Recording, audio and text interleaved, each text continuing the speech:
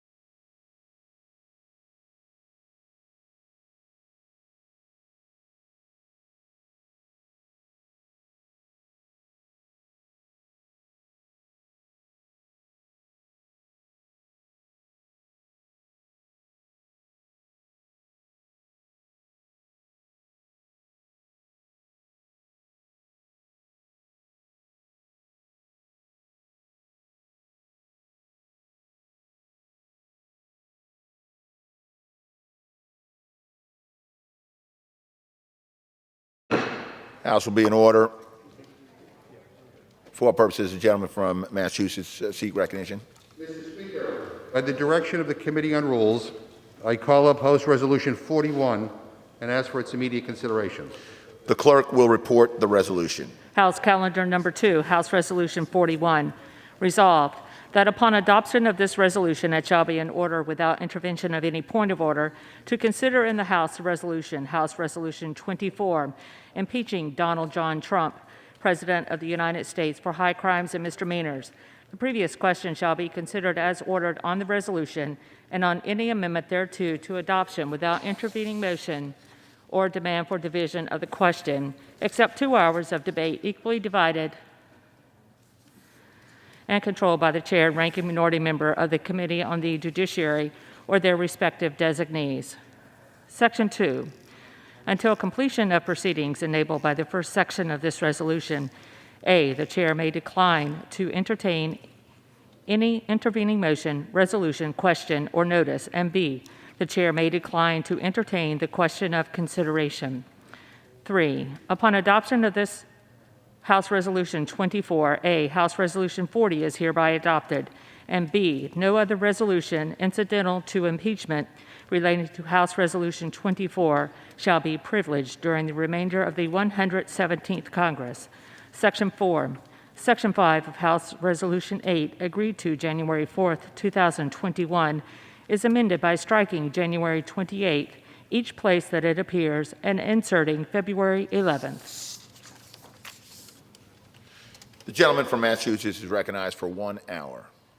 Mr. Speaker, for the purposes of debate only, I yield the customary 30 minutes to the distinguished gentleman from Oklahoma, pending which I yield myself such time as I may consume. During consideration of this resolution, all time yielded is for the purposes of debate only. I ask unanimous consent that all members be given 5 legislative days to revise and extend their remarks. Without objection. Mr. Speaker, today the Rules Committee, yesterday the Rules Committee met and reported a closed rule, House Resolution 41, providing for consideration of H.Res. 24, impeaching Donald John Trump, President of the United States, for high crimes and misdemeanors.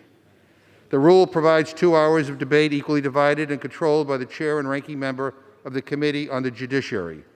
The rule also provides that upon adoption of H.Res. 24, H.Res. 40 is hereby adopted.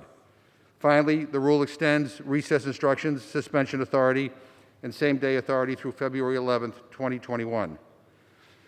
Mr. Speaker, we are debating this historic measure at an actual crime scene, and we wouldn't be here if it weren't for the President of the United States. On Wednesday, January 6th, Congress gathered here to fulfill our constitutional duty, tallying the Electoral College victory of President-elect Biden and Vice President-elect Harris after a free and fair election. This is largely a ceremonial role for the Congress, one that sends a message to the world that democracy in the United States persists.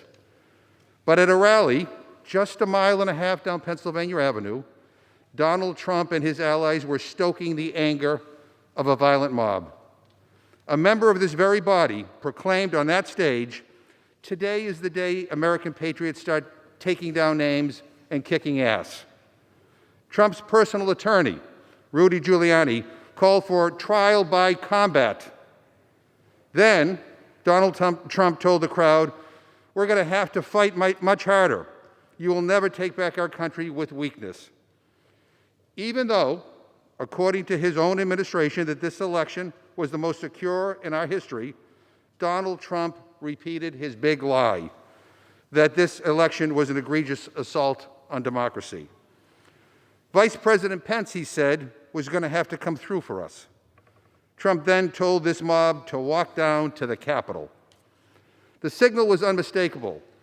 These thugs should stage a coup so Donald Trump can hang on to power. The people's will be damned. This beacon of democracy became the site of a vicious attack. Rioters chanted, "Hang Mike Pence," as a noose and gallows were built a stone's throw from the Capitol steps. Capitol police officers were beaten and sprayed with pepper spray. Attackers hunted down lawmakers to hold them hostage or worse. Staff barricaded doors. People sent text messages to their families to tell them they loved them. They thought they were saying goodbye, Mr. Speaker. This was not a protest. This was an insurrection. This was a well-organized attack on our country that was incited by Donald Trump. Domestic terrorists broke into the United States Capitol that day, and it's a miracle more people didn't die. As my colleagues and I were being evacuated to safety, I never, ever will forget what I saw when I looked into the eyes of those attackers right in the Speaker's lobby there. I saw evil, Mr. Speaker. Our country came under attack, not from a foreign nation, but from within. These were not protesters. These were not patriots. These were traitors. These were domestic terrorists, Mr. Speaker.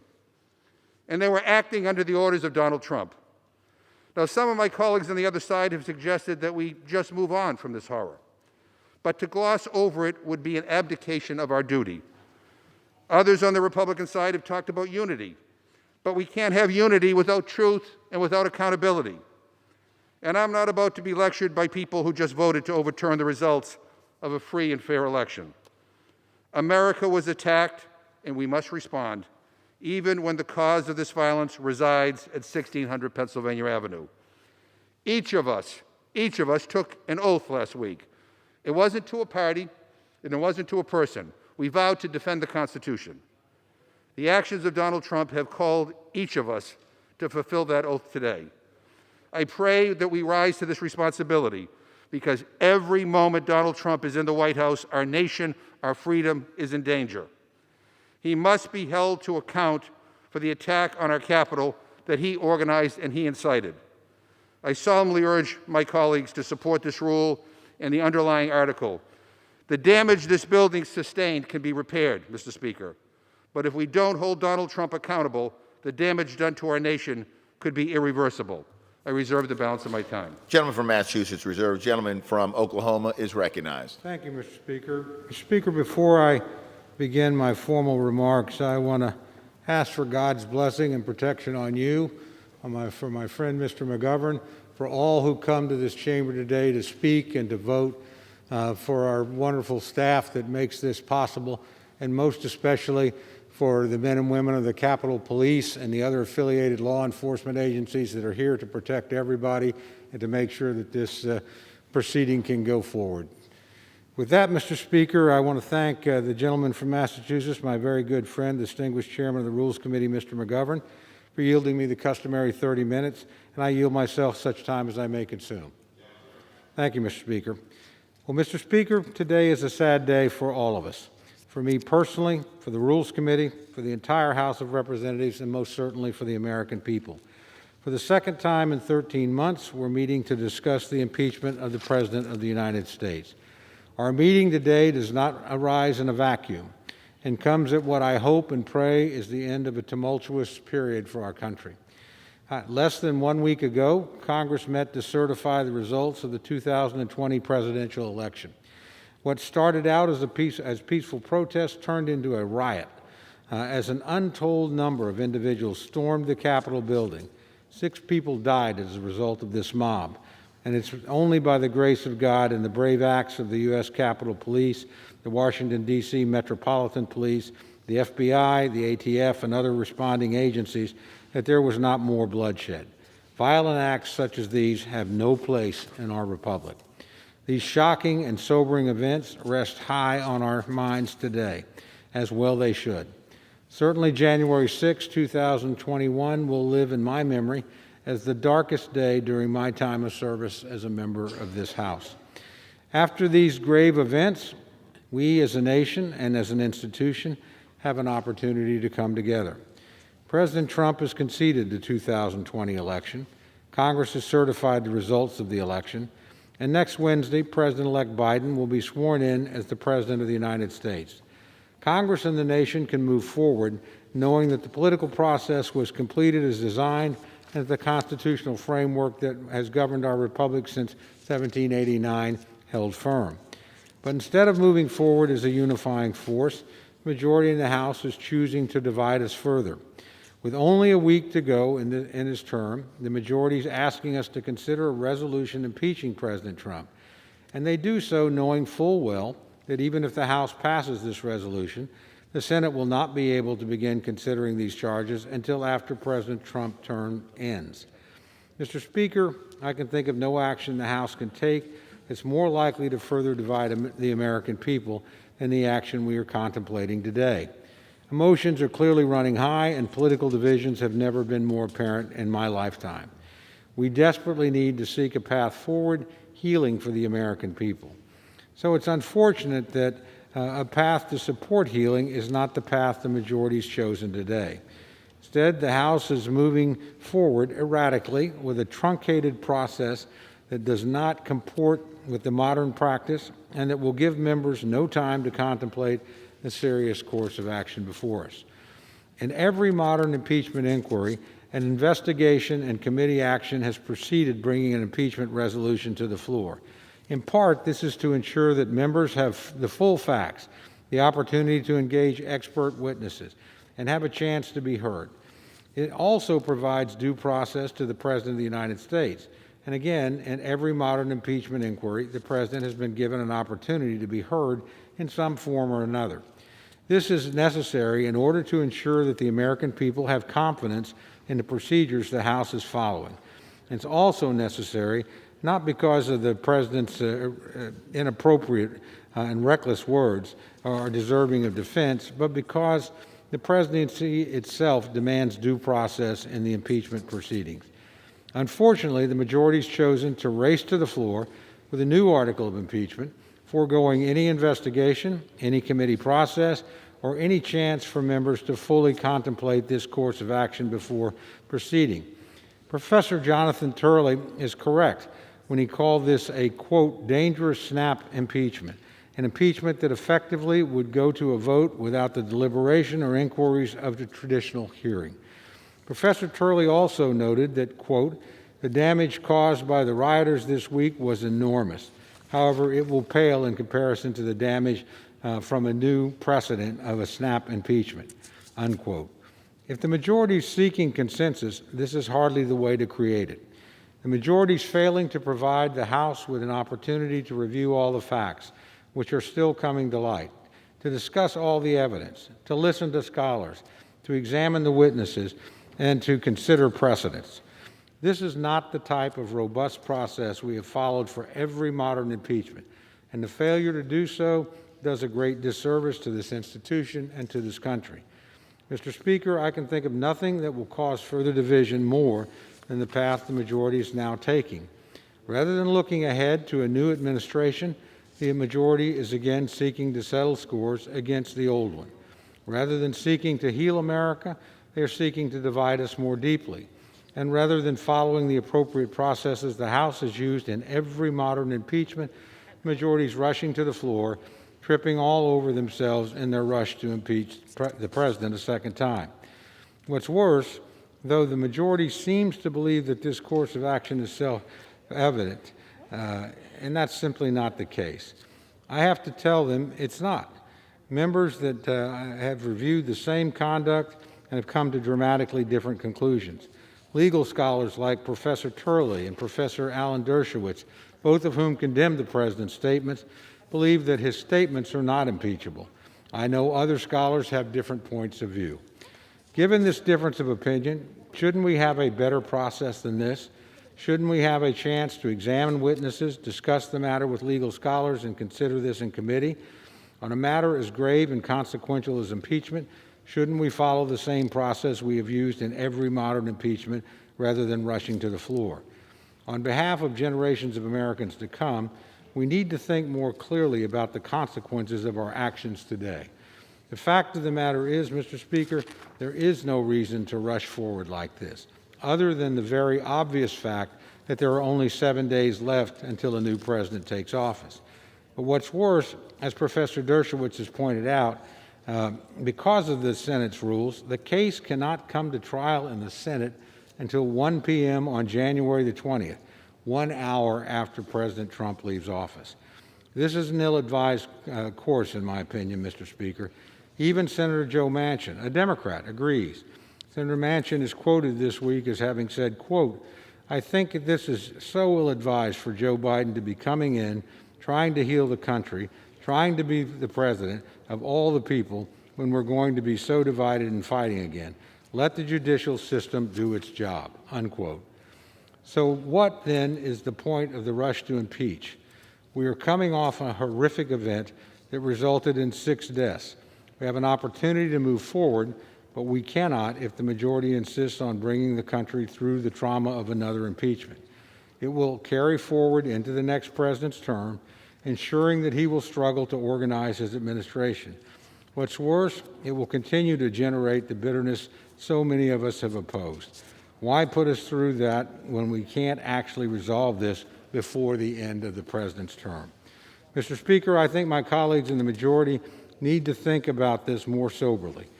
We need to recognize we are following a flawed process. We need to recognize that people of goodwill can differ. We need to recognize that while the House may be done with this matter after today's vote, it will not be done for the country, it will not be done for the Senate, and it will not be done for the incoming Biden administration. The House's action today will only extend the division longer than necessary. Finally, Mr. Speaker, I would note that there are other remedies that can be pursued. The President is expected to face litigation over his role in last Wednesday's events. There will be criminal proceedings against the perpetrators, and I hope all of those who stormed the Capitol will be brought to justice. And some members have proposed an alternative procedure, censuring the President, which could garner significant bipartisan support in the House. I do not think impeachment is a wise course, Mr. Speaker. I would urge my friends in the majority to reconsider. There's still time to choose a different path, one that leads to reconciliation and hope for a better and brighter days. With that, I urge opposition to the rule, and I reserve the balance of my time. Gentleman from Oklahoma reserved. Gentleman from Massachusetts is recognized. Mr. Speaker, I ask unanimous consent to insert in the record the powerful statement by Congresswoman Liz Cheney, who is the chair of the House Republican Caucus, entitled, "I will vote to impeach the President." Without objection. And I just want to be clear about one thing. If we vote to impeach the President today and we send it over to the Senate, there is nothing to prevent the Senate from taking it up immediately if Senate Majority Leader Mitch McConnell decides that he wants to proceed, number one. Number two, we all want to talk about unity. I can't think of anything that would unify this country more if there was a big bipartisan vote in favor of impeachment. Every second that this president remains in office is a danger to this country and to the world. We have no idea what he is capable of doing, whether he will pardon these terrorists, whether he will go to war. So I would urge all my colleagues on both sides to support this rule and the impeachment resolution. I yield 1 minute to the gentlewoman from California, Ms. Chu. He's recognized for 1 minute. Last week, I hid in an office for hours, terrified to open the door because I did not know if a rioter was on the other side ready to attack, kidnap, or murder me. But my experiences were just the tip of the iceberg. The U.S. Capitol was targeted, besieged, and ransacked on January 6 by a murderous mob holding a noose for Vice President Pence and targeting Speaker Pelosi. Their rampage resulted in destruction and 5 people dead. We were attacked by terrorists, but this time the terrorists were radicalized right here in the United States. Worse, they were radicalized by the president, who intentionally lied to his supporters that the election was stolen and then told them when to come to D.C., where to protest, and who to direct their anger at. The need to remove this president could not be more urgent. He is too dangerous to remain in office.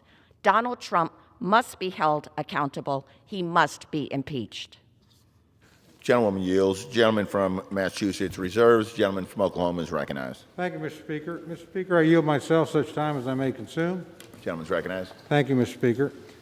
If we defeat the previous question, I'll offer an amendment to the rule to immediately bring up a resolution establishing a bipartisan national commission on the domestic terrorist attack on the United States Capitol.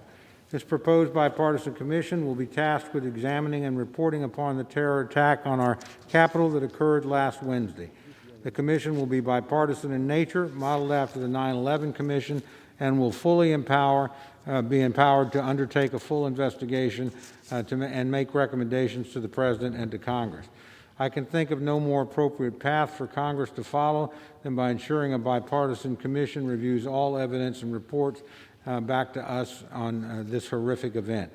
Mr. Speaker, I ask unanimous consent to insert the text of my amendment in the record, along with extraneous material, immediately prior to the vote on the previous question. With that, I Without urge... objection. Thank you, Mr. Speaker. With that, I urge a no vote on the previous question. I yield 4 minutes to my good friend, Mr. Davis of Illinois, the ranking Republican member on House Administration, for a further explanation of this amendment. The gentleman from Illinois is recognized for 4 minutes. Thank you, Mr. Speaker. I first want to thank the U.S. Capitol Police and the Sergeant-at-Arms employees who were here on the front lines protecting this Capitol last week during the unprecedented attack. It is imperative that we focus on ensuring a safe Inauguration Day, protecting members and staff during this time of increased threats, and making sure that our Capitol Police officers have the support that they need. We need to ensure that what we saw happen a week ago today never happens again. Yesterday, I introduced, along with Representatives Katko and Comer, a bill that would create a national commission on the domestic terrorist attack upon the United States Capitol. The bipartisan commission would consist of 10 members, 5 Republicans, 5 Democrats, appointed by the next president and by House and Senate leadership. This commission would be tasked with investigating the domestic terrorist attack that occurred in this building just a week ago. And it will provide us recommendations to prevent similar attacks from happening in the future. What we saw last week scared all of us who were here, but it also showed adversaries what it takes to take out a branch of government. When this commission is done with this investigation, it will submit a report to the President and to Congress detailing its findings and recommendations to ensure that no foreign or domestic adversary could accomplish what was done on January 6th. We need to ensure that we fully understand what took place last week and any and all issues that occurred during our response. Republicans and Democrats need to work together. We must unite to prevent any attacks like this from happening in the future, and we must protect this institution, not just for us, for the American people. That's why we should defeat the previous question so that we can establish this bipartisan commission to equip us with the information that we need to support our Capitol Police and the men and women who work in these buildings. And with that, I yield back. The gentleman yields. The gentleman from Oklahoma reserves. The gentleman from Massachusetts is recognized. Mr. Speaker, I'm proud to yield 1 minute to the distinguished gentleman from Maryland, the Majority Leader, Mr. Hoyer. The gentleman from Maryland is recognized for 1 minute. I thank the chairman of the Rules Committee for yielding. I congratulate him for his efforts and that of the Rules Committee in acting swiftly. I appreciate the remarks of Mr. Cole, for whom I have great respect, but I disagree with his sense of a lack of urgency in action. I do agree with him of the consequences of our action. There are consequences to actions, and the actions of the President of the United States demand urgent, clear action by the Congress of the United States. The chairman of the committee introduced the remarks and put them in the record. But I want to reference the remarks of the chair of the Republican Conference, which is the analog to the Democratic caucus. It is all the Republicans elected to the Congress of the United States in the House of Representatives. And they elected Liz Cheney, the daughter of the Vice President of the United States. The former whip of this House, Dick Cheney, with whom I served in the 80s. Representative Cheney from Wyoming, a conservative Republican, said this: "The President of the United States summoned the mob, assembled the mob, and lit the flame of this attack. That is not some irresponsible new member of the Congress of the United States. This is the daughter of the former Republican whip and former Vice President of the United States of America. She knows of what she speaks.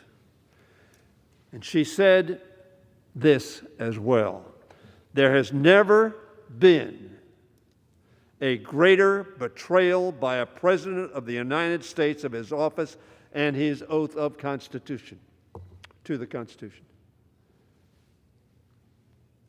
This is not, as Liz Cheney says, just some action.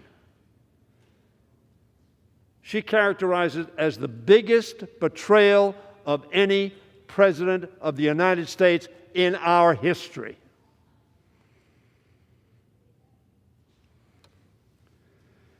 Mr. John Katko, not a backbench Republican who just got here and doesn't know what's going on. Mr. John Katko, who is the ranking Republican on the Homeland Security Committee, says this: to allow the President of the United States to incite this attack without consequences is a direct threat to the future of democracy. This is not some backbencher on your side of the aisle, on their side of the aisle, Mr. Speaker. It reflects the sense of outrage, the sense of historic dissimilarity from the actions of any previous president. And then Mr. Adam Kinzinger, member to the NG Commerce Committee, a senior member from Illinois. So I have a member from Wyoming, a member from Illinois, and a member from New York. There will be others on this vote who will join them. And Mr. Kinzinger said this: if these actions, he hasn't had any hearings, he doesn't need any long, drawn-out consideration. If these actions are not worthy of impeachment, then what is an impeachable offense? There is no doubt in my mind that the President of the United States broke his oath and incited this insurrection. I tell my friend, Mr. Speaker, a gentleman for whom I have great respect, he is my friend, and I say that honestly, not just as rhetoric, as we say on this floor, because there's some that I don't consider friends, whose values I do not share. That is not Mr. Cole. We have a difference. Liz Cheney, John Katko, Adam Kinzinger, and other Republicans whom I have talked to within the last 24 hours believe this action is required. Now, let me say, I see the gentleman from Ohio is on the floor. He likes to say that we Democrats were elected and the first thing we wanted to do was impeach this president. And he's shaking his head in agreement because, like the President of the United States, he denies the facts. Trump-like. Fake news. December 6, 2017, Mr. Green, whom I'm going to refer to, offered a motion because he saw the danger that confronted our country. And he filed a resolution of impeachment. And on December 6, 2017, we had a vote on that. And the majority of Democrats voted no. Actually, they voted yes to table, so that we did not proceed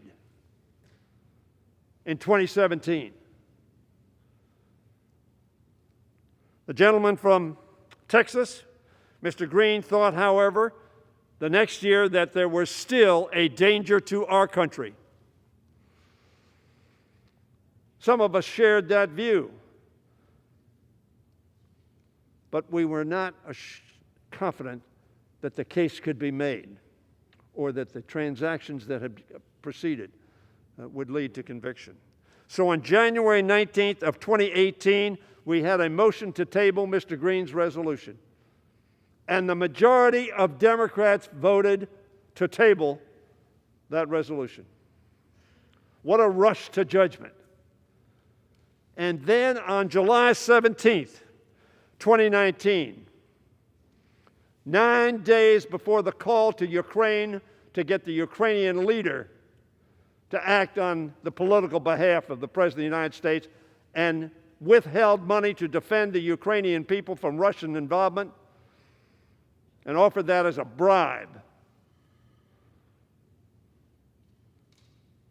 And on July 17th, the majority of Democrats voted to table that resolution. So, Mr. Speaker, there was no rush to judgment. And then that call to which I just referred was on July 26th, 9 days later. I call that the aha moment. Yes, I knew what I thought, but that was proof. And the gentleman, some gentlemen have lamented that we didn't know the whistleblower, because after all, if we knew the whistleblower, we could intimidate everybody else from coming forward. And this president has done everything he can to intimidate whistleblowers, people who came forward and told the truth. And we had witness after witness after witness who confirmed what the whistleblower brought to our attention. So the reason I rise today, and I'm going to speak on the resolution itself at some later time, is to recognize the contributions that Al Green of Texas has made to getting us to this place. And I just want to, I'm not going to read all the resolution, but I want to read some excerpts from the resolution he has introduced. We won't be considering his resolution. We'll be considering Mr. Cicilline and over 200 others who have signed on to the resolution. Mr. Green had a resolution when introduced, resolved that Donald Trump, President of the United States, is impeached for high crimes and misdemeanors, and the following articles of impeachment be exhibited in the Senate. Article 1 says, in his conduct with the President of the, in his conduct while President of the United States, unmindful of the high duties of his high office and dignity and proprieties thereof, and of the harmony and courtesies necessary for stability, to which my friend spoke, a gentleman from Oklahoma, Donald John Trump, in violation of his constitutional and oath faithfully to execute the office of President, has harmed the society of the United States, brought shame and dishonor to the office of the President of the United States, sowing discord among the people of the United States by weaponizing hate for political gain. He went on to say on January 6, 2021, in a speech at the National Mall, President Donald Trump weaponized the hate and that resulted in violence, the deaths of multiple people, an assault on democracy, and an insurrection against the Capitol of the United States of America by inciting a mob. Who said that? Liz Cheney said it, and Al Green said it. Infected with white supremacists, carrying a rebel flag, erecting a gallows structure with a noose, wearing shirts and hateful messages, such as Camp Auschwitz, work brings freedom, and MAGA Civil War, January 6, 2021. MAGA Civil War. They had the hats on of the army of MAGA, which I refer to as Make America Grieve Again. We grieved at Fort Sumter. We grieved on December 7th, 1941, and we grieved on 9/11. And yes, we grieved on January 6th of this year. He goes on to say, what the president told this mob that Liz Cheney said was recruited by the President of the United States. And I quote, this is the president talking to this mob. All of us here today do not want to see our election victory stolen by a bold and radical left Democrats, like the Secretary of State in Georgia and the governor of Georgia, which is what they are doing, and stolen by the fake news media, inciting, riling up, creating anger with the fake news and lies that the President of the United States said to these folks. That is what they have done and what they are doing, the President continued. We will never give up. We will never concede. It doesn't happen. You don't concede when there's theft involved. And so what did they do? Incited by this president, as Liz Cheney said, as John Katko said, as Adam Kinzinger said, and frankly, what Secretary Chao acted upon, and what the Secretary of Homeland Security acted upon, and what so many others in the administration have acted upon. Disgusted, dismayed, and disheartened by what their president had done. They got out. They quit. The president further emboldened them, saying, this is the green resolution. We're not considering it, but it is the green resolution. The president further emboldened them, saying, you will never take back our country with weakness. We had a display of non-weakness, criminal, insurrection-like conduct,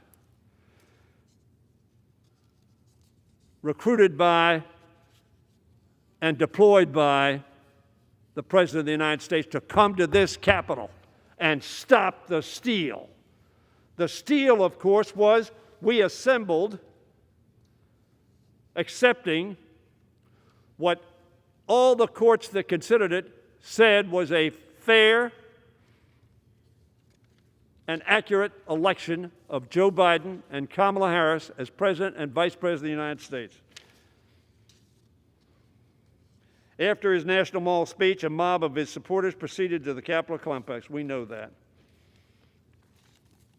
And so Mr. Green's resolution ends with, wherefore, to prevent national harm to our society, Donald John Trump, by such conduct, warrants immediate impeachment trial and removal from office and disqualification to hold and enjoy any office of honor, trust, or profit under the United States Constitution and the 14th Amendment.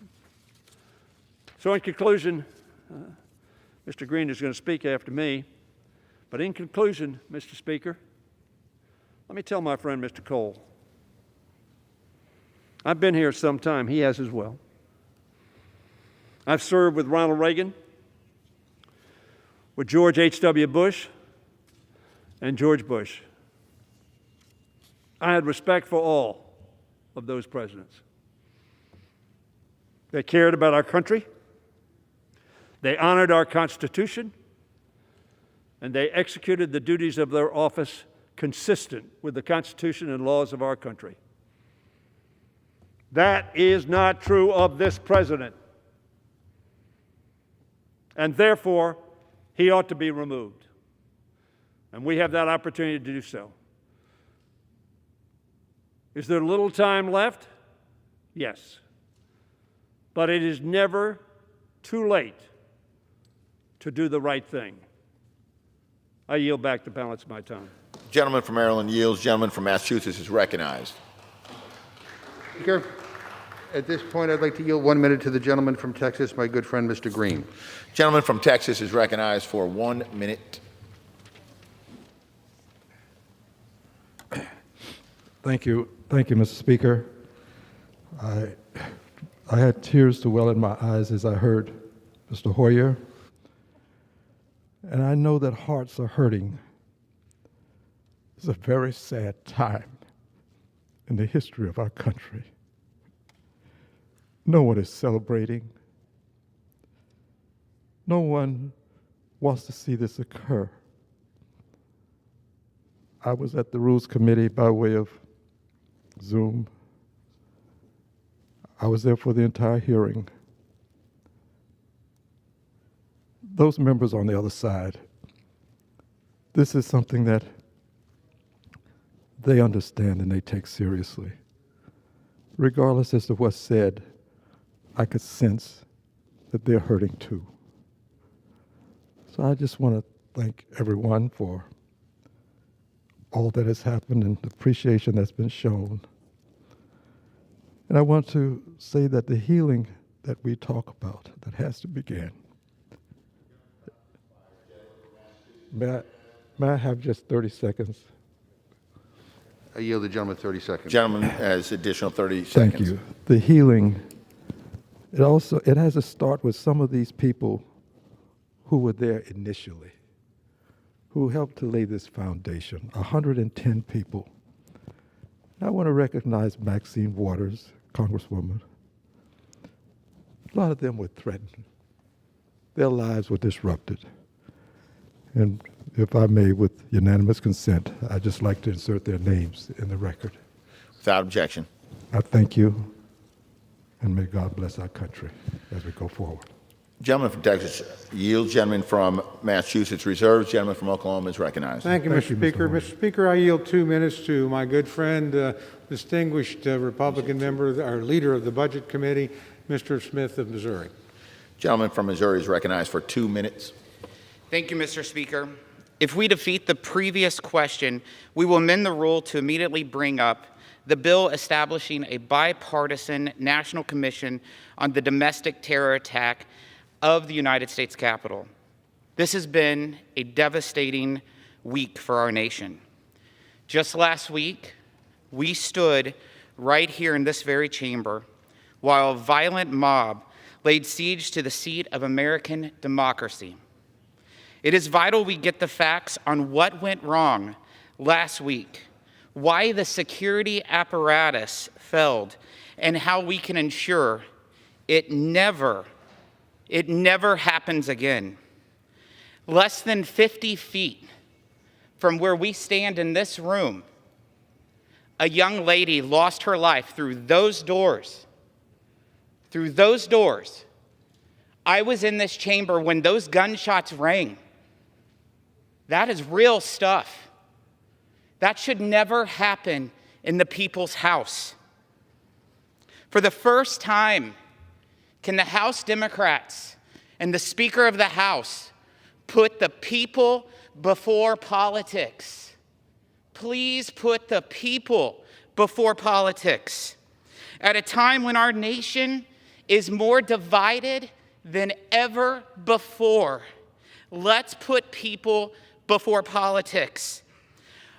President Trump will be leaving in 7 days. Let's try to heal this nation. Let's listen to the American people. This is the people's house. Let's operate for the people. This country is hurting.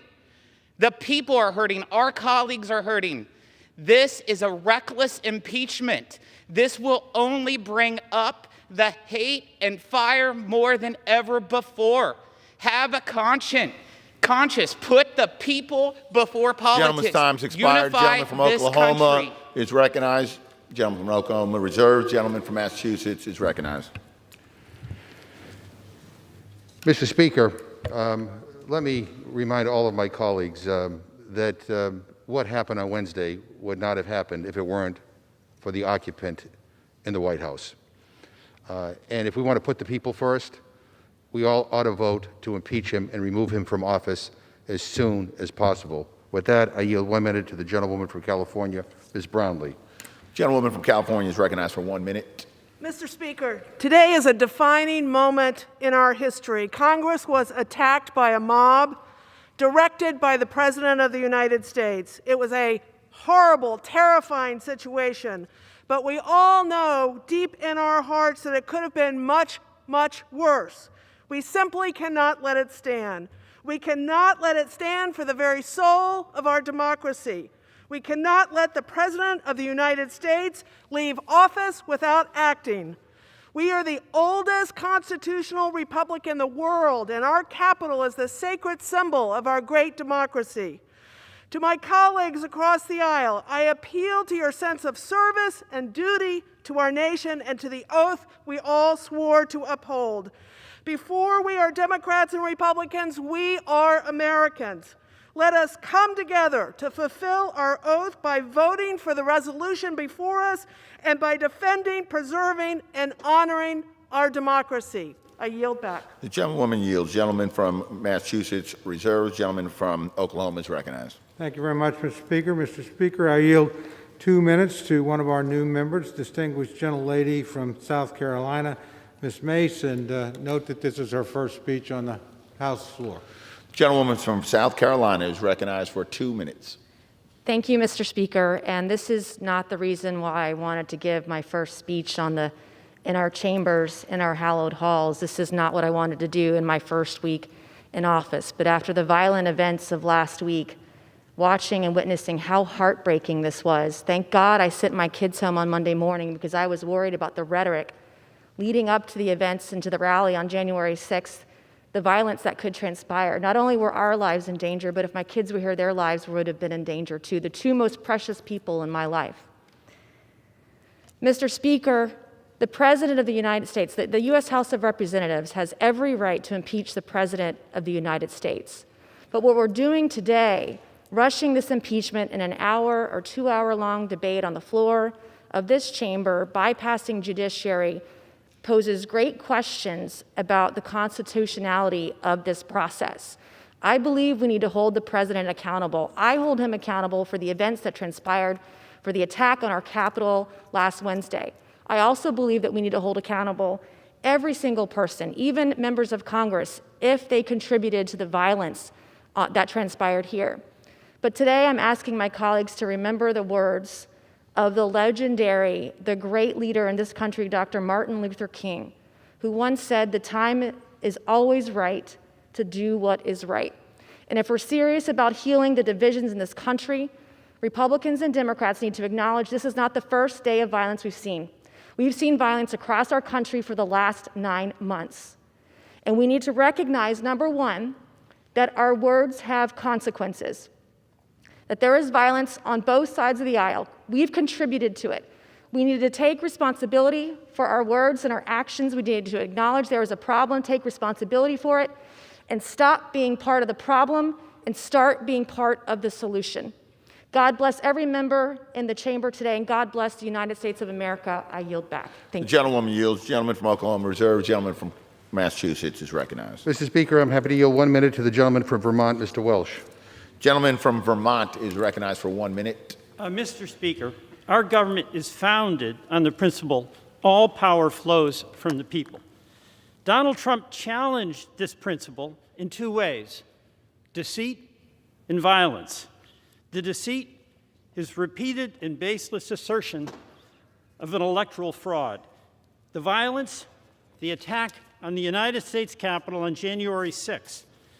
The mob was assembled by Donald Trump, incited by Donald Trump, and in service of Donald Trump's effort to overturn, through violence, what he lost at the voting booth. The violent mob breached the Capitol, killed and injured Capitol Police, destroyed property, threatened the Vice President, members of Congress, and staff, all to obstruct the peaceful transfer of power. If we want unity, we must have accountability.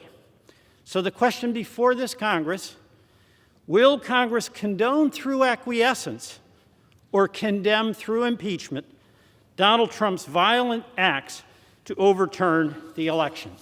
Gentleman's Congress time has must expired. impeach. Gentleman from Massachusetts is back. reserves. Gentleman from Oklahoma is recognized. Thank you very much, Mr. Speaker. Mr. Speaker, I yield 2 minutes to the distinguished Republican leader of the Judiciary Committee, Mr. Jordan of Ohio. Gentleman from Ohio is recognized for 2 minutes. Thank the gentleman for yielding. Mr. Speaker, in his opening remarks, the Democrat chair of the Rules Committee said that Republicans last week voted to overturn the results of an election. Guess who the first objector was on January 6, 2017? First objector, the Democrat chair of the Rules Committee. And guess which state he objected to? Alabama. The very first state called, Alabama. President Trump, I think, won Alabama by like 80 points. Actually, he won it by 30 points. They can object to Alabama in 2017, but tell us we can't object to Pennsylvania in 2021? Pennsylvania, where the state Supreme Court just unilaterally extended the election to Friday? Pennsylvania, where the Secretary of State unilaterally changed the rules, went around the legislature in unconstitutional fashion? Pennsylvania, where county clerks in some counties, and you can imagine which counties they were, let people fix their ballots against the law, cure their ballots, their mail-in ballots, direct violation of the law. And they tell us we tried to overturn the election. Guess who the second objector was in 2017? The individual managing the impeachment for the Democrats. Americans are tired of the double standard. They are so tired of it. Democrats object to more states in 2017 than Republicans did last week, but somehow we're wrong. Democrats can raise bail for rioters and looters this summer, but somehow when Republicans condemn all the violence this summer, the violence last week, somehow we're wrong. And Democrats can investigate the President of the United States, as Mr. Hoyer went through, try to impeach him, investigate him for 4 years, but will not look at an election that 80 million Americans, half the electorate, 80 million, Republicans and Democrats have their doubts about. I said this last night. I do not know where all this goes, and this is frightening for the country. We should defeat this rule, and we should defeat the impeachment resolution when it comes up. Gentleman's time's expired. Gentleman from Oklahoma Reserve, gentleman from Massachusetts is recognized. Mr. Speaker, some of us objected 4 years ago as a protest vote to raise concerns about what all of our intelligence agencies had stated clearly, that Russia interfered in our election. But what the gentleman fails to acknowledge is that we all acknowledged that Donald Trump was the president the day after the election. Hillary Clinton conceded the day after the election. None of us pushed conspiracy theories like some of my friends on the other side of the aisle have been doing, and this president, that somehow the president won in a landslide. Give me a break. You know, yesterday in the Rules Committee, I asked the gentleman from Ohio if he would just say 5 simple words. And if he was talking about healing. I said the 5 simple words that you could say that would help heal this nation are that the election was not stolen. That's it. 5 simple words. He refused. He said he never said the election was stolen. Well, the evidence shows otherwise. And let me quote from this Dana Milbank piece entitled, "5 Pesky Little Words Keep Stumping Jim Jordan." And Mr. Speaker, the bottom line is this.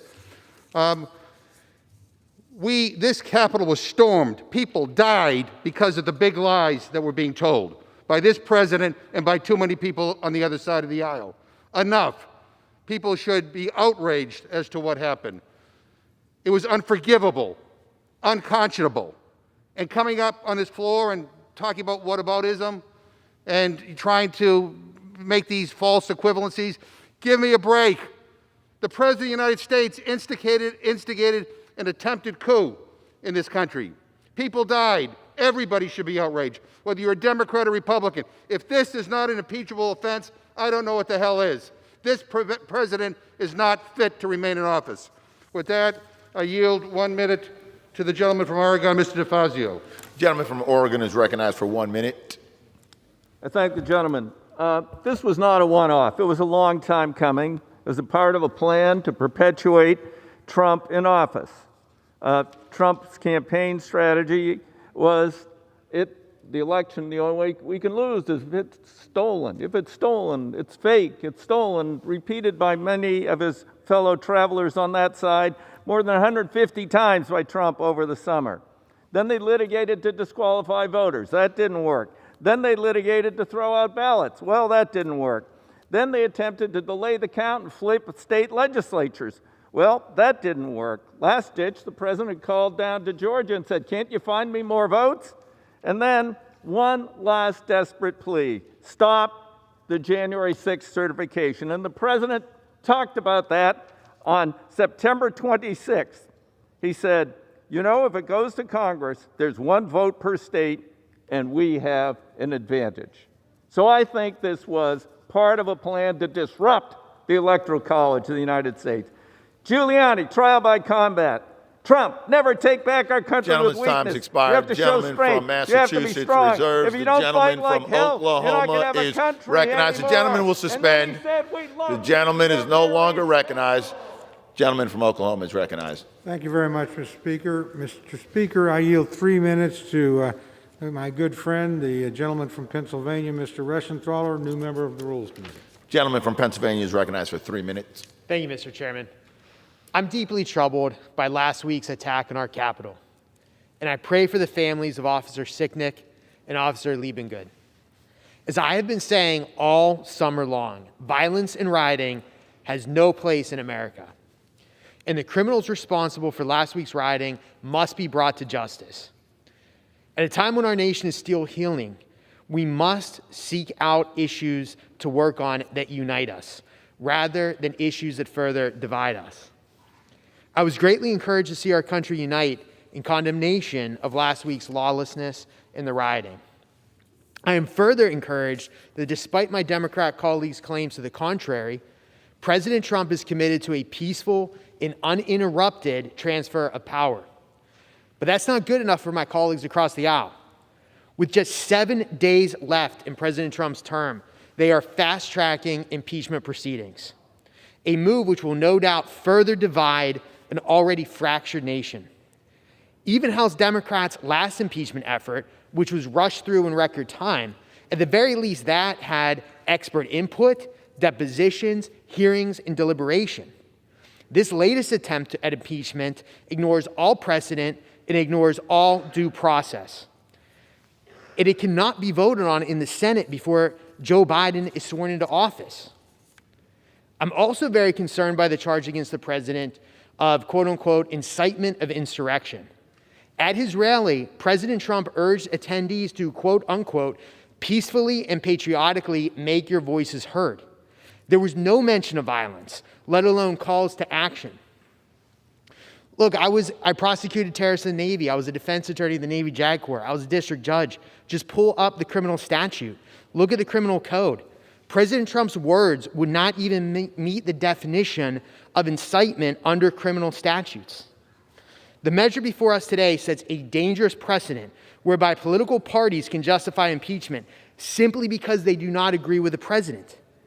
I would therefore urge my colleagues across the aisle to just take a step back, let cooler heads prevail, and consider how the actions we're taking here today will alter the course of history, will lower an already low bar of impeachment for all future presidencies. Thank you, and I yield back. Gentleman yields. Gentleman from Oklahoma reserves. Gentleman from Massachusetts is recognized. Mr. Speaker, when my friends talk about the president being committed to a peaceful transition, I just point to what happened on Wednesday when his words launched a violent attack against this Capitol, where 5 people lost their lives and many more were injured. So give me a break.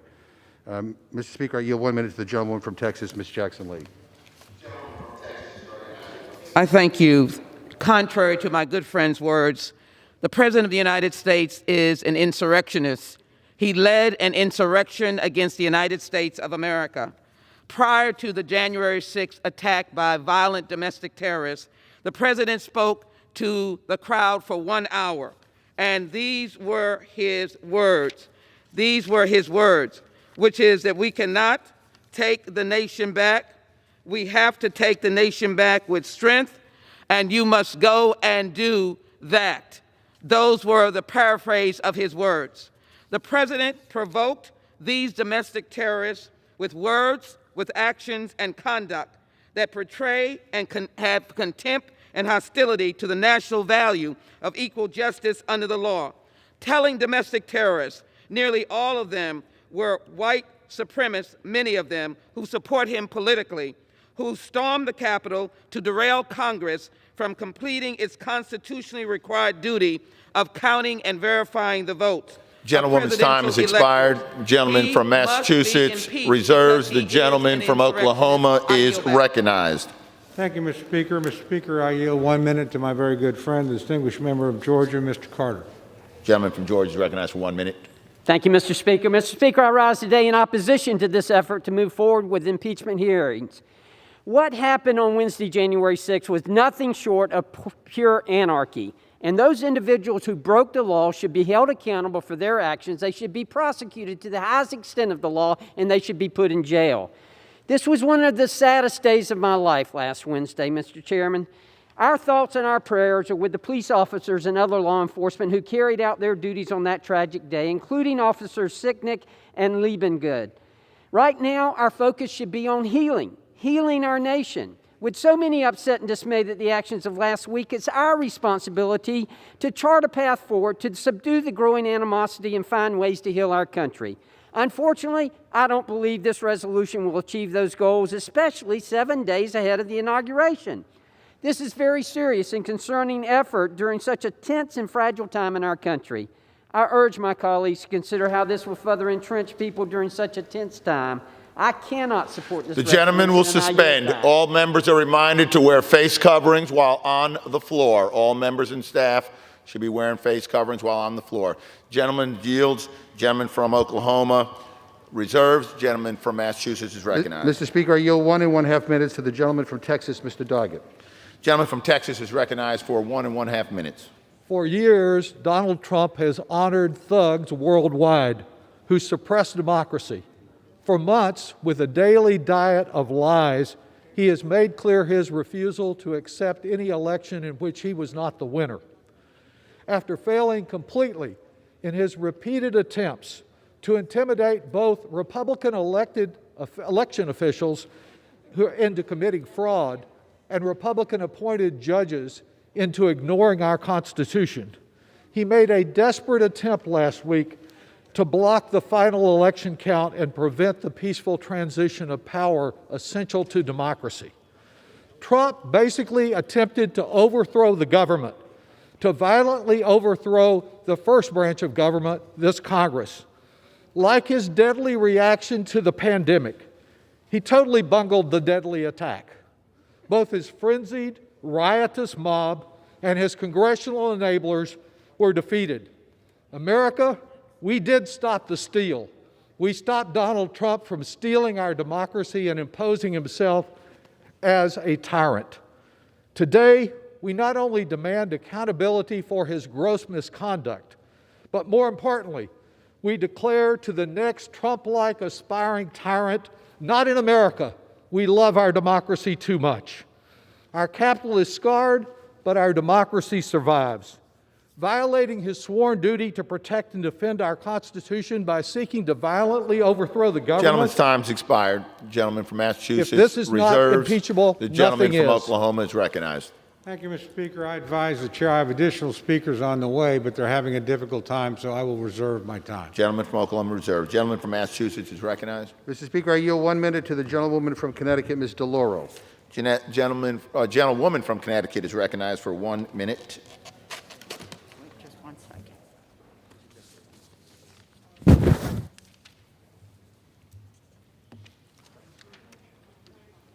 On November 3rd, the American people voted overwhelmingly for Joe Biden and Kamala Harris to serve as President and Vice President of the United States. The country was about to enter a new era with great hope for change. And yet, with a decisive mandate and majority, the President used untruthful claims to end the completion of a constitutional process of collecting the electoral votes, making Joe Biden President of the United States. Not accepting the will of the American people, the President unleashed the most horrific violence that overwhelmed the security forces at this Capitol, which was overrun for the first time since 1812, putting the lives of so many at risk. Indeed, a day of infamy. This impeachment will be viewed as a transcendent vote where all will be judged.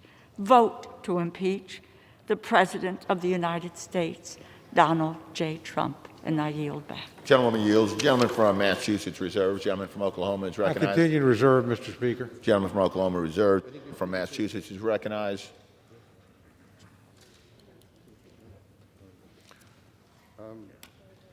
Mr. Speaker, I yield 1 minute to the gentlewoman from Florida, Ms. Castor.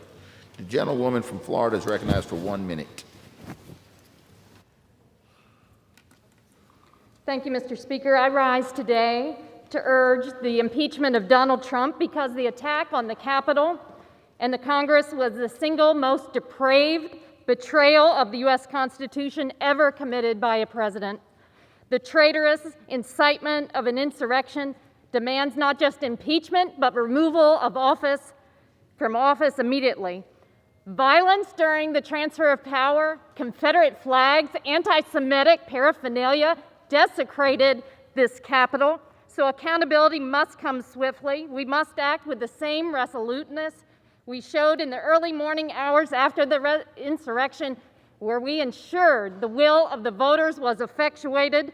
Donald Trump's defilement of this Capitol will not stand. It demands impeachment now. I yield back. Gentlewoman yields. Gentleman from Massachusetts reserves. Gentleman from Oklahoma is recognized. Thank you very much, Mr. Speaker. Mr. Speaker, I yield 1 minute to my very good friend, the distinguished gentleman from North Carolina, Mr. Bishop. Gentleman from North Carolina. Excuse me, 2 minutes, Mr. Speaker. For 2 minutes. Thank you, Mr. Speaker. I thank the gentleman for yielding. These articles charge incitement. Once before, the House impeached a president of the United States within a week of the alleged offense. That was President Andrew Johnson, days after he removed Secretary of War Edwin Stanton in 1868. Over 50 years later, the Supreme Court declared unconstitutional the Tenure of Office Act that President Johnson had refused to obey. In other words, the House was not only hasty, it was wrong, punishing noncompliance with an unconstitutional law. At least when that occurred, the constitutionality of the law in question was unsettled. Here, however, an angry House majority races to impeachment in direct violation of settled constitutional law. Again, the articles before the House charge incitement to insurrection. They do not specify inciting language.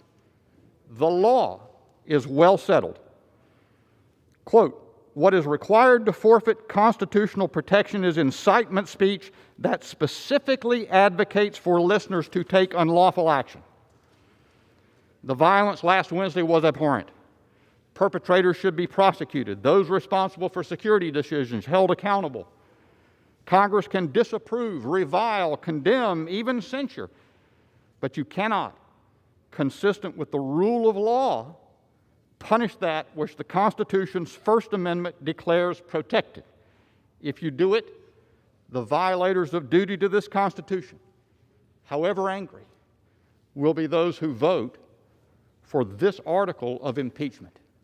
It is not Mr. Green's article of impeachment. It is incitement. And the Constitution is settled on that point. Thank you. I yield back. Gentleman from Oklahoma reserves. Gentleman from Massachusetts is recognized. Mr. Speaker, I'm proud to yield 1.5 minutes to the gentlewoman from Minnesota, Ms. Omar. Gentlewoman from Minnesota is recognized for 1.5 minutes. Thank you, Chairman. Mr. Speaker, let us not mince words about what happened last week. It was a violent attempt to interrupt our democratic process. It was a targeted blow at the most essential process that makes us a democracy. It was a direct and specifically incited by the President of the United States. For years, we have been asked to turn a blind eye to the criminality, corruption, and blatant disregard to the rule of law by the tyrant president we have in the White House. We as a nation can no longer look away. The president not only incited an insurrection against our government, but has in word and deed led a rebellion. We cannot simply move past this or turn the page.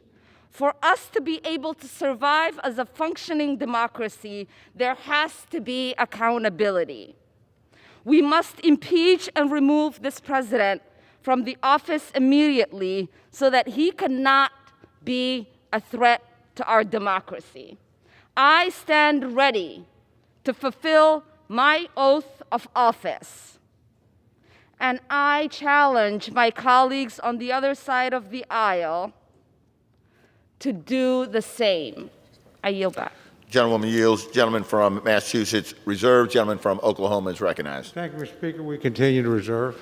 Gentleman from Oklahoma reserved. Gentleman from Massachusetts is recognized.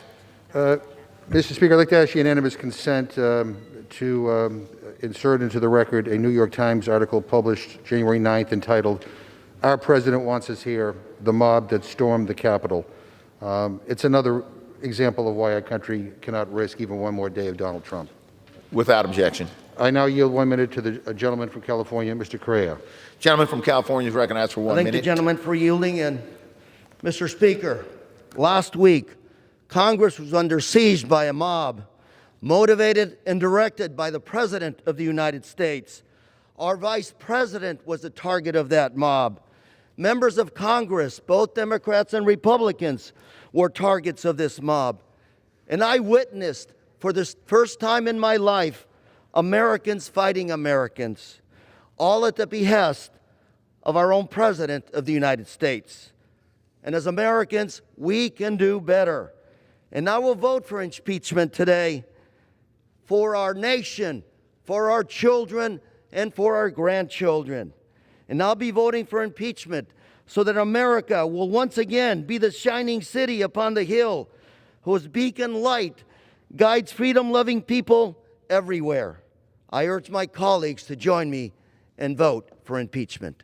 With that, I yield. The gentleman yields. Gentleman from Massachusetts reserved. Gentleman from Oklahoma is recognized. Thank you, Mr. Speaker. I continue to reserve.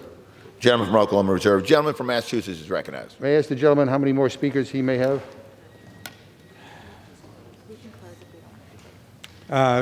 Whenever the gentleman is prepared to close, we'll close. We were hopeful that one of our speakers could arrive, but difficult circumstances, they're just having a hard time getting here. I think we have exhausted all of our speakers, so I'll yield to the gentleman. Is my friend prepared to close? Yes. Then I'll close, Mr. Gentleman from Oklahoma is recognized. Thank you very much, Mr. Speaker. Mr. Speaker, I yield myself the balance of my time.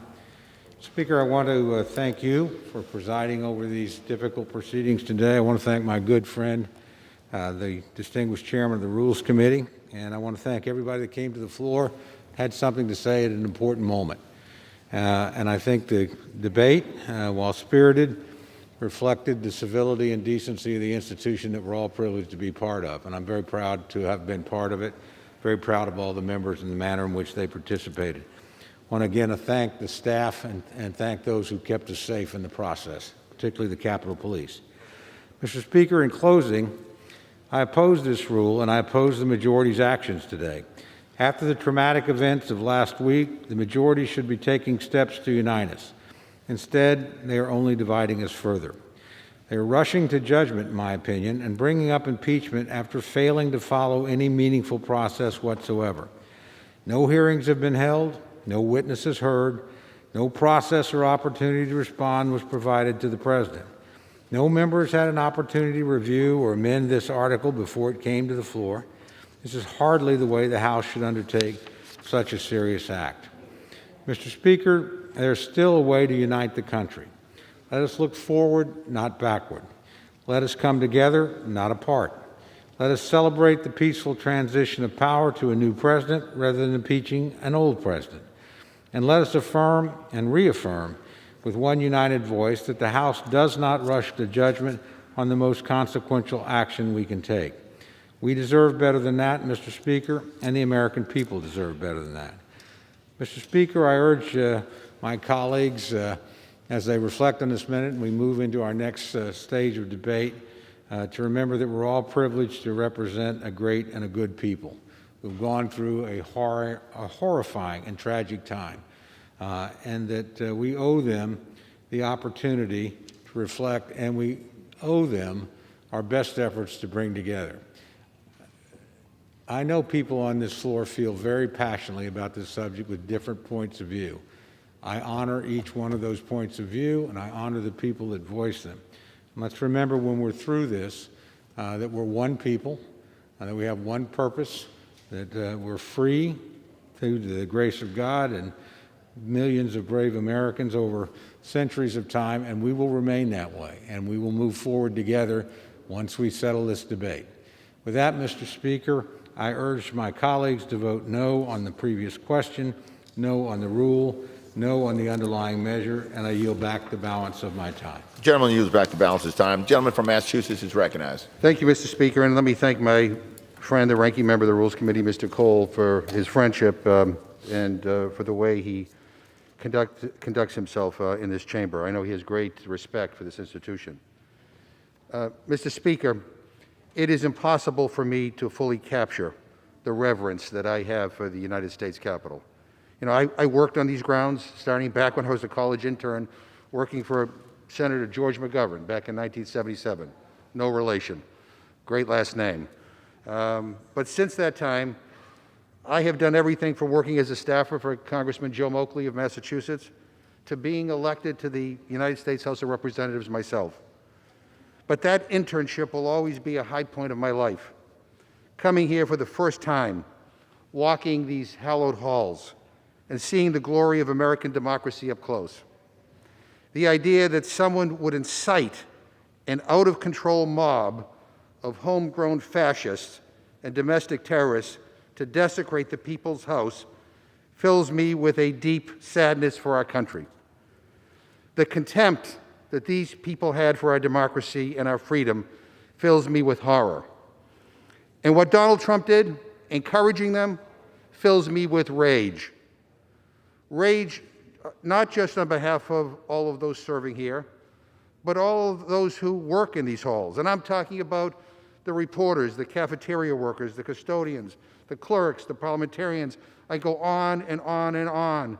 And the staff, the Democratic staff, the Republican staff, the nonpartisan support staff, who were terrorized, some hiding under their desks and barricading in their offices. I was in the Speaker's chair the day this unfolded, and many of the people who are sitting up there now were present at that time. What a horrifying thing for anybody to have to experience. Now, some of my Republican friends have been trying to lecture us about unity here today. Unity, after they voted to overturn a free and fair election in the United States of America, but also preaching unity and not acknowledging that for 4 years, many of them gave oxygen to Donald Trump's conspiracy theories, to the big lies. They turned the other way in the face of racism and bigotry and how he embraced some of the most intolerant voices in this country. They just let it go. You know, I will remind everybody here that words have consequences. And ignoring words that are wrong also have consequences. You know, what happened would never have happened if everybody stood up in unity and called out the president when he was not telling the American people the truth, when he was pushing a big lie. We will never have unity without truth and also without accountability. This week in Congress, we saw the best of us and the worst of us. Some of my colleagues have shown that they will defend this president no matter what he does. There's nothing that he could do that would dissuade them from all-out support.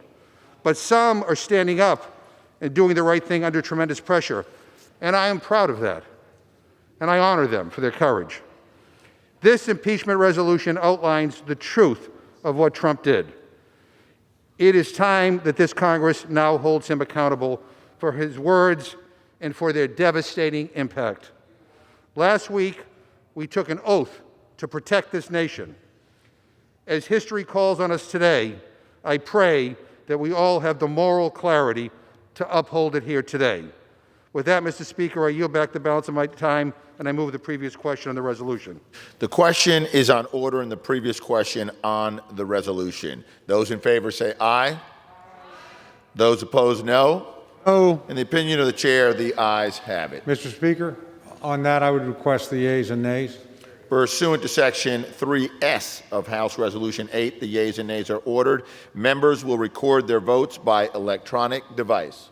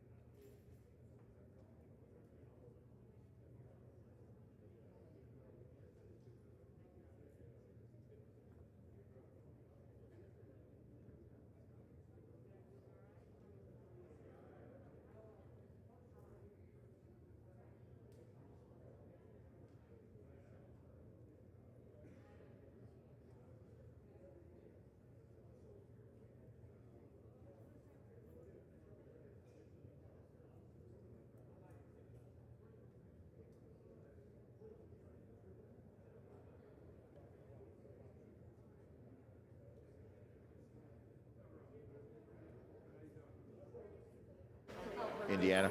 For what purpose does the gentleman from Indiana seek recognition? Mr. Speaker, as the member designated by Mr. Baird of Indiana pursuant to H-Res 8, I inform the House that Mr. Baird will vote no on Rep. McGovern motion to move the previous question on H-Res 41.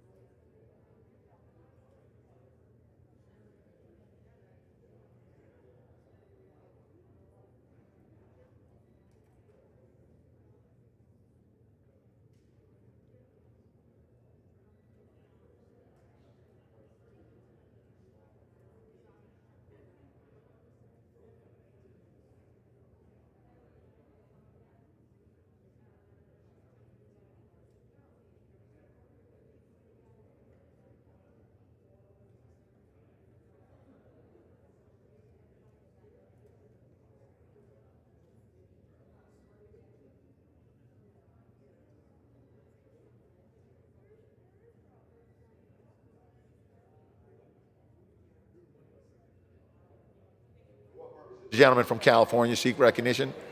As the member designated by Mr. Vella pursuant to H-Res 8, I inform the House that Mr. Vella will vote aye on ordering the previous question.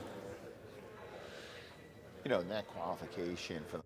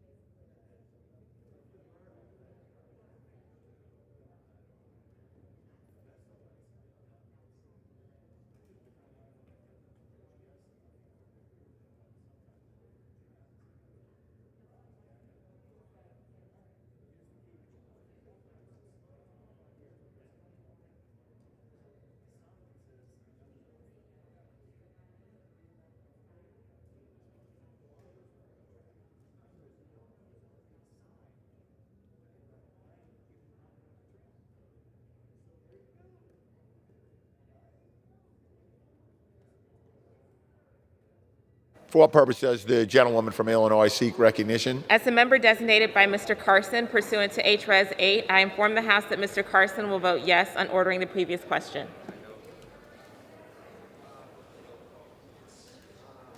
What do we have over here? For what purpose does the gentleman from Tennessee seek recognition?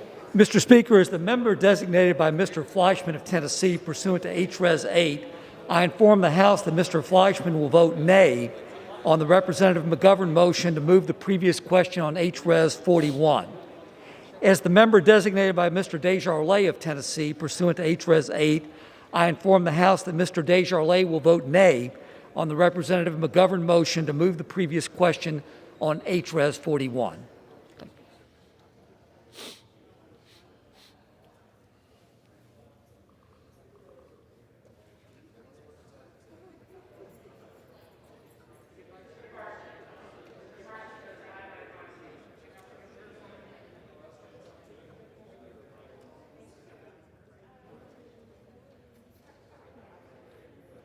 Kansas. For what purpose does the gentleman from Kansas seek recognition? Mr. Speaker, as the member designated by Mr. LaTurner of Kansas pursuant to House Resolution 8, I inform the House that Mr. LaTurner will vote nay on the Rep. McGovern motion to move the previous question on House Resolution 41.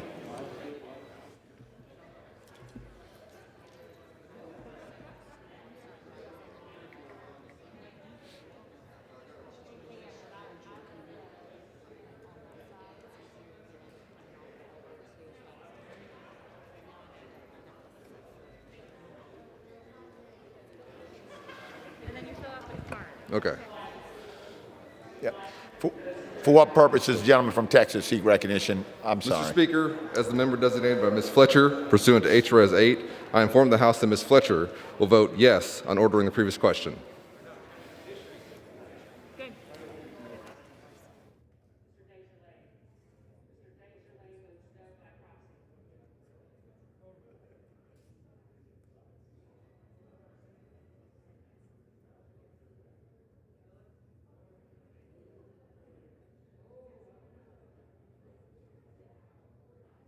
Virginia. For what purpose does the gentleman from Virginia seek recognition? Mr. Speaker, as the member designated by Mr. Trone, pursuant to HRES 8, I inform the House that Mr. Trone will vote yes on ordering the previous question. As the member designated by Mr. Blumenauer, pursuant to HRES 8, I inform the House that Mr. Blumenauer will vote yes on ordering the previous question. As the member designated by Mr. Peters, pursuant to HRES 8, I inform the House that Mr. Peters will vote yes on ordering the previous question. As the member designated by Dr. Lowenthal, pursuant to HRES 8, I inform the House that Mr. Lowenthal will vote yes on ordering the previous question. As the member designated by Mr. Liu, pursuant to HRES 8, I inform the House that Mr. Liu will vote yes on ordering the previous question.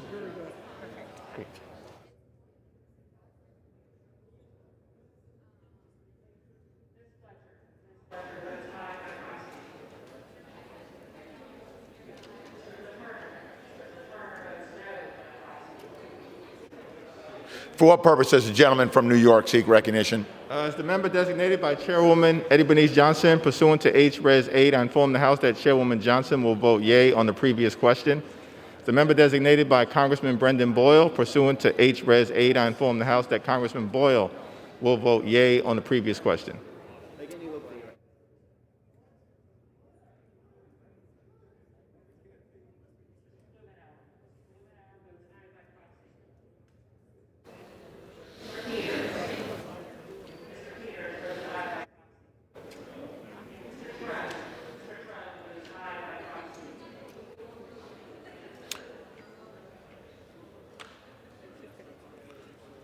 For what purpose does the gentleman from Connecticut seek recognition?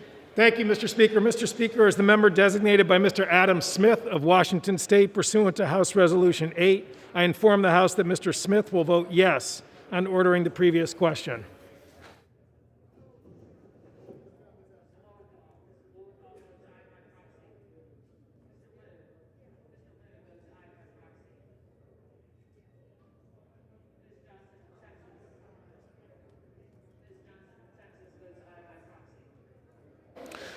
For what purpose does the gentleman from Arizona seek recognition? As a member designated by Representative Kirkpatrick, pursuant to H.R. 8, I inform the House Representative Kirkpatrick will vote aye on ordering the previous question. As a member designated by Representative Cardenas, pursuant to H.R. 8, I inform the House that Representative Cardenas will vote aye on ordering the previous question.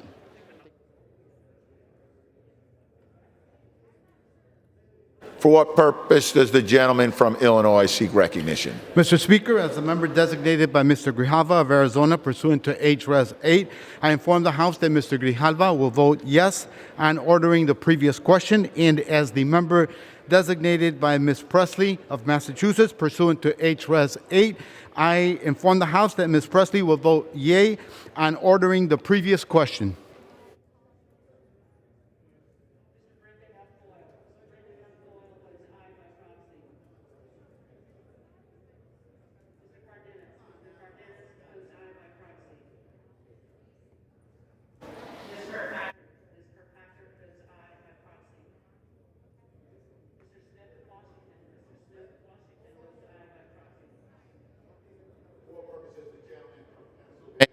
recognition.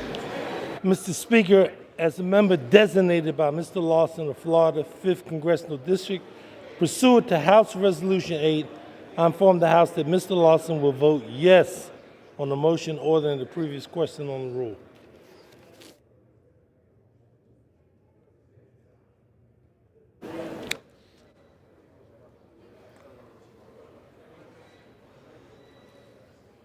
For what purposes the gentleman from Washington seek recognition? Thank you, Mr. Speaker. As the member designated by Ms. Strickland of Washington pursuant to H-Res 8, I inform the House that Ms. Strickland will vote yes on ordering the previous question.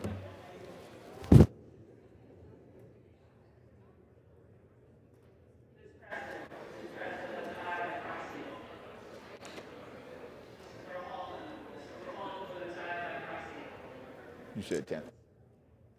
For what purposes the gentleman from Michigan seek recognition? Mr. Speaker, as the member designated by Mr. Bergman, pursuant to House Resolution 8, I inform the House that Mr. Bergman will vote no on ordering the previous question.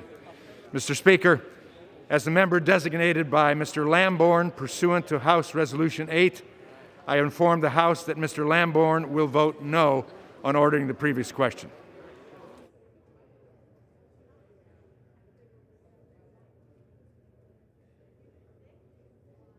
For what purposes the gentlewoman from New Jersey seek recognition? Mr. Speaker, as the member designated by Mr. Schneider pursuant to H-Res 8, I inform the House that Mr. Schneider will vote yes on ordering the previous question.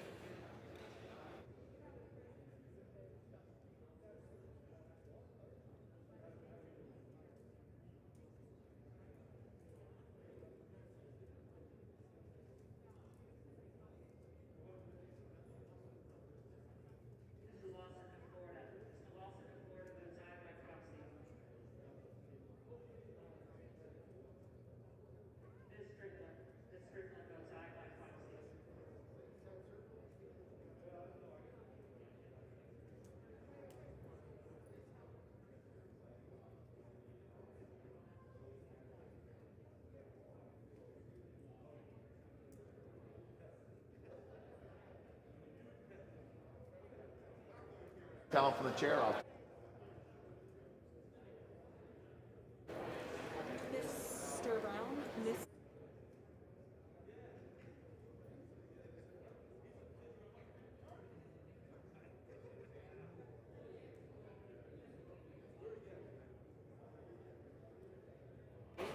For what purposes the gentlewoman from Maine seek recognition? Mr. Speaker, as the member designated by Ms. Custer of New Hampshire pursuant to H-Res 8, I will inform the House that Ms. Custer will vote yea on ordering the previous question.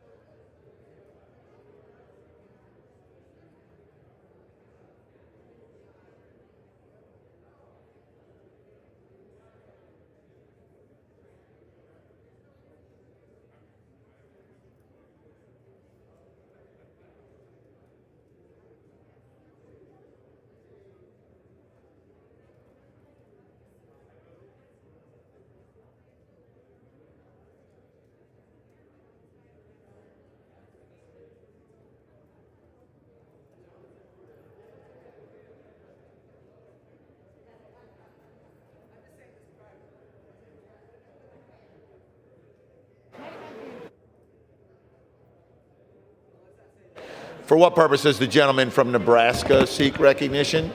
Mr. Speaker, as a member designated by Mr. Bill Rackus of Florida, pursuant to H-Res 8, I inform the House that Mr. Bill Rackus will vote nay on the Representative McGovern motion to move the previous question on H-Res 4-1.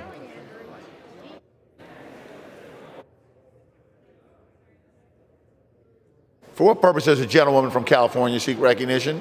Mr. Speaker, as a member designated by Mr. DeSaulnier pursuant to H-Res 8, I inform the House that Mr. DeSaulnier will vote yes on ordering the previous question.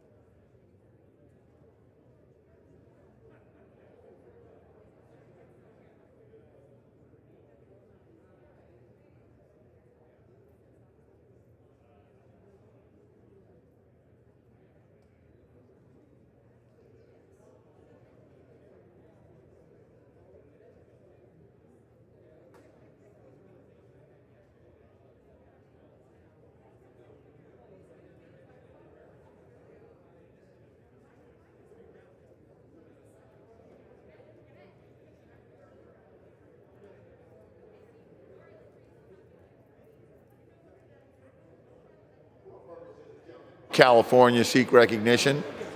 Mr. Speaker, as member designated by Congressmember Napolitano, pursuant to House Resolution 8, I inform the House that Congressmember Napolitano will vote yes on ordering the previous question. And Mr. Speaker, as member designated by Congressmember Costa, pursuant to House Resolution 8, I inform the House that Congressmember Costa will also vote yes on the previous question.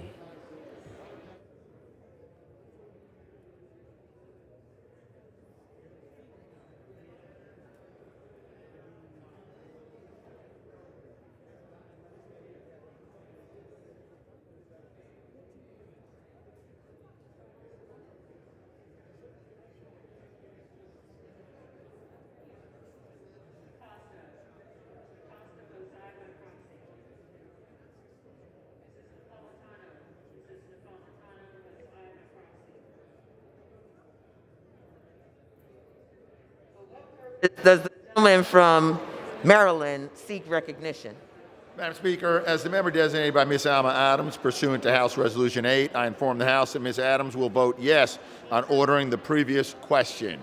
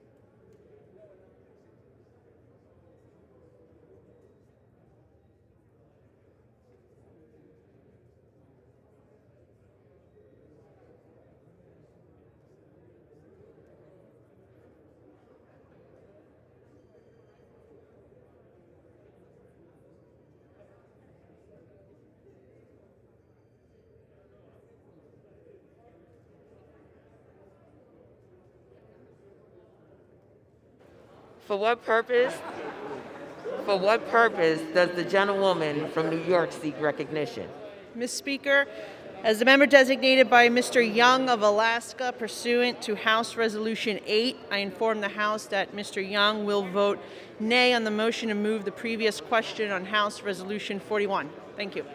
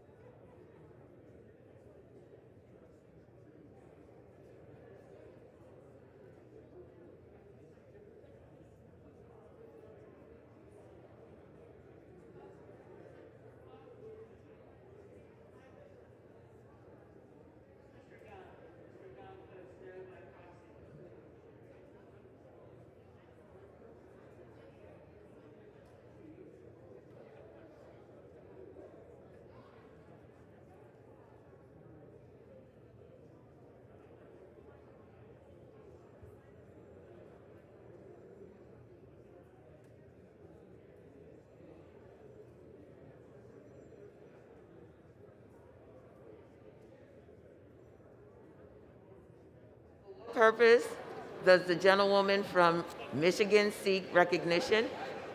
Madam Speaker, as the member designated by Ms. Lee of Nevada pursuant to H-Res 8, I will inform the House that Ms. Lee will vote yea on ordering the previous question.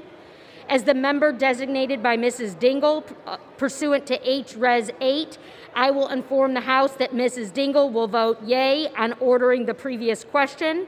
As the member designated by Ms. Axney pursuant to H-Res 8, I inform the House that Ms. Axney will vote yea on ordering the previous question. As the member designated by Ms. Capter pursuant to H-Res 8, I will inform the House that Ms. Capter will vote yea on ordering the previous question.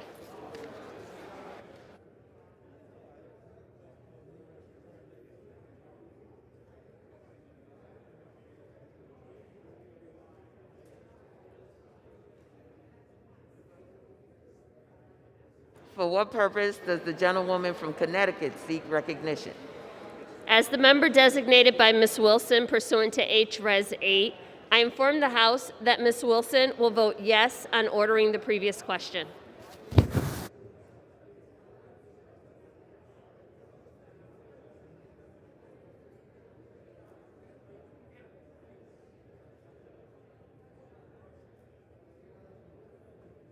Purpose does the gentlewoman from Massachusetts seek recognition? As the member designated by Ms. Frankel pursuant to HRES 8, I inform the House that Ms. Frankel will vote yes on ordering the previous question. As the member designated by Ms. Bonamici pursuant to HRES 8, I inform the House that Ms. Bonamici will vote yes on ordering the previous question. What purpose does the gentlewoman from Florida seek recognition? Madam Speaker, as the member designated by Mr. Buchanan of the state of Florida pursuant to HRES 8, I inform the House that Mr. Buchanan will vote nay on the Rep. McGovern motion to move the previous question on HRES 41. As the member designated by Mr. Dunn of the state of Florida pursuant to HRES 8, I inform the House that Mr. Dunn will vote nay on the Rep. McGovern motion to move the previous question on HRES 41.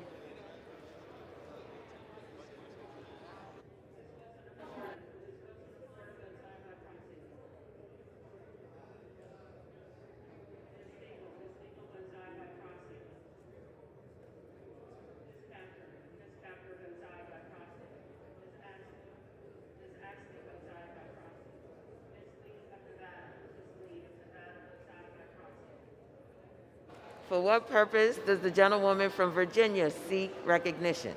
Thank you, Madam Speaker. As the member designated by Mr. McEachin pursuant to HRES 8, I inform the House that Mr. McEachin will vote yes on ordering the previous question.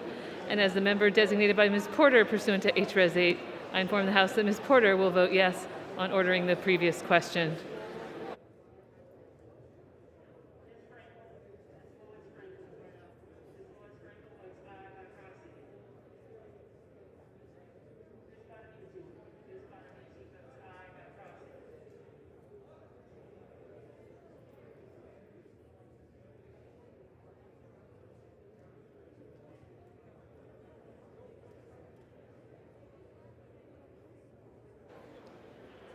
For what purpose does the gentlewoman from Michigan seek recognition? As the member designated by Ms. Ocasio-Cortez pursuant to HRES 8, I inform the House that Ms. Ocasio-Cortez will vote yes on ordering the previous question.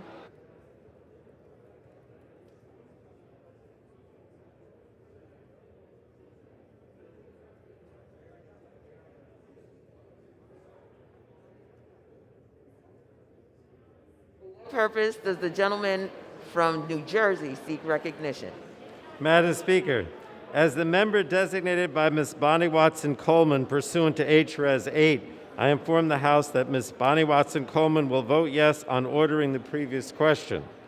And as the member designated by Mr. Bill Pascrell pursuant to HRES 8, I inform the House that Mr. Pascrell will vote yes on ordering the previous question. And as the member designated by Mr. Albio Series pursuant to HRES 8, I inform the House that Mr. Series will vote yes on ordering the previous question. And finally, Madam Speaker, as the member designated by Mr. Paul Tonko pursuant to HRES 8, I inform the House that Mr. Tonko will vote yes on ordering the previous question.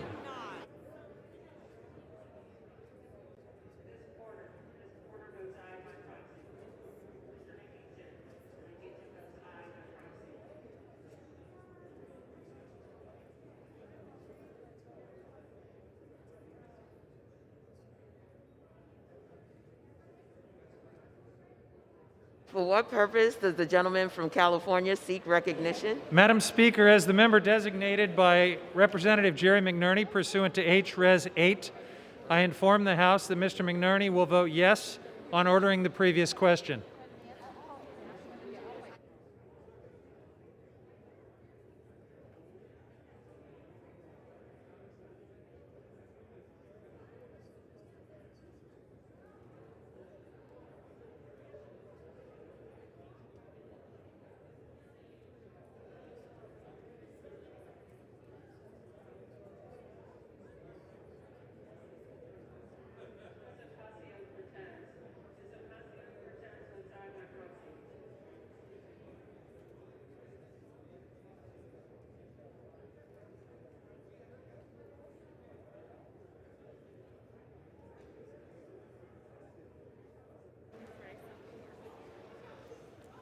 For what purpose does the gentlewoman from New York seek recognition? Madam Speaker, as the member designated by Mr. Deutsch of Florida pursuant to H-Res 8, I inform the House that Mr. Deutsch will vote yes on ordering the previous question. For what purpose does the gentleman from Indiana seek recognition? Madam Speaker, as the member designated for Ms. Walorski pursuant to H-Res 8, I inform the House that Ms. Walorski will vote nay on the motion to move the previous question on H-Res 41.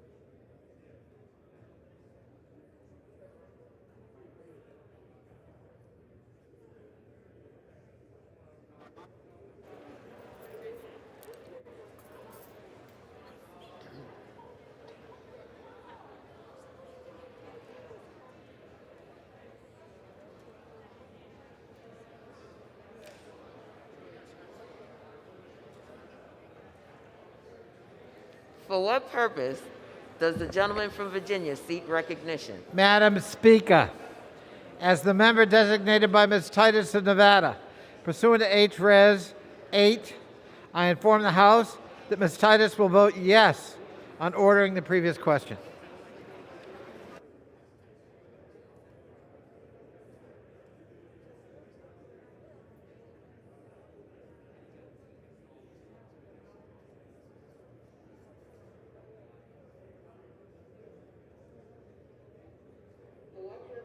The gentleman from Pennsylvania seek recognition. Good morning, Madam Speaker. As a member designated by Mr. Doyle of Pennsylvania pursuant to House Resolution 8, I hereby inform the House that Mr. Doyle will vote yes on ordering the previous question.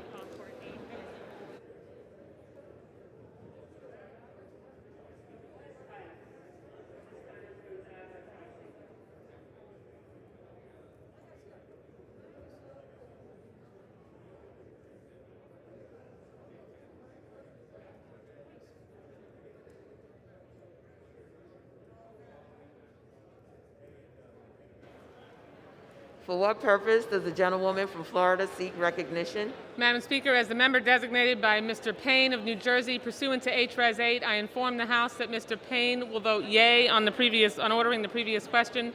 And Madam Speaker, as the member designated by Mr. Hastings of Florida pursuant to H-Res 8, I inform the House that Mr. Hastings will also vote yea on ordering the previous question.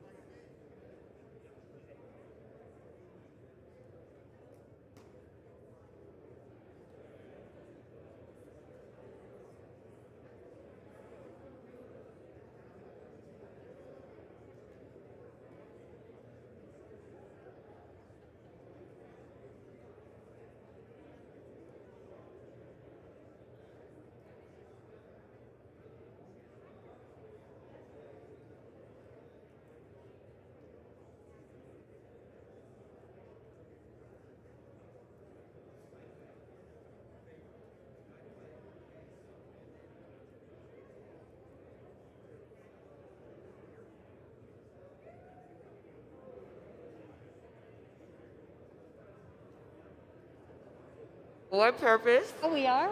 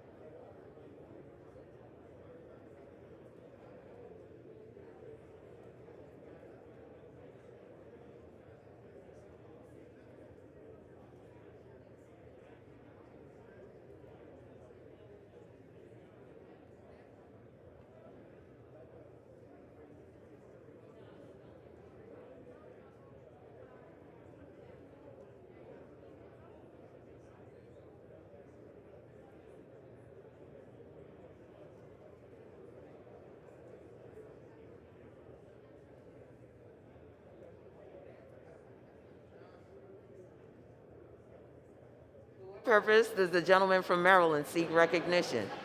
As the member designated by Ms. Jayapal pursuant to House Resolution 8, I rise to announce that Ms. Jayapal will vote aye on ordering the previous question. I forgot we were doing proxy voting.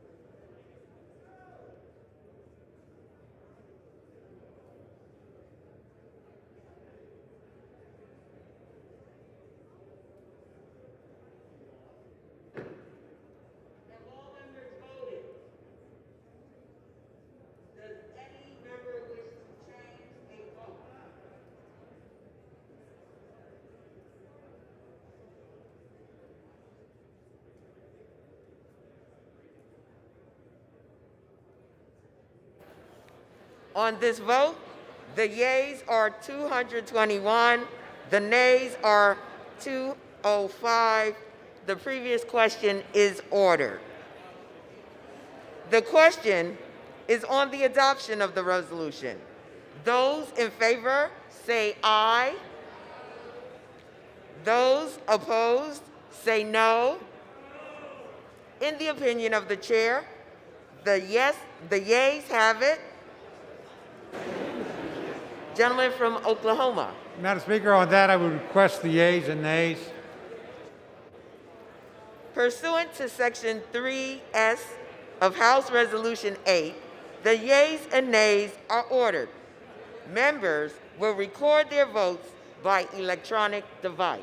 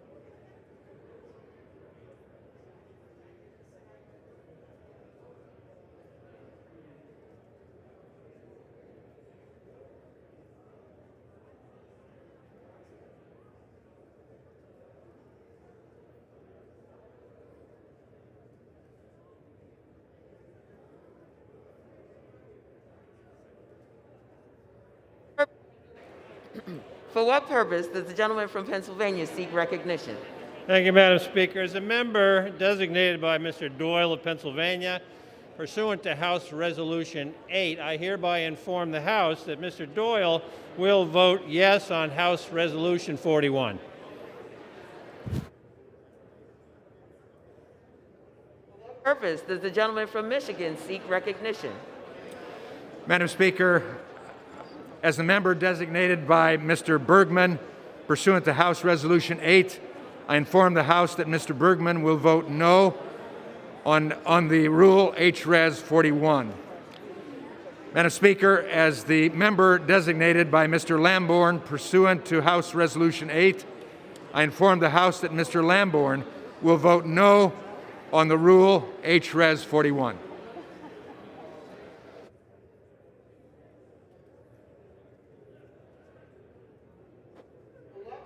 Does the gentlewoman from Florida seek recognition? Madam Speaker, as the member designated by Mr. Payne of New Jersey, pursuant to H-Res 8, I inform the House that Mr. Payne will vote yea on H-Res 41. And Madam Speaker, as the member designated by Mr. Hastings of Florida, pursuant to H-Res 8, I inform the House that Mr. Hastings will also vote yea on H-Res 41.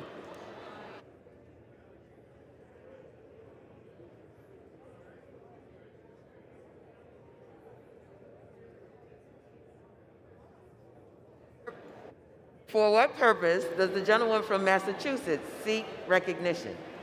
As the member designated by Ms. Frankel pursuant to H-Res 8, I inform the House that Ms. Frankel will vote yes on H-Res 41.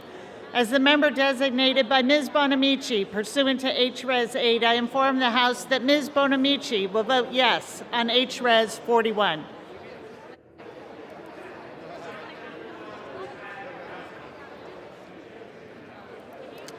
For what purpose does the gentleman from California seek recognition?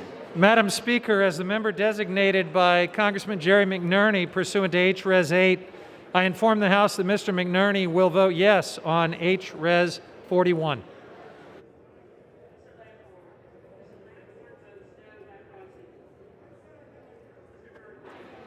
The gentleman from Illinois seek recognition.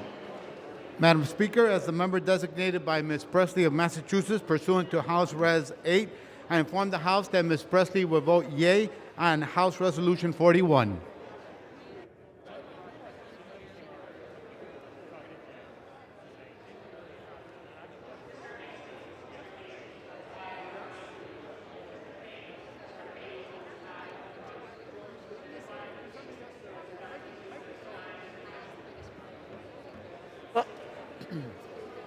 For what purpose does the gentleman from Indiana seek recognition? Madam Speaker, as a member designated by Ms. Walorski pursuant to H-Res 8, I inform the House that Ms. Walorski will vote nay on H-Res 41.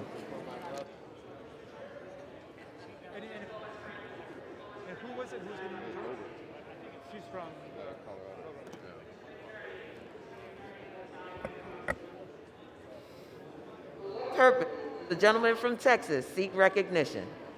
Madam Speaker, as the member designated by Ms. Fletcher pursuant to H-Res 8, I inform the House that Ms. Fletcher will vote yes on H-Res 41.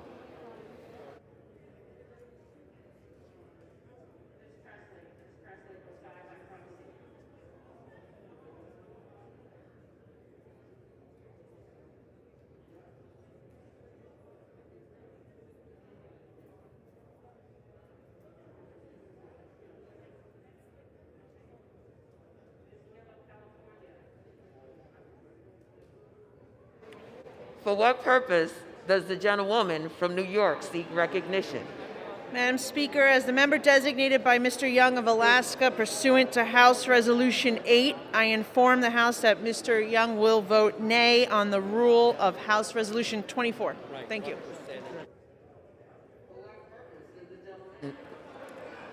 For what purpose does the gentleman from New York seek recognition? As the member designated by Chairwoman Eddie Bernice Johnson pursuant to H-Res 8, I inform the House that Chairwoman Johnson will vote yea on H-Res 41. As the member designated by Congressman Brendan Boyle pursuant to H-Res 8, I inform the House that Congressman Boyle will vote yea on H-Res 41.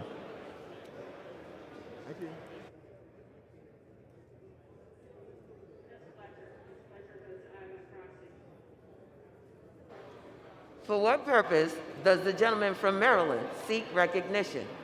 As the member designated by Ms. Jayapal pursuant to House Resolution 8, I inform the House that Ms. Jayapal votes aye on H-Res 41.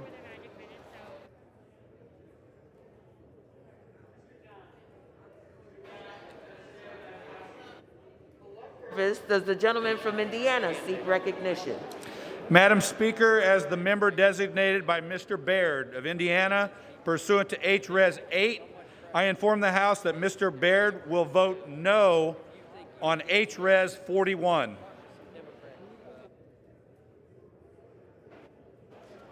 Mr. California. For what purpose does the gentleman from California seek recognition? Madam Speaker, as member designated by Congressmember Napolitano, pursuant to House Resolution 8, I inform the body that Congressmember Napolitano will vote yes on H-Res 41. And Madam Speaker, as member designated by Congressmember Costa, pursuant to House Resolution 8, I inform the body that Congressmember Costa will also vote aye on H-Res 41.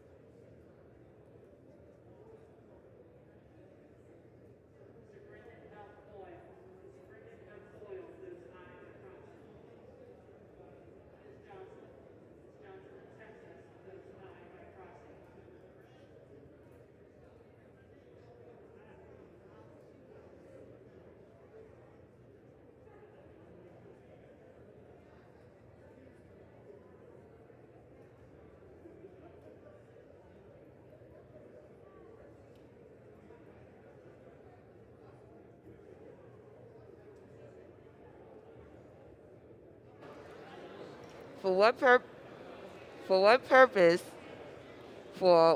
purpose does the gentleman from California seek recognition? As the member designated by Mr. Villa pursuant to H-Res 8, I inform the House that Mr. Villa will vote aye on H-Res 41.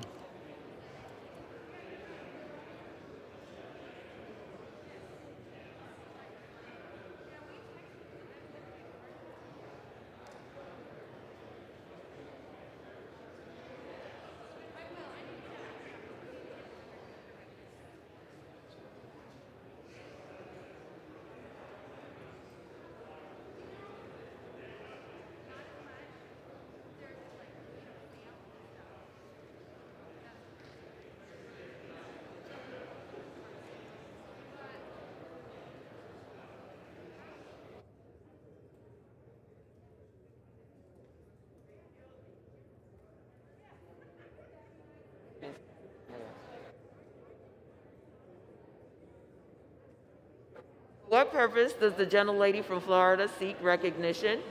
Thank you, Madam Speaker. As the member designated by Mr. Dunn of the state of Florida pursuant to H-Res 8, I inform the House that Mr. Dunn will vote nay on H-Res 41. As the member designated by Mr. Buchanan of the state of Florida pursuant to H-Res 8, I inform the House that Mr. Buchanan will vote nay on H-Res 41. For what purpose does the gentleman from Arizona seek recognition? As a member designated by Representative Kirkpatrick pursuant to H.R. 8, I inform the House Representative Kirkpatrick will vote aye on H.R. 41. As the member designated by Representative Cardenas to H.R. 8, I inform the House Representative Cardenas will vote aye on H.R. 41. For what purpose does the gentleman from Kansas seek recognition?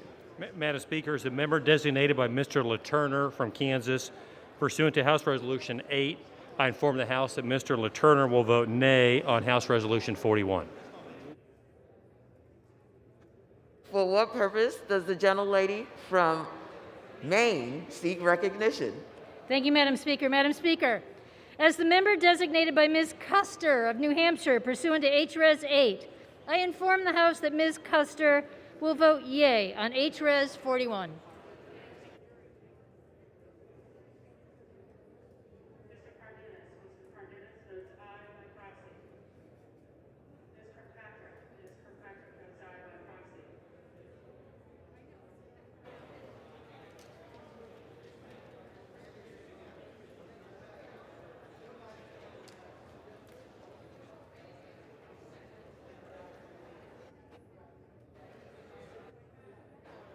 For what purpose does the gentleman from Virginia seek Madam Speaker, as the member designated by Ms. Titus of Nevada, pursuant to H-Res 8, I inform the House that Ms. Titus will vote yes on H-Res 41.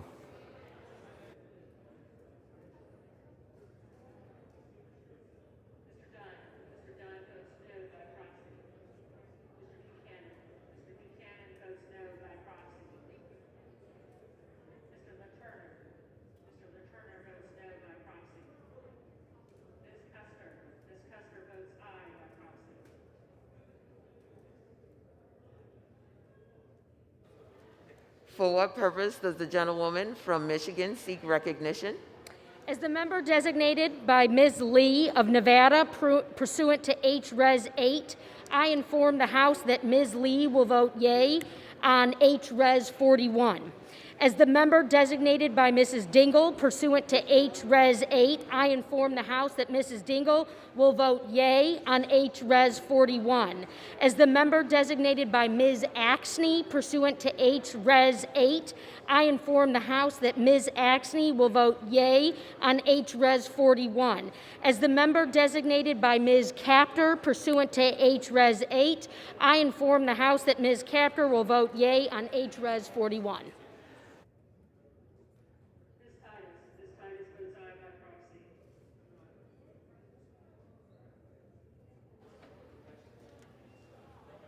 For what purpose does the gentleman from Connecticut seek recognition?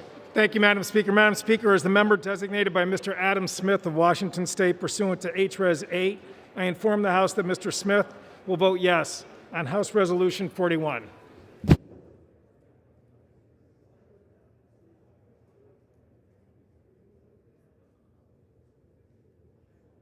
For what purpose does the gentleman from Tennessee seek recognition?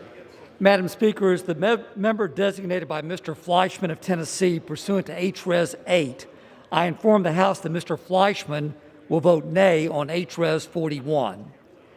As the member designated by Mr. Desjardins of Tennessee pursuant to H-Res 8, I inform the House that Mr. Desjardins will vote nay on H-Res 41. For what purpose does the gentleman from New Jersey seek recognition? Madam Speaker, as the member designated by Ms. Bonnie Watson Coleman pursuant to H-Res 8, I inform the House that Ms. Watson Coleman will vote yes on H-Res 41. And as the member designated by Mr. Albio Series pursuant to H-Res 8, I inform the House that Mr. Series will vote yes on H-Res 41. As the member designated by Mr. Bill Pascrell pursuant to H-Res 8, I inform the House that Mr. Pascrell will vote yes on H-Res 41. And finally, Madam Speaker, as the member designated by Mr. Paul Tonko pursuant to H-Res 8, I inform the House that Mr. Tonko will vote yes on H-Res 41.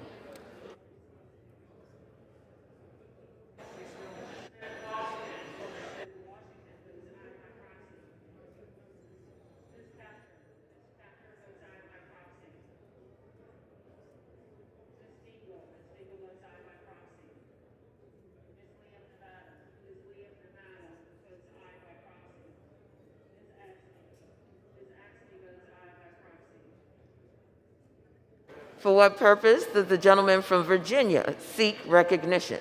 Madam Speaker, as the member designated by Mr. Blumenauer pursuant to H.R.S. 8, I inform the House that Mr. Blumenauer will vote yes on H.R.S. 41. As the member designated by Mr. Liu pursuant to H.R.S. 8, I inform the House that Mr. Liu will vote yes on H.R.S. 41. As the member designated by Mr. Lowenthal pursuant to H.R.S. 8, I inform the House that Mr. Lowenthal will vote yes on H.R.S. 41. As the member designated by Mr. Peters pursuant to H.R.S. 8, I inform the House that Mr. Peters will vote yes on H.R.S. 41. As the member designated by Mr. Trone pursuant to H.R.S. 8, I inform the House that Mr. Trone will vote yes on H.R.S. 41.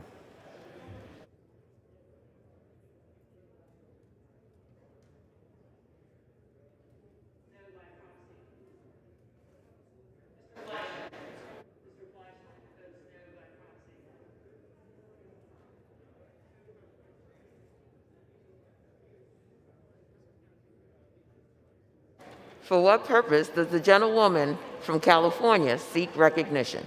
Madam Speaker, as a member designated by Mr. DeSaulnier pursuant to H-Res 8, I inform the House that Mr. DeSaulnier will vote yes on H-Res 41.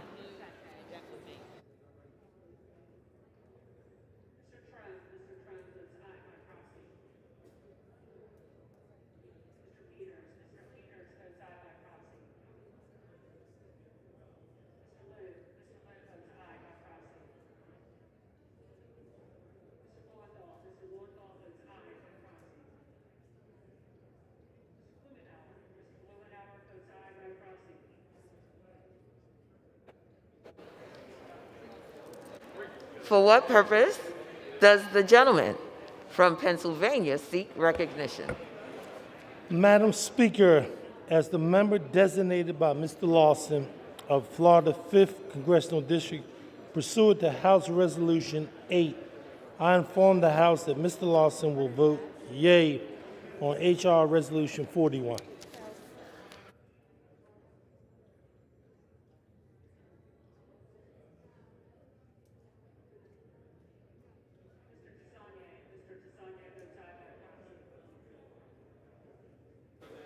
For what purpose does the gentlewoman from New Jersey seek recognition?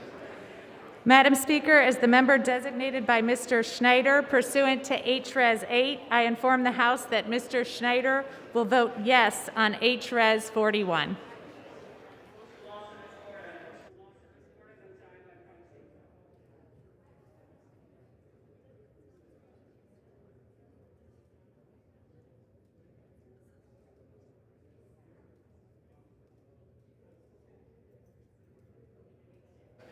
For what purpose does the gentleman from Washington seek recognition? Thank you, Madam Speaker. As the member designated by Ms. Strickland of Washington pursuant to H-Res 8, I inform the House that Ms. Strickland will vote yes on H-Res 41.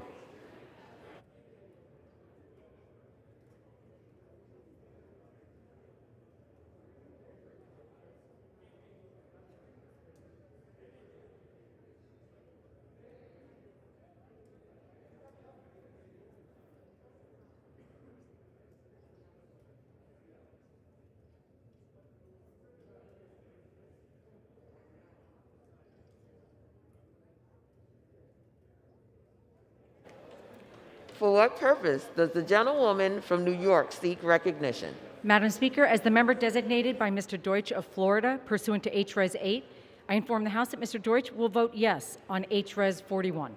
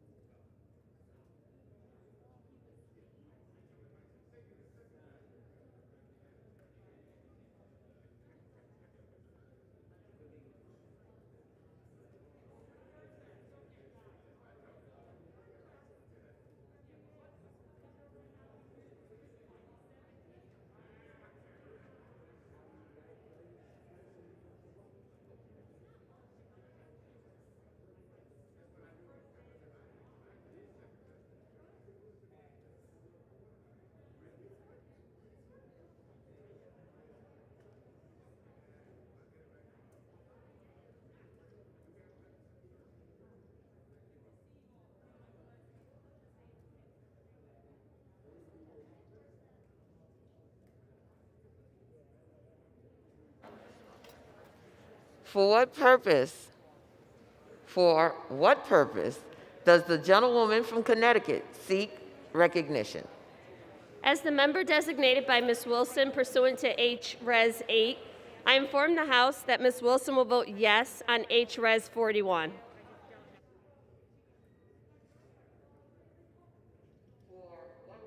Does the gentleman from Nebraska seek recognition? Madam Speaker, as the member designated by Mr. Bill Rackus of Florida, pursuant to H-Res 8, I inform the House that Mr. Bill Rackus will vote nay on H-Res 41.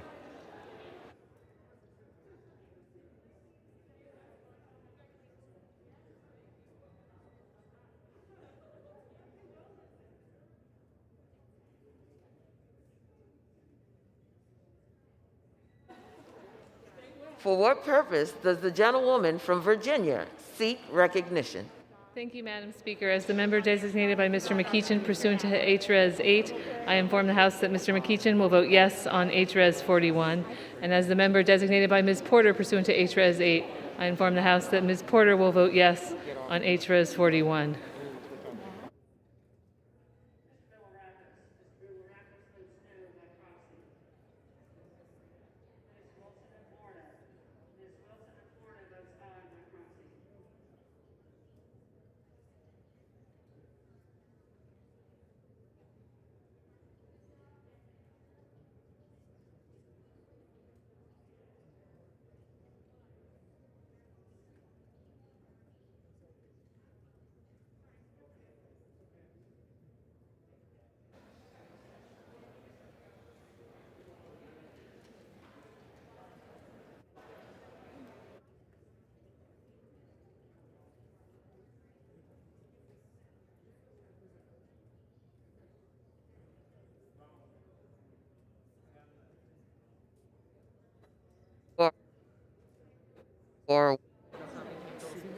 For what purpose does the gentlelady from Michigan seek recognition? As the member designated by Ms. Ocasio-Cortez pursuant to House Res 8, I inform the House that Ms. Ocasio-Cortez will vote yes on House Res 41.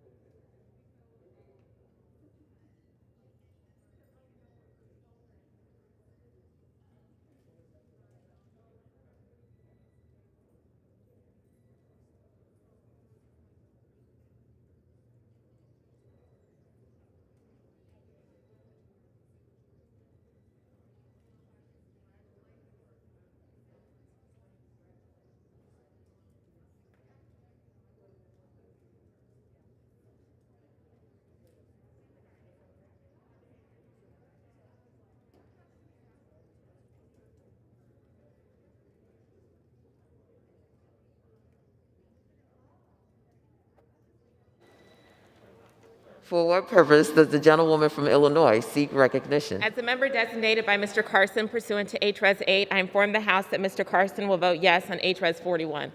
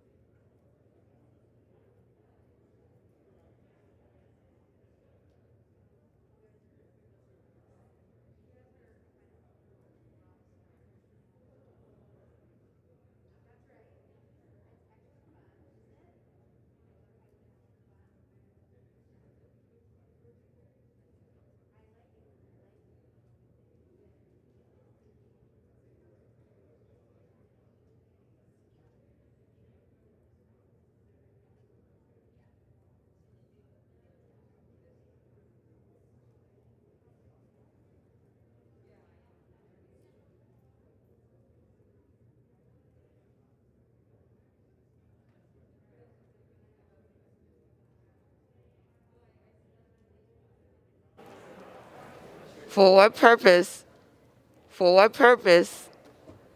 does the gentleman from Maryland seek recognition? Madam Speaker, as a member designated by Ms. Alma Adams of North Carolina, pursuant to House Resolution 8, I inform the House that Ms. Adams will vote yes on H.Res. 41.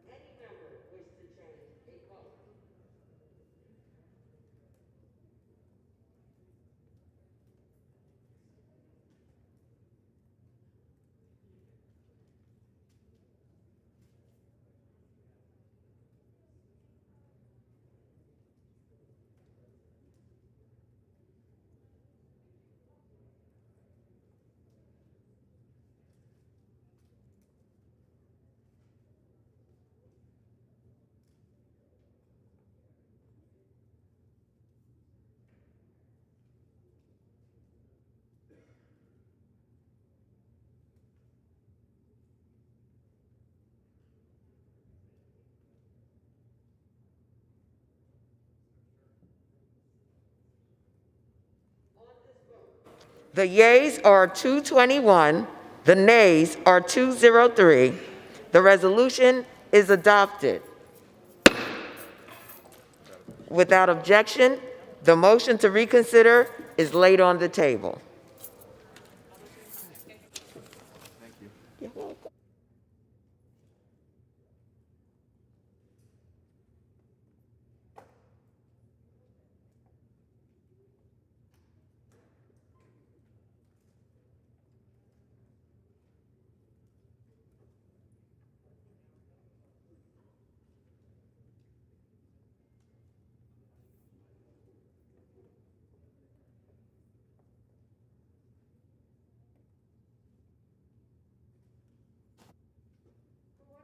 Does the gentleman from New York, Mr. Nadler, seek recognition? Madam Speaker, pursuant to House Resolution 41, I call up House Resolution 24 and ask for its immediate consideration in the House. The clerk will report the resolution. House Resolution 24, resolved that Donald John Trump, President of the United States, is impeached for high crimes and misdemeanors, and that the following article of impeachment be exhibited to the United States Senate. Article of impeachment exhibited by the House of Representatives of the United States of America in the name of itself and of the people of the United States of America against Donald John Trump, President of the United States of America, in maintenance and support of its impeachment against him for high crimes and misdemeanors. Article 1, incitement of insurrection. The Constitution provides that the House of Representatives shall have the sole power of impeachment, and that the President shall be removed from office on impeachment for and conviction of treason, bribery, or other crimes and misdemeanors. Further, Section 3 of the 14th Amendment to the Constitution prohibits any person who has engaged in insurrection or rebellion against the United States from holding any office under the United States in his conduct while President of the United States, and in violation of his constitutional oath faithfully to execute the office of the President of the United States and to the best of his ability preserve, protect, and defend the Constitution of the United States, and in violation of his constitutional duty to take care that the laws be faithfully executed, Donald John Trump engaged in high crimes and misdemeanors by inciting violence against the government of the United States, and that on January 6, 2021, pursuant to the 12th Amendment to the Constitution of the United States, the Vice President of the United States, the House of Representatives, and the Senate met at the United States Capitol for a joint session of Congress to count the votes of the Electoral College. In the months preceding the joint session, President Trump repeatedly issued false statements asserting that the presidential election results were the product of widespread fraud and should not be accepted by the American people or certified by state or federal officials. Shortly before the joint session commenced, President Trump addressed a crowd at the Ellipse in Washington, D.C. There, he reiterated false claims that we won this election and we won it by a landslide. He also willfully made statements that, in context, encouraged and foreseeably resulted in lawless action at the Capitol, such as, if you don't fight like hell, you're not going to have a country anymore. Thus incited by President Trump, members of the crowd he had addressed, in an attempt to, among other objectives, interfere with the joint session's solemn constitutional duty to certify the results of the 2020 presidential election, unlawfully breached and vandalized the Capitol, injured and killed law enforcement personnel, menaced members of Congress, the Vice President, and congressional personnel, and engaged in other violent, deadly, destructive, and seditious acts. President Trump's conduct on January 6, 2021 followed his prior efforts to subvert and obstruct the certification of the results of the 2020 presidential election. Those prior efforts included a phone call on January 2, 2021, during which President Trump urged the Secretary of State of Georgia, Brad Raffensperger, to find enough votes to overturn the Georgia presidential election results, and threatened Secretary Raffensperger if he failed to do so. In all of this, President Trump gravely endangered the security of the United States and its institutions of government. He threatened the integrity of the democratic system, interfered with the peaceful transition of power, and imperiled a co-equal branch of government. He thereby betrayed his trust as president to the manifest injury of the people of the United States. Wherefore, Donald John Trump, by such conduct, has demonstrated that he will remain a threat to the national security, democracy, and the Constitution if allowed to remain in office, and has acted in a manner grossly incompatible with self-governance and the rule of law. Donald John Trump thus warrants impeachment and trial, removal from office, and disqualification to hold and enjoy any office of honor, trust, or profit under the United States.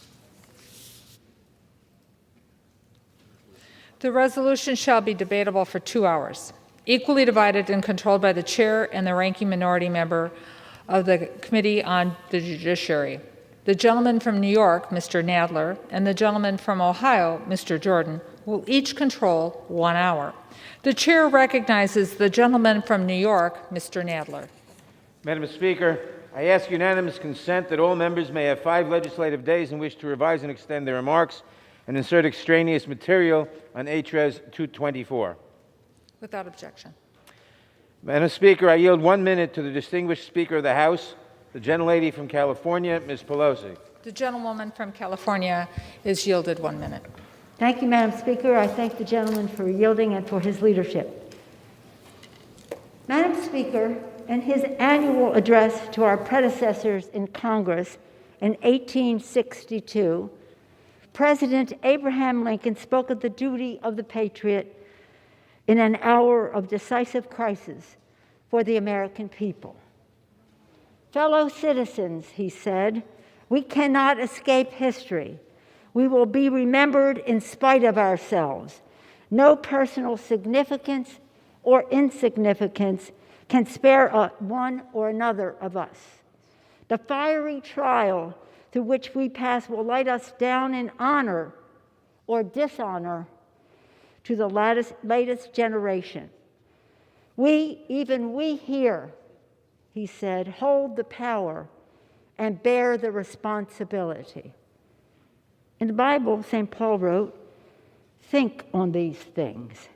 We must think on what Lincoln told us. We, even us here, hold the power and bear the responsibility. We, you and I, hold and trust the power that derives most directly from the people of the United States. And we bear the responsibility to fill that oath that we all swear before God and before one another. The oath to defend the Constitution against all enemies, foreign and domestic, so help us God. We know that we faced enemies of the Constitution. We know we experienced the insurrection that violated the sanctity of the people's capital and attempted to overturn the duly recorded will of the American people. And we know that the President of the United States incited this insurrection, this armed rebellion against our common country. He must go. He is a clear and present danger to the nation that we all love. Since the presidential election in November, an election the president lost, he has repeatedly lied about the outcome, sowed self-serving doubt about democracy, and unconstitutionally sought to influence state officials to repeal reality. And then came that day of fire we all experienced. The president must be impeached, and I believe the president must be convicted by the Senate, a constitutional remedy that will ensure that the Republic will be safe from this man who was so resolutely determined to tear down the things that we hold dear and that hold us together. It gives me no pleasure to say this. It breaks my heart. It should break your heart. It should break all of our hearts. For your presence in this hallowed chamber is testament to your love for our country, for America, and to your faith in the work of our founders to create a more perfect union. Those insurrectionists were not patriots. They were not part of a political base to be catered to and managed. They were domestic terrorists, and justice must prevail. But they did not appear out of a vacuum. They were sent here by the president with words such as a cry to fight like hell. Words matter. Truth matters. Accountability matters. In his public exhortations to him, the president saw the insurrectionists not as the foes of freedom, as they are, but as a means to a terrible goal, the goal of his personally clinging to power, the goal of thwarting the will of the people, the goal of ending in a fiery and bloody clash nearly 2.5 centuries of our democracy. This is not theoretical, and this is not motivated by partisanship. I stand before you today as an officer of the Constitution, a Speaker of the House of Representatives.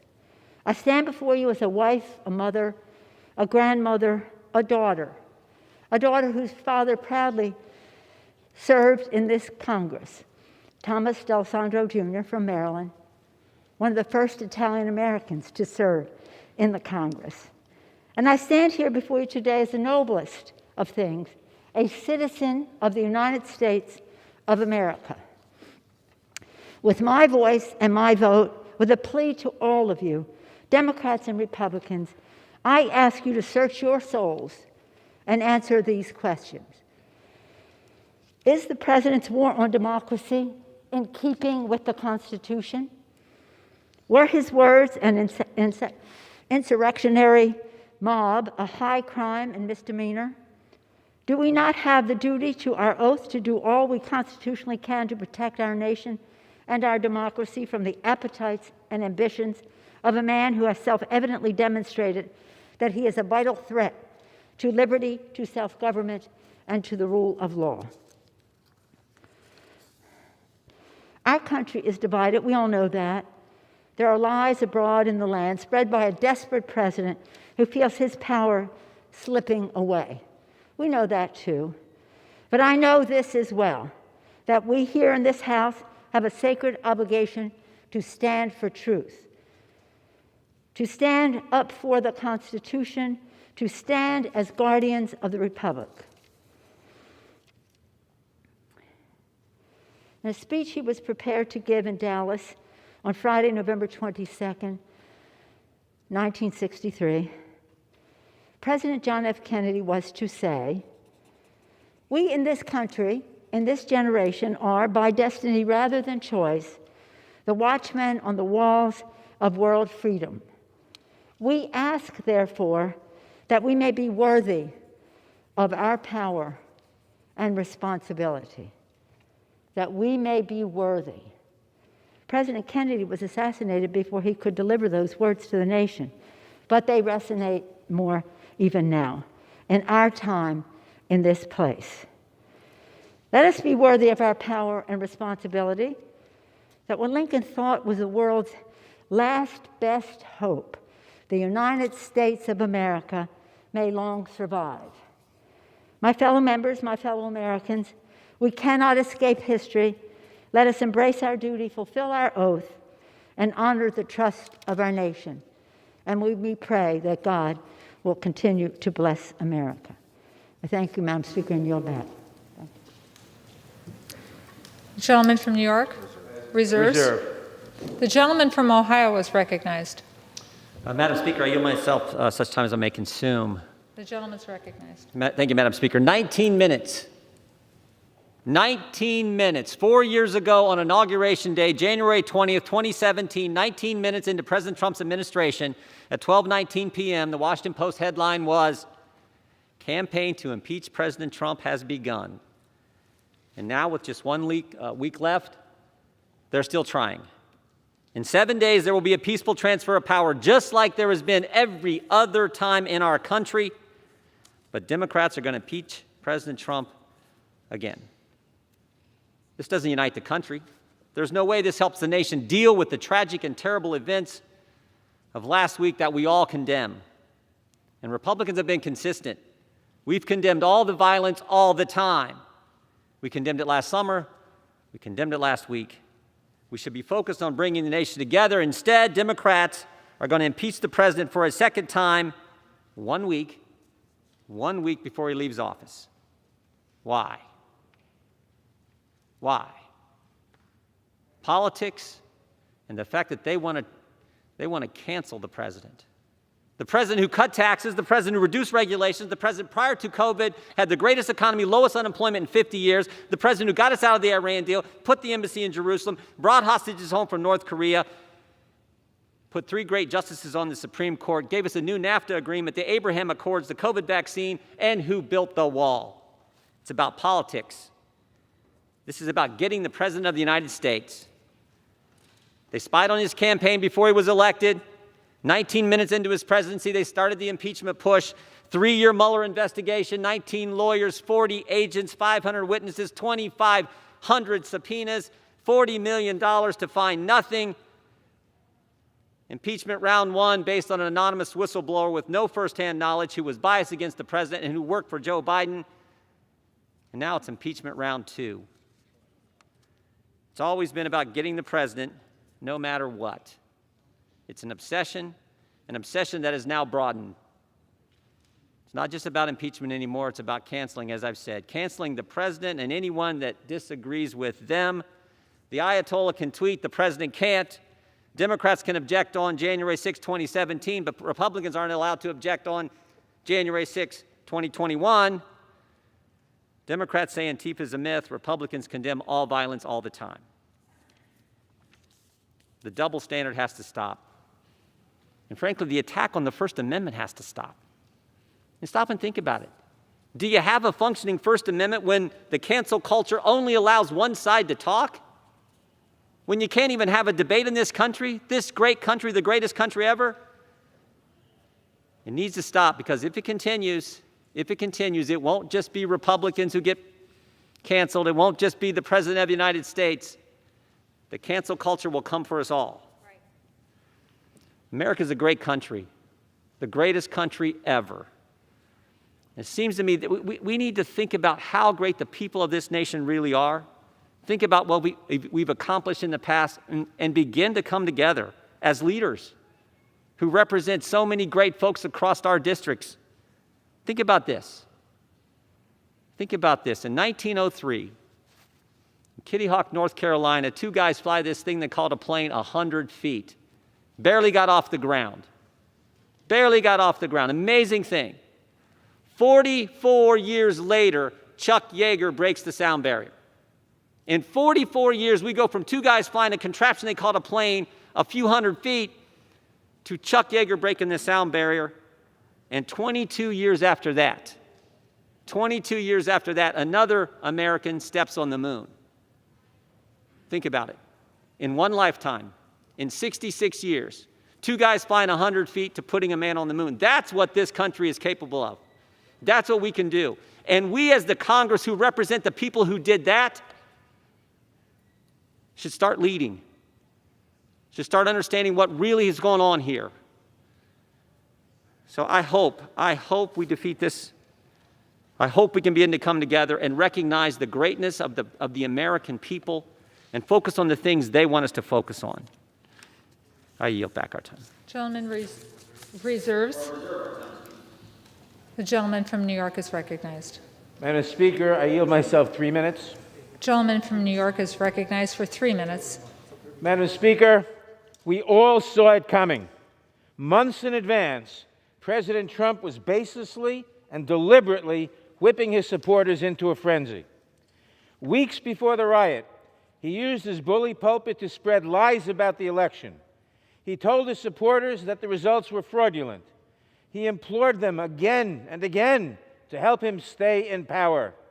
And he convinced them that accepting the outcome of the election posed an existential threat to their families and their freedoms. We have a duty to observe, Madam Speaker, that racism played a direct role in this incitement. The President's violent rhetoric is always at its most fevered pitch when he is talking about the civil rights and civic aspirations of Black Americans and other minority communities. On January 6th, at a rally that was large, angry, and widely reported to be armed, the President's lies and violent rhetoric reached their crescendo. At that rally, the President took the stage. After reiterating the falsehood that we won this election, and we won it by a landslide, he told the crowd that if you don't fight like hell, you're not going to have a country anymore. And then he urged the mob to walk down Pennsylvania Avenue to prevent the Congress from confirming the election of an illegitimate president. On that day, President Trump unleashed the force of a mob on this, the People's House. He encouraged that attack with the explicit intent to disrupt the joint session of Congress, an attack that threatened the safety of the Vice President, the Speaker of the House, and the President pro tem of the Senate, the next three officers in the line of succession. And look at what that violence has wrought. At least 6 dead, offices ransacked, the sanctity of our Capitol breached for the first time in 2 centuries. Our hallways littered with broken glass, the battle flags of a long-dead Confederacy, and the debris we have come to associate with the Trump campaign. Madam Speaker, I have faith in the resiliency of our government. We will bring the rioters to justice. Their accomplices in this House will be held responsible. But today, we must focus on the gravest threat first. President Trump, who incited this riot and who remains a grave danger to the nation. As we warned the Senate when we tried him for his first impeachment, President Trump has made clear in word and deed that he will persist in such conduct if he is not removed from power. He poses a continuing threat to our nation, to the integrity of our elections, and to our democratic order. He must not remain in power one moment longer. Not one moment longer. The danger is too great. We must impeach. I reserve the balance of my time. Gentleman reserves the balance of his time. The gentleman from Ohio is recognized. Thank you, Madam Speaker. I would yield 2 minutes to the gentleman from California, Mr. McClellan. The gentleman from California is recognized for 2 minutes. The gentleman from California is recognized for 2 minutes. We'll go 4 minutes. Excuse me. I didn't realize that. The gentleman from Ohio, in control of the time on that side of the aisle, wishes to yield 4 minutes to the gentleman from California. Correct? Yes. The gentleman from California is recognized for 4 minutes. Thank you, Madam Speaker. You know, I didn't like the President's speech on January 6th either. I thought he was wrong to assert that the Vice President in Congress can pick and choose which electoral votes to count. He was wrong to set such a confrontational tone in a politically tense situation. But what did he actually say? His exact words were, quote, "I know that everyone here will soon be marching over to the Capitol building to peacefully and patriotically make your voices heard," unquote. That's impeachable? That's called freedom of speech. Now, he also threatened to oppose candidates in future elections. And by the way, that was directed at Republicans like me who'd resolved to uphold the constitutional process and protect the Electoral College. Well, so what? That's called politics. If we impeached every politician who gave a fiery speech to a crowd of partisans, this Capitol would be deserted. That's what the president did. That is all he did. He specifically told the crowd to protest peacefully and patriotically, and the vast majority of them did. But every movement has a lunatic fringe. Suppressing free speech is not the answer. Holding rioters accountable for their actions is the answer. And we are. And if we'd prosecuted BLM and Antifa rioters across the country with the same determination these last 6 months, this incident may not have happened at all. Now, short of declaring war, the power of impeachment is the most solemn and consequential act that Congress can take. To use it in this manner, in the heat of the moment, with no hearings, no due process, many members phoning in their votes after a hastily called debate, exactly 1 week before a new president is to take office, trivializes this power to the point of caricature. The Democrats have won everything in sight: the House, the Senate, and the presidency. In a republic, that calls for magnanimity by the victors. Only in a banana republic does it call for vengeance. Benjamin Franklin warned us that passion governs, and she never governs wisely. In our passions this week, we've set some dangerous new precedents that will haunt us for years to come. Yesterday, we redefined intemperate speech as a physical incapacity requiring removal from office. Today, we define it as a high crime and misdemeanor. Well, the moment any member of this body gives an impassioned speech and the lunatic fringe of their movement takes license from it, be prepared to answer to this new precedent that we established today. Now, I could cite plenty of provocative speeches made by Democrats that directly preceded violence this summer, but we've already had enough of that. You know, after 600,000 Americans had perished in the Civil War, Abraham Lincoln appealed to the better angels of our nature. He said, "With malice toward none, with charity for all, let us bind up the nation's wounds." Those words were so important to the unity of our nation, they're inscribed in marble at the Lincoln Memorial. I cannot think of a more petty, vindictive, and gratuitous act than to impeach an already defeated president a week before he is to leave office. President-elect Biden's promise to heal the nation becomes a hollow mockery in the harsh reality of this unconstitutional act. God help our country. Has expired. Good job, Tommy. The gentleman from Ohio reserves. Reserve. The gentleman from New York is recognized. And now yield 1 minute to the gentlelady from California, Ms. Lofgren. The gentlewoman from California is recognized for 1 minute. Madam Speaker, I'm the only member of Congress who's been involved in all 3 of the last presidential impeachments. Those were long proceedings. Today, we don't need a long investigation to know the president incited right-wing terrorists to attack the Congress to try to overturn constitutional government. The actions were in public, plain as day. His actions are the most serious offense against our Constitution and our country. They are impeachable acts. The founders devised the impeachment clause to protect against a president who would threaten constitutional order. If we don't act now, the impeachment clause would essentially be meaningless. Faced with these facts, if we don't impeach to protect our country, we will fail our own oath to protect and defend the Constitution of the United States against all enemies, foreign and, yes, domestic. We have no choice. We must impeach. Time has expired. God bless America. The gentleman from New York reserves. I reserve. The gentleman from Ohio is recognized. Thank you, Madam Speaker. I yield 2 minutes to the gentleman from Arizona, Mr. Biggs. The gentleman from Arizona is recognized for 2 minutes. It is with wariness and a certain unhealthy, morbid curiosity that I watch the beast attempt to devour President Donald J. Trump again.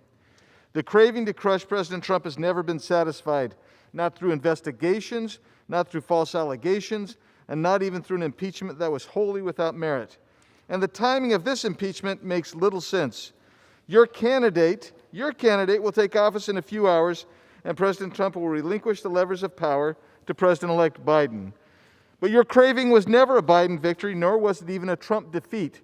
You believe that your hunger will be finally satiated by impeaching this president without completion of his full term of office.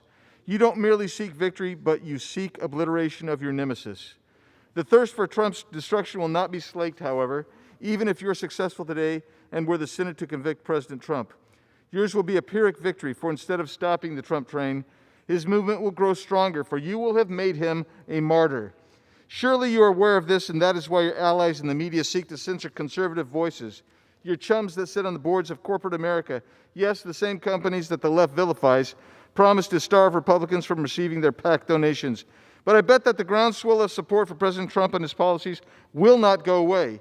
You see, the movement he started is based on building an incredibly robust economy on a foundation of lower taxes and fewer regulations that has the wonderful effect of putting more people to work than ever. It is built upon a strong military that is extricated from endless wars. It provides border security, America First trade agreements, Mideast peace and stability. Those are the things the American people want. Your four-year appetite will be temporarily assuaged, while you will no doubt continue to chase after leaders of this movement.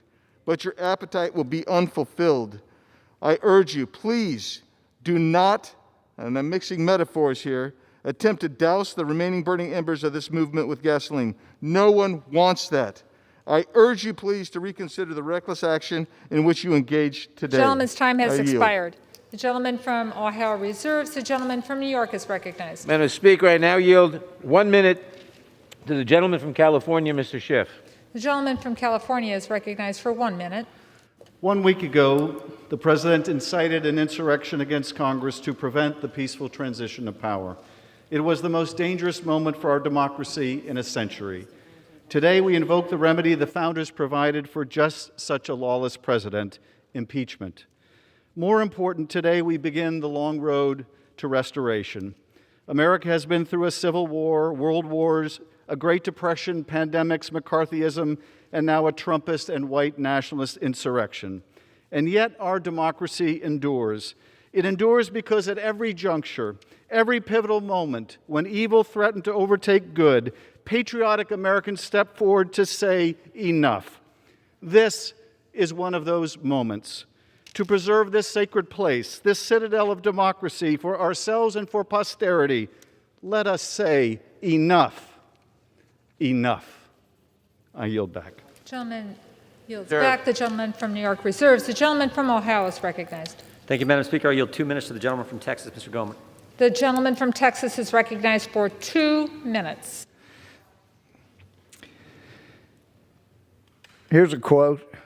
I just don't even know why there aren't more uprisings all over the country, and maybe there will be. Or, sadly, the domestic enemies of our voting system and honoring our Constitution are right at 1600 Pennsylvania Avenue with their allies in Congress of the United States. We were called enemies of the state. Those are all quotes from our speaker. Now, on our side, we didn't take those to be impeachable because we didn't believe she surely meant that. But by the Democrats taking this action, you're telling me, no, when we say those, we actually mean to incite violence. That's what this action is saying. Look, I just looked on the History Channel. It says these words: if the Judiciary Committee, talking about impeachment, finds sufficient grounds, its members write and pass articles of impeachment, which then go to the full House for a vote. Half of all the impeachments ever conducted, ever voted for, occurred under this speaker. You're setting a precedent that says very clearly, because this impeachment isn't going to work, but it is setting the precedent. Unlike a year ago when we said, look, it shouldn't go through Intel, it should go through Judiciary Committee. Forget that. Now the message is, if you have a whim and you want to just go after a president, just go straight to the floor. No investigation, no judiciary committee. Go straight to the floor. Use it as a political weapon as you wish. This is so dangerous, what you're doing.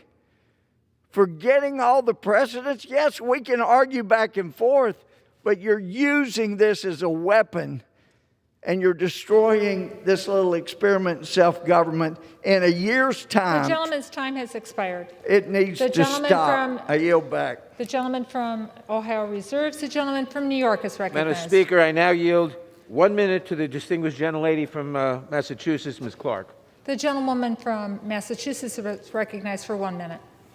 Suffragist and abolitionist Lucy Stone stated, "If we speak the truth fearlessly, we shall add to our number those who will turn the scale to the side of equal and full justice in all things." The truth is, President Trump incited a violent attack against the United States government. The truth is, President Trump spent his presidency inflaming hate, white supremacy, anti-Semitism, and violence. The truth is, he was enabled by all those who perpetuated the lie that the most secure election in our nation's history was stolen. The truth is that these seditious actions left 5 dead, our Capitol besieged, our security threatened, and our democracy hanging in the balance. And the truth is, a vote to impeach is our resounding declaration that the government of the people, by the people, for the people, gentlewoman's shall time not has expired. perish from the The earth. gentleman from New York wishes to reserve. Reserve. The gentleman from Ohio is recognized. Thank you, Madam Speaker. I yield 1 minute to the gentleman from California, Mr. Rice. The gentleman from California is recognized for 1 minute. Thank you, Madam Speaker. The last speaker said that for 4 years, the president did all these terrible, insightful things, including anti-Semitism. I take exception with that, but I think it's important that we embrace one thing that was said. Yes, the president has been consistent for the last 4 years. During his campaign, I even, representing another candidate, said that the president had political Tourette's. He said what was on his mind without a filter. I don't think that's being debated here today. We all know that's true. What's being debated is whether, with 167 hours left until he leaves office, is he a clear and present danger? And he clearly isn't. The president has acted substantially the same for 4 years. He has rallied his base, and he has, in fact, called for peaceful protest, as he did just a few days ago. The fact is, today we are trying to punish the president, at least some are, for 4 years of what he did, not for what happened last week. What happened last week was the result of anarchists who came loaded, prepared, and with weapons. With that, I yield back. Time has expired. The gentleman from Ohio reserves. The gentleman from New York is recognized. Madam Speaker, I now yield 1 minute to the distinguished gentleman from Louisiana, Mr. Richmond. The gentleman from Louisiana is recognized for 1 minute. Madam Speaker, I rise today in my last floor speech in this body to do what I was sworn to do on the first day, to protect and defend the Constitution. President Trump put the domestic terrorists on notice by saying, "Stand back and stand by." He then summoned them to D.C., directed them to march on the Capitol, and then he sat back and watched the insurrection. Some of my colleagues, some of which may well be co-conspirators, in their latest attempt to placate and please this unfit president, suggest that we shouldn't punish Trump for his actions in order to unify the country. That is the climax of foolishness. Let me suggest to them, stand up, man up, woman up, and defend this Constitution from all enemies, foreign and domestic, including Donald J. Trump. In the first impeachment, Republicans said we didn't need to impeach him because he learned his lesson, so no need to remove him. Well, we said if we didn't remove him, he would do it again. Gentleman's time has expired. Simply put, we told you so. The gentleman's time has expired. Richmond out. I reserve. The gentleman from New York reserves. The gentleman from Ohio is recognized.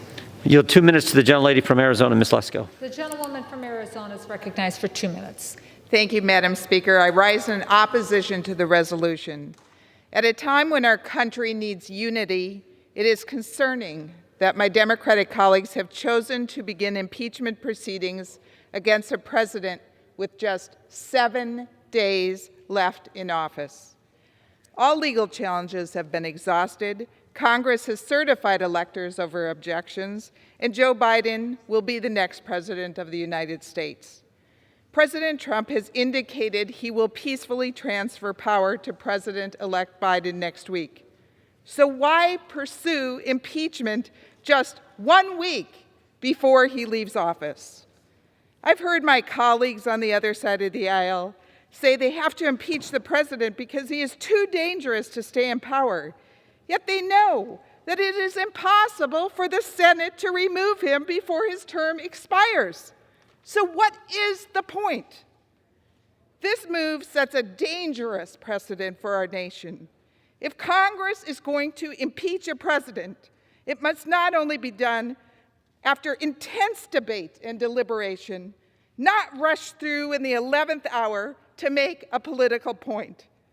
This impeachment attempt is dangerous for our country and has far-reaching implications for our future. And with that, Madam Speaker, I yield back.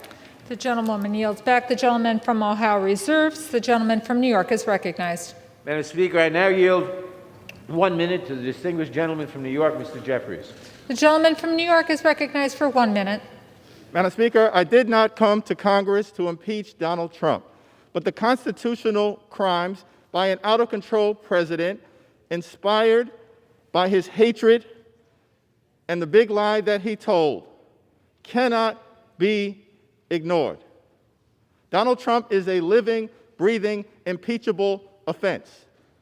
It is what it is.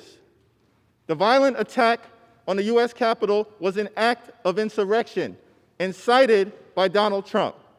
He is a clear and present danger to the health, safety, and well-being of the American people, and that is why this impeachment is necessary on the House floor for a second time with a bipartisan majority. Violence will not win. Insurrection will not win. Sedition will not win. Terror will not win. Lawlessness will not win. Mob rule will not win. Not today, not tomorrow, not ever. Democracy will prevail. The gentleman's time has expired. The gentleman from New York reserves. The gentleman from Ohio is recognized. Madam Speaker, we reserve. Gentleman reserves. Gentleman from New York. Madam Speaker, I now yield 1 minute to the distinguished gentleman from California, Mr. Aguilar. The gentleman from California is recognized for 1 minute.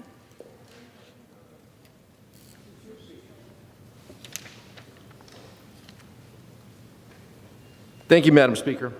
On January 3rd, we stood here on this floor and swore an oath to defend our Constitution against enemies, foreign and domestic. 3 days later, that oath was put to the test when a violent mob tried to break down those doors to stop us from performing our constitutional duty. This mob was not without a leader. On that day, the president told them to walk to this Capitol 16 blocks from where he stood. They were radicalized by his lies and conspiracy theories he spent months fueling, many of which I've heard on this floor the last week. He needed to say only 2 words to end the violence: I concede, because that's what leaders do in a democracy, because that's what we do in the United States. They put politics aside and put country first. And as I look to our colleagues over on the other side, I wonder how many of them will demonstrate that leadership and join us in holding President Trump accountable for inciting this deadly attack. How many will uphold our oath and put our country first to defend this Constitution from the threat in the White House? To do anything less is to turn your back on the oath altogether. Thank you. I yield back. Gentleman yields back. The gentleman from New York reserves. The gentleman from Ohio is recognized. Madam Speaker, we continue to reserve. The gentleman from Ohio continues to reserve. The gentleman from New York is recognized. Madam Speaker, I now yield 3 minutes to the gentleman from Rhode Island, Mr. Cicilline. The gentleman from Rhode Island, Mr. Cicilline, is recognized for 3 minutes. Madam Speaker, for more than 220 years since George Washington yielded the presidency to John Adams, the peaceful transfer of power has been a hallmark of our democracy. In this country, the will of the American people reigns supreme over the ambitions of any individual. Every single president has honored and upheld these principles until now. Donald Trump lost his bid for re-election last November. It was a free and fair election. In fact, President Trump's own election security director called it the most secure election in U.S. history. But for 2 months now, Donald Trump has refused to accept the will of the American people. Over and over again, he's told his supporters he didn't really lose. The election was stolen from him and from them. And as they grew angrier and angrier over this perceived injustice, he told them there was still a way to keep him in power. So as Congress prepared to meet for the sacred ritual of certifying the results of the presidential election, the president made his move. He directed his supporters to travel to Washington for a rally to stop the steal. They did. He then, once assembled, he had one final request: march on the U.S. Capitol, do what it takes to help me hold on to power. We will never give up. We will never concede, he told them. If you don't fight like hell, he warned, you're not going to have a country anymore. The people on the ellipse that day heard his message loud and clear. They answered his call for insurrection. As the third-ranking Republican in this chamber put it, he summoned the mob, assembled the mob, and lit the flame of this attack. Armed with guns, pipe bombs, bats, shields, zip ties, and more, they set their sights on the U.S. Capitol. They stormed the citadel of our democracy. Hundreds of domestic terrorists did what Donald Trump wanted them to do. They seized the Capitol and tried to end our country's 234-year experiment in democracy, as the Trump family and White House aides watched gleefully on television. They searched the halls of this building for the vice president, who they came to hang for treason. They overran the office of the speaker, who they came to assassinate. They sought above all else to seize control of our government in the name of Donald Trump. Let that sink in. The terrorists who stormed this building planned to hang the vice president, kill the speaker, and topple our government. They took down the American flag and replaced it with a Trump flag.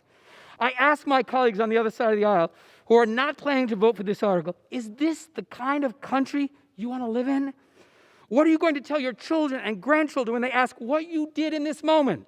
Did you stand for the republic or for this president? Heed the words of Abraham Lincoln, the first Republican president who told our country that a house divided against itself cannot stand. This great house in which he served cannot and will not endure if we do not stand together now. The president and the terrorists who stormed these halls last Wednesday did not succeed in toppling our republic. We must ensure they never do. I implore you to join us in supporting this article, and I yield back. Gentleman yields back. The gentleman from New York reserves his time. The gentleman from Ohio is recognized. Thank you, Madam Speaker. I would yield 1 minute to the gentleman from New Jersey, Mr. Van Drew. The gentleman from New Jersey is recognized for 1 minute. We've been here before. We've done this before. This has failed before. We've fractured our nation using the same process before. Congress must be the glue that starts unifying everyone. By the time this process would conclude, the man they want out of office will no longer even be the president. If we want unity, this is not the way. America was and is the leading light in the world. This proceeding has continued to cloak our nation in darkness. Nearly half the country supports our current president. This takes their voice away. We must be bigger and better than the most base of instincts that have been driving our political discourse. It is destroying us. Let's link arms with one another and begin to heal. Let's stop this impeachment. I yield back. The gentleman yields back. The gentleman from Ohio reserves. The gentleman from New York is recognized.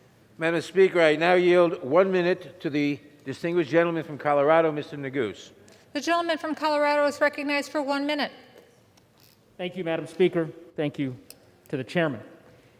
President Trump's actions, encouraging, inciting a mob that stormed the United States Capitol for the sole purpose of stopping the constitutionally mandated counting of electoral votes, cannot go unanswered by this body.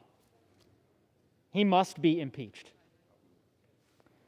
If Congress does not act, if we shrink from our constitutional responsibilities to defend our republic, it will undoubtedly undermine the vision of America as the last best hope of earth, as Abraham Lincoln so eloquently said so many years ago. So to the millions of Americans watching today, I hope you understand that we are proceeding on this path out of love for our country. I will honor my oath today. I will vote for impeachment. And I pray that my colleagues will muster the courage to do the same.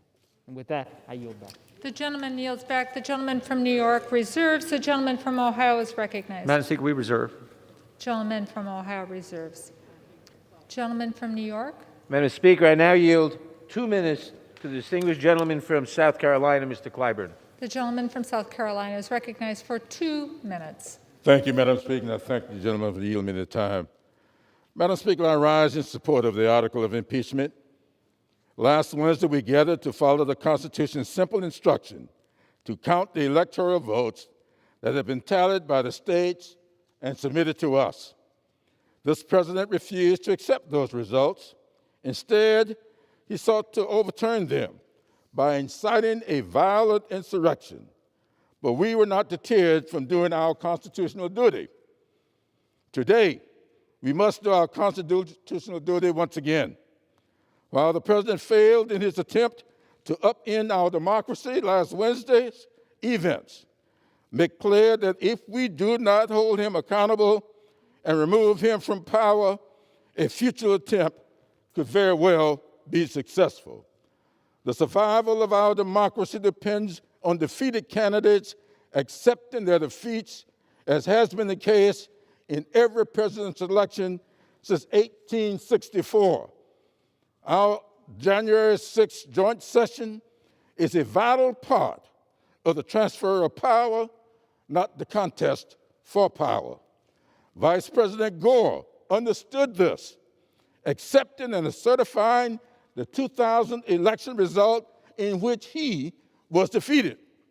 Vice President Biden understood this, accepted and certifying this president's victory in the 2016 election. This president's refusal to participate in the peaceful transfer of power and his role in the inciting of the last week's violence pose an existential threat to our constitutional democracy. This threat must be extinguished immediately. This president must be impeached and convicted, and he must be prevented from ever attempting to seize power again. With that, I'll yield back. Gentleman yields back. The gentleman from New York reserves. The gentleman from Ohio is recognized. Thank you, Madam Speaker. I yield 2 minutes to the gentleman from Colorado, Mr. Buck. The gentleman from Colorado is recognized for 2 minutes. I thank the gentleman for yielding time. Madam Speaker, I've heard that President Trump radicalized the group the rioters who stormed this Capitol, and I would say that we need to look no further than ourselves to find out what happened and to look at history. Americans were frustrated when they learned that the FBI was investigating the Trump campaign. They were frustrated to learn that the Obama administration and the DNC had created this false campaign against the Trump administration. They were frustrated, Madam Speaker, when the inauguration of the president was boycotted by over 40 Democrat members of this House. They were frustrated to read in the Washington Post the day after the inauguration, "Let the impeachment begin." They were frustrated when members of this House spoke over and over about impeaching the president days into his administration. And then the socialists in Hollywood joined their allies in Congress. Robert De Niro said that he wanted to punch the president in the face. Madonna thought about blowing up the White House. Kathy Lee Griffin held up a likeness of the president's beheaded head, and nothing was said by my colleagues at that point in time. In fact, one Democrat colleague said that Trump supporters should be harassed wherever they are, in restaurants, on the street, in supermarkets. During this time, the president was under investigation by a special counsel who found no collusion, no conspiracy with Russia. The president's supporters were harassed. Ajit Pai, the head of the FCC, was called a dirty, sneaky Indian. His children were harassed in school. The press secretary, the press secretary, Sarah Sanders, was kicked out of a restaurant for being a Trump employee. The DHS secretary, Kirstjen Nielsen, harassed at her home. Trump donors were publicly... Gentleman's time has expired. I'm sorry you couldn't hear me. The mic wasn't on. The gentleman from Ohio reserves. Good job, Ken.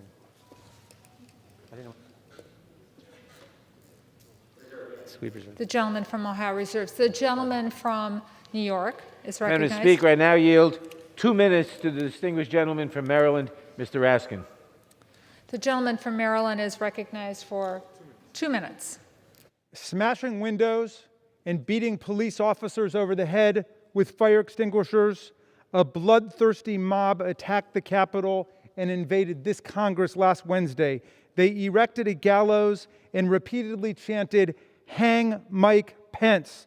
They stormed Speaker Pelosi's office yelling, "Where's Nancy?" They brandished the Confederate battle flag and occupied the Senate chamber. They wounded dozens of people, hospitalizing dozens of people, killed 5 of our people.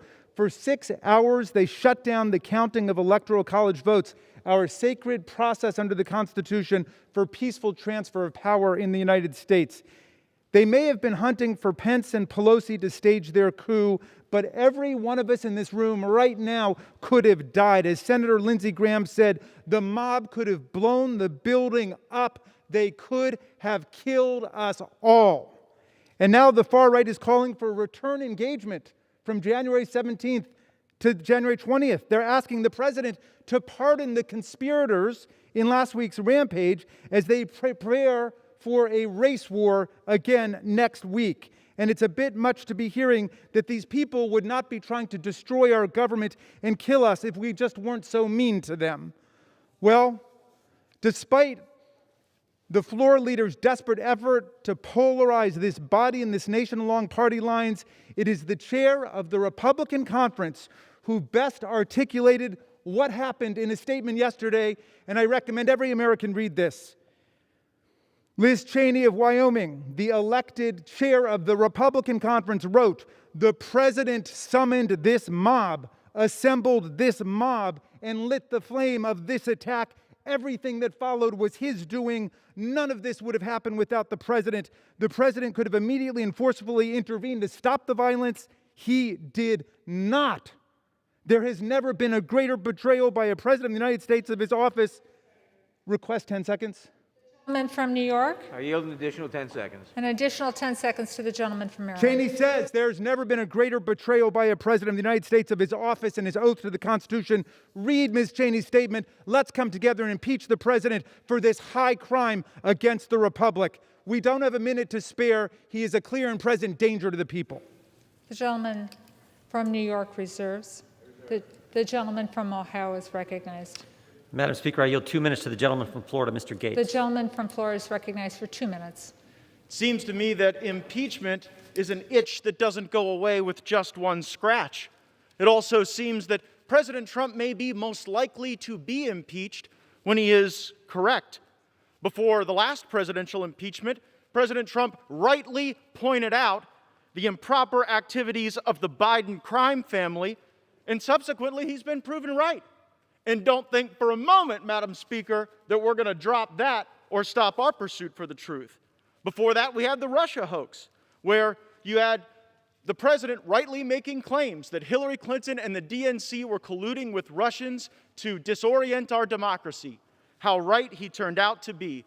And then we have the 2020 presidential election, where the president correctly pointed out unconstitutional behavior, voting irregularities, concerns over tabulations, dead people voting, and now impeachment again.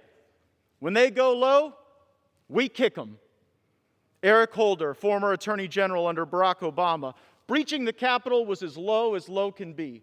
We all denounce it. But who is it that they're kicking? The president, who created soaring highs for our economy, rising wages before the pandemic, 400 miles of wall to stop the caravans, who drew down troops in the Middle East and showed empathy for the forgotten men and women of our country. It's why so many people love him so much, and it's why they're kicking all of us.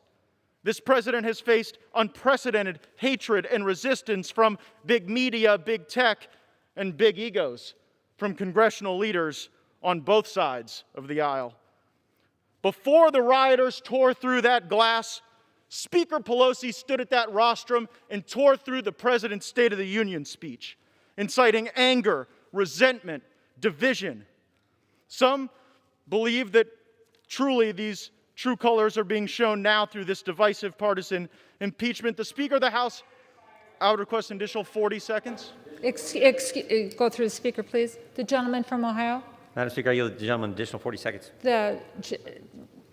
4 seconds or 40 seconds? Yep, 40 seconds. 45 seconds. I thank the gentleman. The Speaker said to us just moments ago, words matter. But apparently those words don't matter when they're uttered by Democrats. When the gentlelady from Massachusetts calls for unrest in the streets. When the gentlelady from California brazenly brags that she called for people to get in the faces of those who serve and support the president. I denounced political violence from all ends of the spectrum, but make no mistake, the left in America has incited far more political violence than the right. For months, our cities burned, police stations burned, our businesses were shattered, and they said nothing. Or they cheerled for it, and they fundraised for it, and they allowed it to happen in the greatest country in the world. Now, some have cited the metaphor that the president lit the flame. Well, they lit actual flames, actual fires, and we Time put them out. expired. There will be order in the House. I yield back. The gentleman from Ohio, do you wish to reserve your time? The gentleman from New York is recognized. Madam Speaker, I now yield 1 minute to the distinguished gentleman from California, Mr. Swalwell. The gentleman from California is recognized for 1 minute. America has been attacked before, but not like this. On January 6th, Donald Trump incited thousands of radicalized terrorists to attack the Capitol to stop a transition of power. Let that sink in. Our president incited our citizens to attack our Capitol. America was not attacked in the past sense. This president has inspired future plots. America is still under attack, and that's why Donald Trump must be impeached. I've read many of my GOP colleagues know what the president did was wrong, but are afraid for their lives if they cross the president.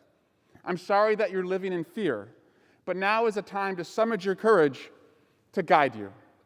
We have all seen the images of the courageous officers who have risked their lives so that you could flee this floor and see your families. That was almost a week ago right now. Officers engaged in hand-to-hand combat for hours with these terrorists. Capitol Police were spit on, beaten, stampeded, and one of them lost their lives. I'm not asking you to summon the courage that they did. I'm just asking you to do your job and hold this president accountable. The gentleman's time has expired. The gentleman from New York reserves. Yeah, Madam Speaker, we reserve. The gentleman from Ohio is recognized. Yeah, Madam Speaker, we reserve. The gentleman reserves. The gentleman from New York is recognized. The gentleman from New York is recognized. Madam Speaker, I now yield 1 minute to the distinguished gentleman from Texas, Mr. Castro. The gentleman from Texas is recognized for 1 minute. Thank you, Madam Speaker. Donald Trump is the most dangerous man to ever occupy the Oval Office. I want to take you back 1 week ago today, when people were barging through these doors, breaking the windows with weapons, armed, pipe bombs,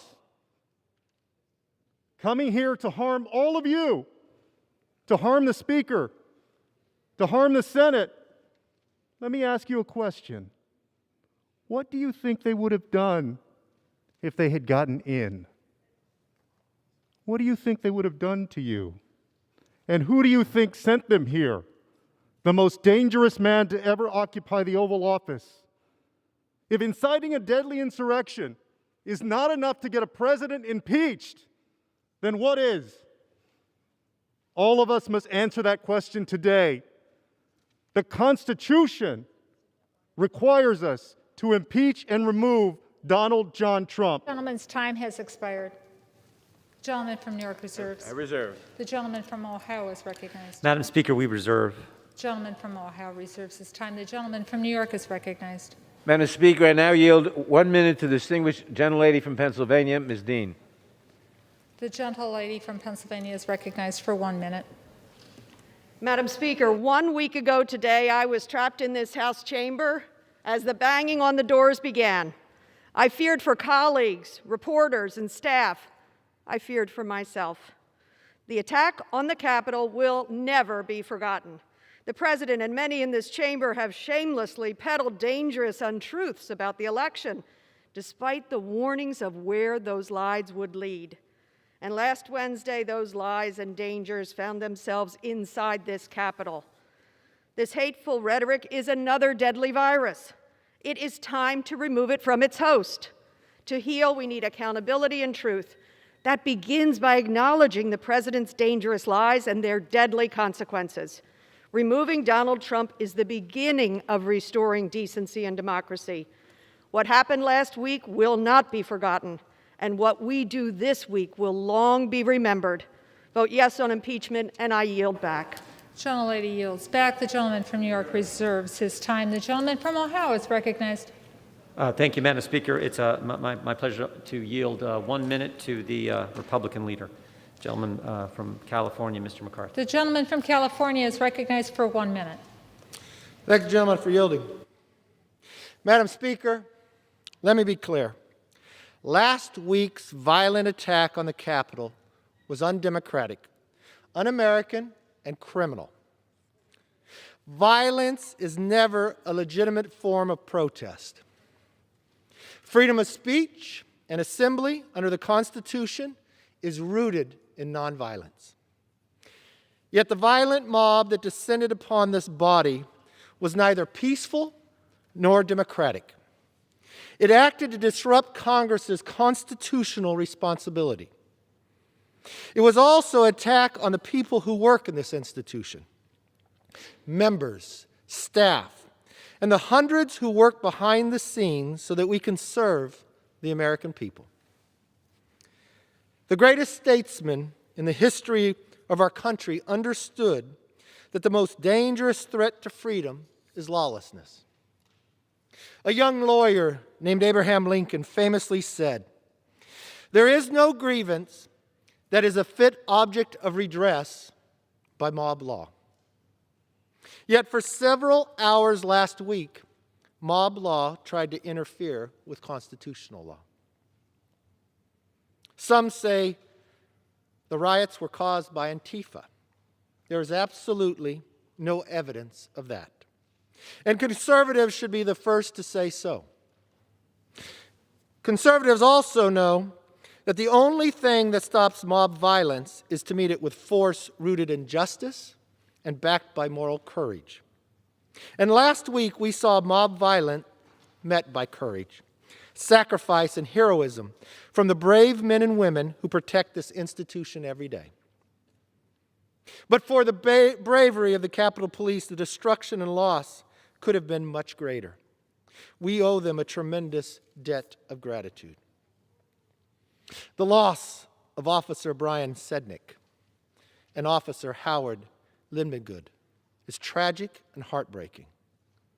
We mourn their loss, remember their lives, and continue to pray for their families and loved ones. The officers of the Capitol Police deserve our eternal thanks. We will never forget the dangers they faced, the determination they showed, or the sacrifices they made. And make no mistake, those who are responsible for Wednesday's chaos will be brought to justice. Which brings me to today's debate. I believe impeaching the president in such a short time frame would be a mistake. No investigations have been completed. No hearings have been held. What's more, the Senate has confirmed that no trial will begin until after President-elect Biden is sworn in. But here is what a vote to impeach would do. A vote to impeach would further divide this nation. A vote to impeach will further fan the flames of partisan division. Most Americans want neither inaction nor retribution. They want durable, bipartisan justice. That path is still available, but is not the path we are on today. That doesn't mean the president is free from fault. The president bears responsibility for Wednesday's attack on Congress by mob rioters. He should have immediately denounced the mob when he saw what was unfolding. These facts require immediate action by President Trump. Accept his share of responsibility, quell the brewing unrest, and ensure President-elect Biden is able to successfully begin his term. And the president's immediate action also deserves congressional action, which is why I think a fact-finding commission and a censure resolution would be prudent. Unfortunately, that is not where we are today. Truly, this past week was one of the most difficult for Congress and our nation. Of all the days here, last Wednesday was the worst day I've ever seen in Congress. Our country is deeply hurt. So where do we go from here? After all the violence and chaos of the last week, is it important to remember that we are still here to deliver a better future for all Americans. It does not matter if you are liberal, moderate, or conservative. All of us must resist the temptation of further polarization. Instead, we must unite once again as Americans. I understand for some, this call for unity may ring hollow. But times like these are when we must remember who we are as Americans and what we as a nation stand for. And as history shows, unity is not an option, it's a necessity. It is as necessary today as it was at the start of our country. I want us all to think back to how John Adams and the Federalist Party handed power over to Thomas Jefferson and his party after the election of 1800. That election, and indeed that era, was one of the most divisive ever. Partisans used every dirty trick in the book. They demonized each other, dismissed reasonable dissent, and described their opponents as seditious. Sound familiar? The election of 1800 could have destroyed our young nation. But instead of breaking us, it helped us bring us together, thereby preserving the world's last best hope of freedom. After a hard-fought battle over the Electoral College in Congress, Adams conceded. And a peaceful transfer of power, the first in American history, took place. Jefferson, for his part, put aside the division of the era and preached forgiveness, yes, unity. In his first inaugural address, he famously said, "Every difference of opinion is not a difference of principle." Jefferson and Adams did not end every difference of opinion that existed in America, nor did they try. In a free country as big and diverse as ours, that would be impossible. What they did was more important. They recognized a deeper unity, a unity rooted in the famous proposition both men helped to write. At a critical moment in history, our founders chose peace, liberty, partnership over tension, division, and partisanship. For the sake of our country, we must make the exact same choice. We have already begun. Last week, despite the lingering shock and amid the windows still broken, we did what all healthy democracies do. We debated and we voted. In this country, we solve our disputes at the ballot box and through debates and votes on the floor of this exact chamber. We did our duty then, and we must do more.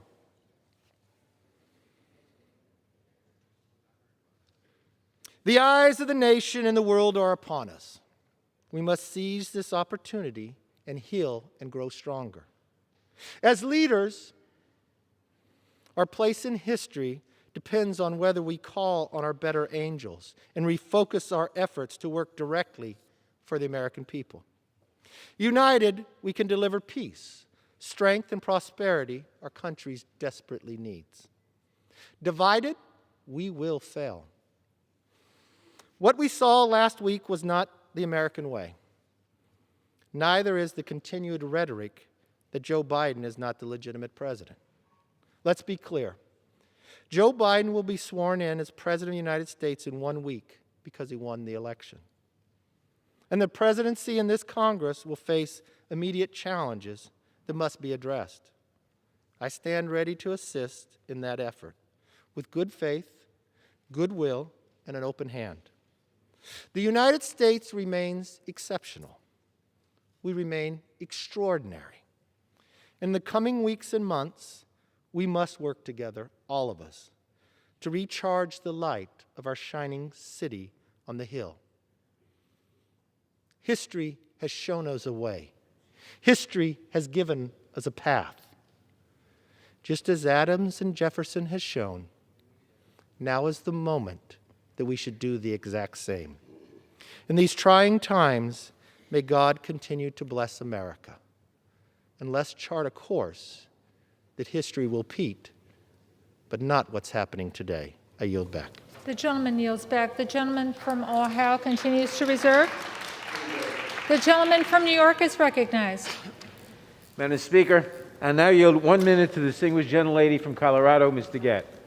The gentlewoman from Colorado is recognized for 1 minute. Thank you, Madam Speaker. Madam Speaker, just over a year ago, I stood right there where you're standing today as we took the solemn step of impeaching the President of the United States for pressuring a foreign leader to take unlawful actions to help him in his reelection. And now, just 1 week ago, almost to the hour, I laid right there on the floor of the gallery above us. I heard gunshots in the Speaker's lobby. I heard the mob pounding on the door. And what they were trying to do, they were all an angry mob incited by the President, trying to stop certification of a legitimate election. It's clear the President learned nothing in the last year. Yesterday, the President said again he did nothing wrong. This man is dangerous. He has defied the Constitution. He's incited sedition, and he must be removed. We all took a pledge on January 3rd to uphold the Constitution. We must honor that oath. We must vote yes on this article of impeachment. I yield back. Expired. The gentlewoman yields back. The gentleman from New York reserves. The gentleman from Ohio is recognized. Thank you, Madam Speaker. I will yield 1 minute to the gentlelady from Colorado. The gentlewoman from Colorado is recognized for 1 minute. Glory to God. Madam Speaker, I rise today to oppose this impeachment and denounce the recent violence on the Capitol, just as I oppose the previous impeachment and the violence we've all witnessed all summer long across our great country. Make no mistake here, the hypocrisy of the left is on full display. Quote, go to the Hill, get in the face of some Congress people. We've got to fight in Congress, fight in the courts, fight in the streets. Take him behind the gym and beat the hell out of him.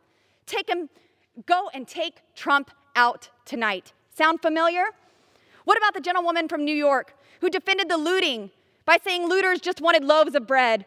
Well, the last I checked, Best Buy and Teslas and stores of the like do not produce baked goods. Where's the accountability for the left after encouraging and normalizing violence? Rather than actually helping American people in this time, we start impeachments that further divide our country. I call bullcrap when I hear the Democrats demanding unity. Sadly, they are only unified in hate. Expired. Thank you. I yield.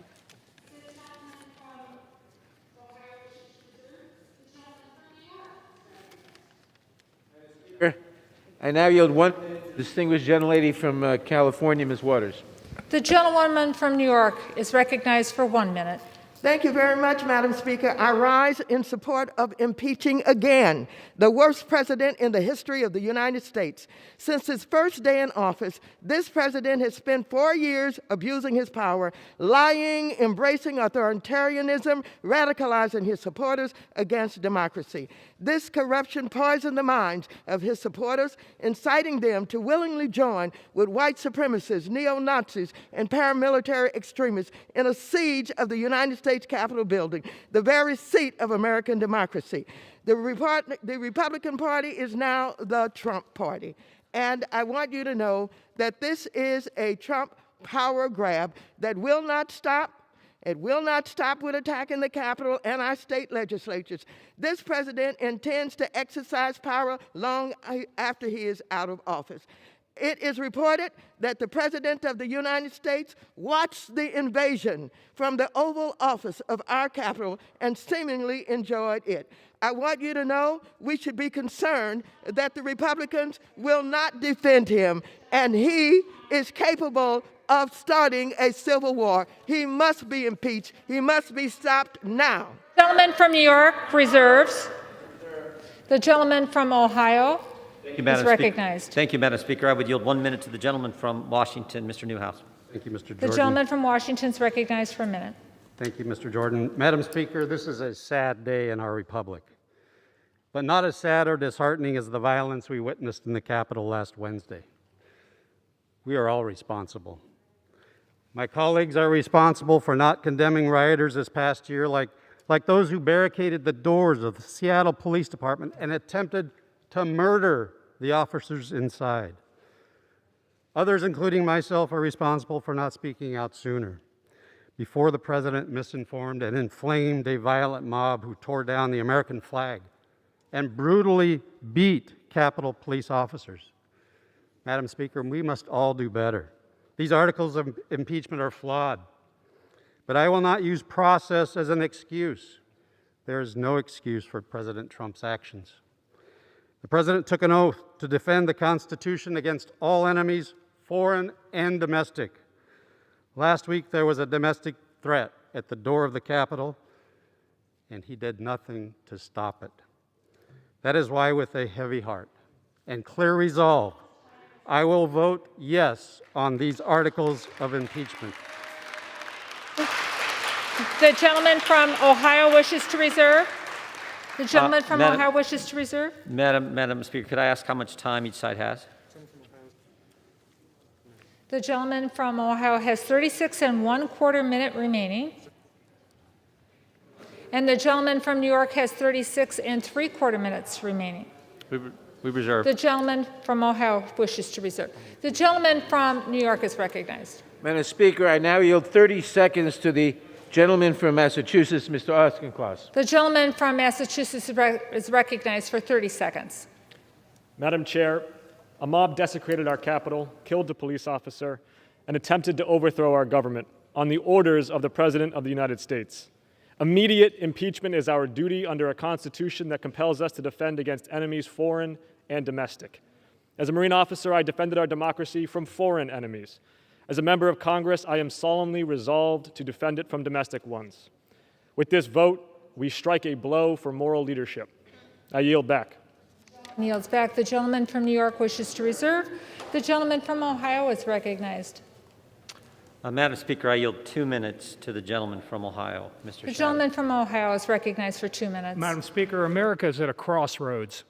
As the violent riots at the Capitol last week so painfully and shockingly reminded us, the unhinged partisan rhetoric that too often consumes the political dialogue in this country has become toxic and is tearing us apart. If we continue down this path, there's no telling how much damage to our union there may be. Sadly, that's what's happening here today. The majority is rushing through yet a second impeachment of President Trump, who has but 7 days remaining in office. As prominent constitutional law professor Jonathan Turley has cautioned, today a dangerous precedent is being set that could lead to the normalization of snap impeachments without any hearings or any meaningful discussion or debate. The majority is ramming through this House the most potent tool at our disposal without a single hearing, turning a process that usually takes months into a few short hours. We haven't heard a testimony from a single witness. We haven't heard from any experts on the nature of these charges, nor the damage this effort could inflict on our republic. We didn't even know how this debate would unfold until 9 o'clock this morning. This is truly an unprecedented situation, and one which could cause irrevocable harm to our nation. But, Madam Speaker, it doesn't have to be this way. We don't have to continue down this misguided path. We could instead follow the wisdom provided by none other than Abraham Lincoln during another divisive time in our nation's history and listen to the better angels of our nature. We could choose a more positive, constructive path and vote down this ill-conceived effort. We should tone down the political rhetoric. We should work together to solve the problems that face our nation. We should put aside our differences and find common ground. And we should bring Americans back together, because there's no crisis we can't overcome if we stand united. And I yield back. Gentleman from Ohio yields back. The gentleman from Ohio wishes to reserve. The gentleman from New York is recognized. Speaker, I now yield 1 minute to the distinguished gentlelady from Washington, Ms. Herrera Butler. The gentlewoman from Washington is recognized for 1 minute. My fellow Americans, I rise today to stand against our enemy and to clarify our enemy isn't the president or the president-elect. Fear is our enemy. Fear tells us what we want to hear. It incites anger and violence and fire. But it also haunts us into silence and inaction. What are you afraid of? I'm afraid of what people will say or think. I'm afraid of being devalued. I'm not afraid of losing my job, but I am afraid that my country will fail. I'm afraid patriots of this country have died in vain. I'm afraid my children won't grow up in a free country. I'm afraid injustice will prevail. But truth sets us free from fear. Truth doesn't guarantee bad things won't happen, but it does promise to always prevail in the end. It has no shadows where darkness can hide. With truth comes love, and we could use that right now. My vote to impeach our sitting president is not a fear-based decision. I am not choosing a side, I'm choosing truth. It's the only way to defeat fear. The gentlewoman yields back. The gentleman from New York wishes to reserve his time. The gentleman from Ohio is recognized. Thank you, Madam Speaker. I would yield 1 minute to the gentlelady from Texas, Ms. Van Dyne. The gentlewoman from Texas is yielded 1 minute. Thank you very much. Today, I should be in my district working for my constituents. Instead, I'm back here in Washington because the majority could not resist another made-for-TV impeachment. American workers are losing their jobs and struggling to feed their families.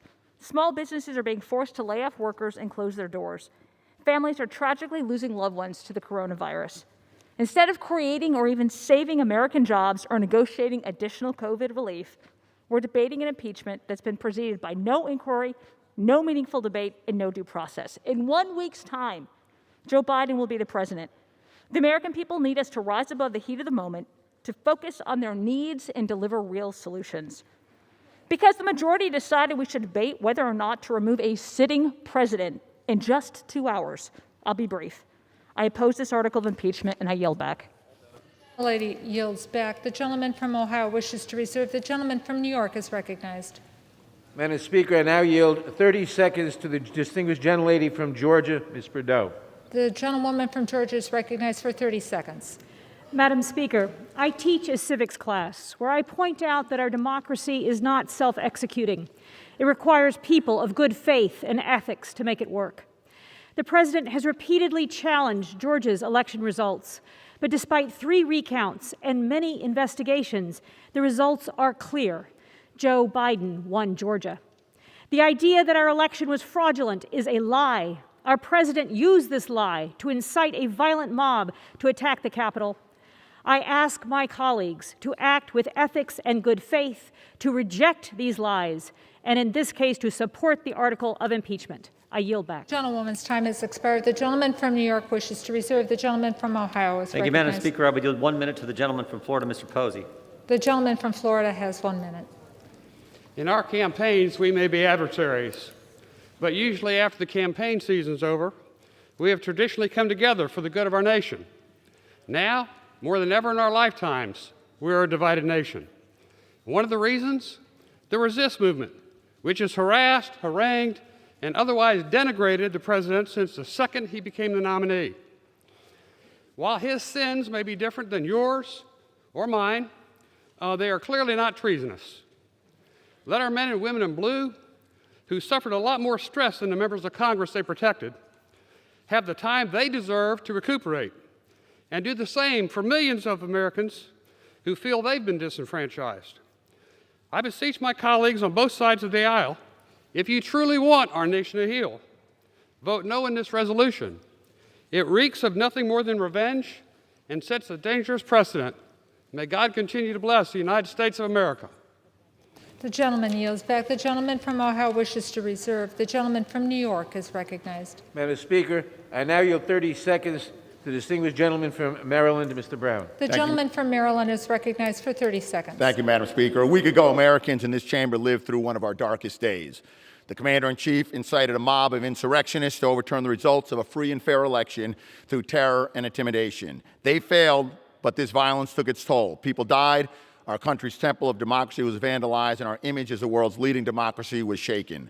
President Trump represents a real threat to our national security, our democratic institutions, and the people of this country. We cannot let Donald Trump, who actively orchestrated sedition, lead our nation's government for another 7 days. We cannot wait until January 20th. Donald Trump must be removed. Thank you, and I yield back the balance. The gentleman yields back. The gentleman from New York continues to reserve. The gentleman from Ohio is recognized. Thank you, Madam Speaker. I will yield 1 minute to the gentleman from Texas. The gentleman from Texas is recognized for 1 minute.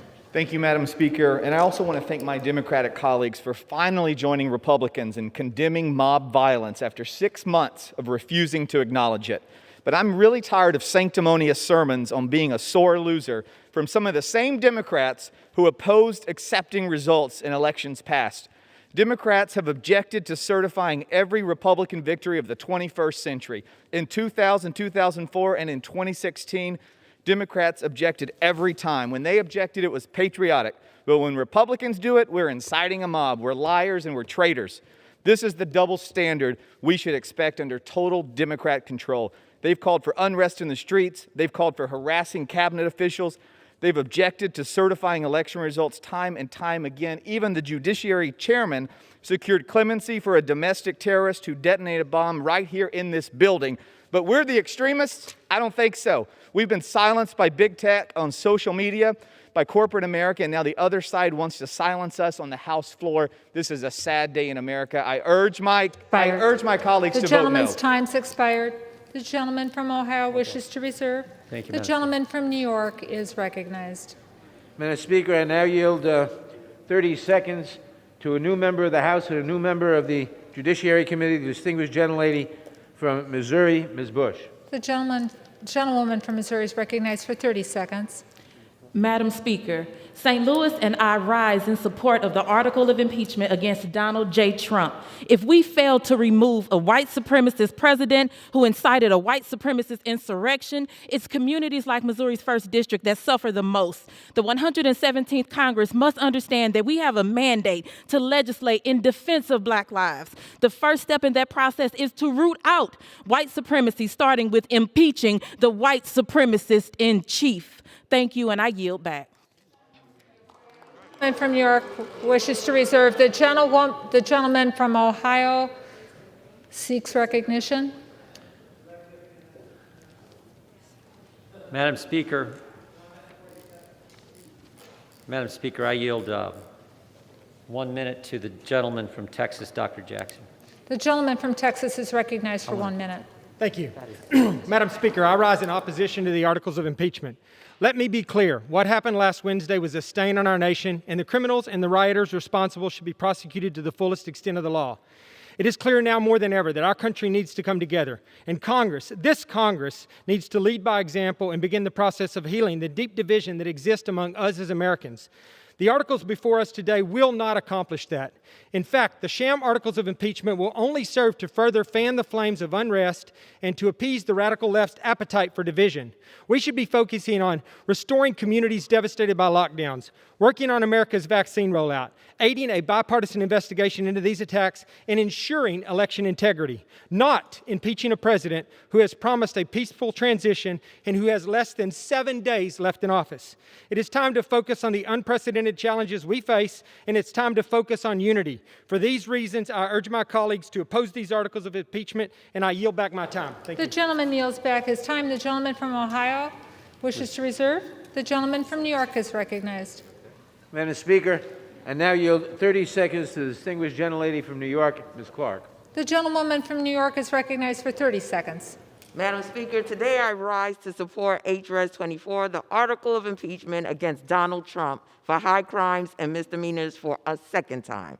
Let us be very clear. What took place on January 6, 2021 was an act of domestic terrorism by right-wing, sycophantic white supremacists promoted, instigated, and advanced by the man in the White House, Donald Trump. Reverend Dr. Martin Luther King Jr. once said, "The ultimate weakness of violence is that it is a descending spiral, begetting the very thing it sets to destroy. Instead of diminishing evil, it multiplies it." Time has expired. The gentleman from New York wishes to reserve. The gentleman from Ohio is recognized. Thank you, Madam Speaker. I will yield 2 minutes to the gentleman from Wisconsin, Mr. Tiffany. The gentleman from Wisconsin is recognized for 2 minutes. Thank you, Madam Speaker. My father once said to me, just because you can do something doesn't mean you should. In the short time I've served in this body, one thing is clear. This is not a serious place. Last year, we watched as the other side delayed COVID relief for months to inflict maximum pain and sway the outcome of the election. The Speaker said as much. And yet these last 2 days, we have seen just how fast they can move when they want to exact political retribution on their opponents. My friends on the other side now have complete control of both houses of Congress, and in a few days, they will control the entire executive branch as well. Madam Speaker, Joe Biden has talked about unity and healing. Is that what this is today? Is accusing Republican lawmakers of sedition and calling for their expulsion the plan for healing? Is working with Silicon Valley to digitally disappear those with whom they disagree with the plan for reconciliation? I was among the first to condemn the riots in Madison months ago, and I condemn what happened last week. But where were the swift accusations of incitement and insurrection from the other side last year? Is today's political theater a preview of what the American people can expect from single-party rule? 2 years of double standards and punishing those who voted for someone else? Madam Speaker, I hope Mr. Biden is watching today, and he will rise to the moment and call off this effort to rub salt in the wounds of millions of Americans. It is now time for all of us, Democrats and Republicans alike, to turn down the temperature. Thank you. The gentleman yields back. The gentleman from Ohio wishes to reserve. The gentleman from New York is recognized. Madam Speaker, I now yield 30 seconds to the distinguished gentleman from Missouri, Mr. Cleaver. The gentleman from Missouri is recognized for 30 seconds. Madam Speaker, it would be an error to suppose that men and women can be courageous every day. It would be unfair to anticipate that I or any member of this body could be a lion every day. No one is expected to be a lion day after day after day. But on this day, lions are required. The gentleman yields back his time. The gentleman from New York reserves. The gentleman from Ohio is recognized. We reserve. The gentleman from Ohio wishes to reserve. The gentleman from New York is recognized. Madam Speaker, I now yield 30 seconds to the distinguished gentleman from Tennessee, Mr. Cohen. The gentleman from Tennessee is recognized for 30 seconds. Thank you very much. After President Trump was not impeached, Susan Collins said he's learned a pretty big lesson. He was impeached. Then he brought his It Will Be Wild, Riotous television show that he produced for one person, individual one. Intelligence reports indicate that the people he said he loves and are special are going to attack this city and attack this Capitol next week. He has not asked them not to do it. He has not told them to stand down. I most fear January 20, because I think he will try to go out with a bang and take attention away from Joe Biden. The gentleman's time has expired, and there will be order in the House. The gentleman from New York reserves. The gentleman from Ohio is recognized. Madam Speaker, statement from the President. I urge that there must be no violence, no lawbreaking, no vandalism of any kind. This is not what I stand for. It is not what America stands for. I call on all Americans to help ease tensions and calm down. Just put out that statement by the President of the United States. I yield 2 minutes to the gentleman from Virginia, Mr. Klein. The gentleman from Virginia is recognized for 2 minutes. Thank you, Madam Speaker, and I thank the President for his words. Above the entrance to the House of Representatives is a sculpture called The Apotheosis of Democracy. It depicts allegorical peace, dressed in armor and protecting the genius of America. Last week, that peace was tragically torn apart as our U.S. Capitol was invaded for the first time since the War of 1812. A violent mob, including many with the most hostile of intentions, broke past security barriers and unleashed destruction and chaos throughout the Capitol. When it was over, 6 individuals were dead, including 2 Capitol Police officers. I've always supported the rights of citizens to peaceably assemble, but those who breached the Capitol and assaulted and killed Capitol Police should be prosecuted to the fullest extent of the law. If their intent was to stop the constitutional requirement of this body to count electoral votes, they should be charged and prosecuted for insurrection against the government. But we are a nation of laws, not of men, and the legal standard for incitement to violence has not been met. Now, a week since the riots threatened the People's House, and a week until a new president takes office, we are rushing through an impeachment without all of the facts and evidence and without due process. We don't know what kind of information the offenders have, what evidence will come out during their trials, whether it bolsters the majority's claims or the minority's views, or whether it implicates other individuals, groups, or other officials in the attack on this hallowed institution. We just don't know.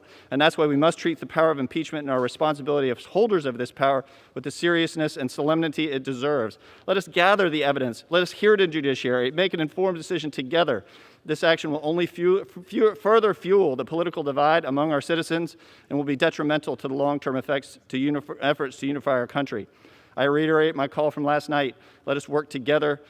Both President Trump and President-elect Biden have called for a peaceful transition of power. I humbly beseech my colleagues to work toward this end to unify our country and not go down this dangerous path. I yield back. The gentleman yields back. This time the gentleman from Ohio wishes to reserve. The gentleman from New York is recognized. Madam Speaker, I now yield 30 seconds to the distinguished gentleman from Rhode Island, Mr. Langevin. The gentleman from Rhode Island is recognized for 30 seconds. Madam Speaker, January 6th was a horrific day for our country, for our democracy. The Capitol was breached, the blood of our defenders spilled, all because of a lie that the elections were stolen, a lie that has infected this nation as perniciously as the pandemic. President Trump is the source of that lie. He has perverted and betrayed his oath to defend the Constitution, attacking the foundation of our democracy by inciting his supporters to violence. He is not fit to serve and is a danger to our country while he does. I, too, pledge to support and defend the Constitution against all enemies, foreign and domestic. I will uphold that office. I will vote to impeach President Trump. I urge my colleagues to do the same. The gentleman from New York wishes to reserve. The gentleman from Ohio is recognized. Thank you, Madam Speaker. I yield 1 minute to the gentleman from Pennsylvania, Mr. Perry. The gentleman from Pennsylvania is recognized for 1 minute. What did the Speaker know, and what did other legislative leaders know, and when did they know it? Maybe that's a rush to impeach the president, because so we'll never know what legislative leaders here knew. The FBI knew about a number of individuals that were planning a war on the Capitol, including killing police officers, and they shared the information. But nothing happened. The chief federal prosecutor in Washington stated he is pursuing conspiracy charges. The fact that IEDs were constructed in place informs me that there was pre-planning for portions of the tragic events last week. How does the president incite an attack that was pre-planned and already underway before his speech concluded? Now, I know my colleagues on the left want America to believe that the president incited a spontaneous riot that they'd like to call an insurrection, but the facts are stubborn things, even if you choose to ignore them. The truth is the multiple lawless and violent events last summer, including months-long siege of a federal courthouse, burning, looting, physical violence in so-called sanctuary cities, more closely fits the definition of insurrection than anything the president said last week. The gentleman's time has expired. The gentleman from Ohio wishes to reserve. The gentleman from New York is recognized. Madam Speaker, I yield 30 seconds to the distinguished gentleman from Virginia, Mr. Connolly. The gentleman from Virginia is recognized for 30 seconds. I thank my friend. The American people are asking, is there any depravity too low? Is there any outrage too far? Is there any blood and violence too much to turn hearts and minds in this body? Instead of the usual justification, rationalization, and enabling and false equivalence we have to hear. This is a moment of truth, my friends. Are you on the side of chaos and the mob, or on the side of constitutional democracy and our freedom? It's that simple. That's what this vote for impeachment represents. I yield back. The gentleman's time has expired. The gentleman from New York reserves. The gentleman from Ohio is recognized. Madam Speaker, could I inquire how much time each side has? Yes, you may. The gentleman from Ohio has 25 minutes remaining. 21? The gentleman has 25 minutes thank you. remaining. The gentleman from New York has 31 and 1/4 remaining. The gentleman from Ohio. We would reserve. The gentleman from Ohio wishes to reserve. The gentleman from New York is recognized. Madam Speaker, I yield 30 seconds to the gentleman from Colorado, Mr. Crow. The gentleman from Colorado is recognized for 30 seconds. Madam Speaker, last week I stood in that gallery to defend this chamber against a violent mob called here by Donald Trump. I have dedicated my life to the defense of our nation, and Donald Trump is a risk to all that I love. Some of my Republican colleagues are afraid of the consequences of an impeachment vote, but this Congress sends our young men and women to war every day. I'm not asking you to storm the beaches of Normandy, but only show a fraction of the courage we ask of our troops every day. Leadership is hard. It's time to impeach. The gentleman's time has expired. The gentleman from New York continues to reserve. The gentleman from Ohio, We would reserve. Ohio reserves. The gentleman from New York. Madam Speaker, I yield 30 seconds to the distinguished gentleman from Illinois, Mr. Davis. The gentleman from Illinois is recognized for 30 seconds. Thank you, Madam Speaker. I heard a few minutes ago that there had been no hearings. Well, I have heard from the people of the 7th District of Illinois. They have told me what to do. They have said, impeach this president. Impeach this president and do it now. I will follow their instructions and vote yes to impeach this president, and I yield back. The gentleman yields back. The gentleman from New York reserves. The gentleman from Ohio is recognized. Yeah, we continue to reserve. The gentleman from Ohio continues to reserve. The gentleman from New York is recognized. Madam Speaker, I now yield 30 seconds to the distinguished gentlelady from Texas, Ms. Escobar. The gentlewoman from Texas is recognized for 30 seconds. Thank you, Madam Speaker. On January 6th, terrorists attacked the United States of America. It was an attempted coup and an insurrection, but what I hope Americans understand is that it was a terrorist attack against our country. Those who came and participated must be found and prosecuted. Those who aided and abetted must be found and prosecuted. And the man who incited it, President Donald J. Trump, our greatest national security threat, must be impeached, held accountable, and never be allowed to hold office again. I yield back. Gentlewoman yields back. The gentleman from New York reserves. The gentleman from Ohio Yeah, Madam Speaker, we reserve. reserves. The gentleman from New York is recognized. Madam Speaker, I now yield 30 seconds to the distinguished gentlelady from California, Ms. Escher. The gentlewoman from California is recognized for 30 seconds. Madam Speaker, future generations are not going to know the names of each member in the chamber today and voting, but they will know what we did and why. We must impeach the president because he incited a mob that attacked the Capitol of the United States, the tabernacle of our democracy. He is incapable of honoring his oath and our Constitution, and he has proven to be unfit and dangerous. I will vote to impeach this traitor to our country. The gentlewoman yields back. The gentleman from New York reserves. The gentleman from Ohio Reserve. reserves his time. The gentleman from New York is recognized. Madam Speaker, I now yield 30 seconds to the distinguished gentleman from New York, Mr. Espaillat.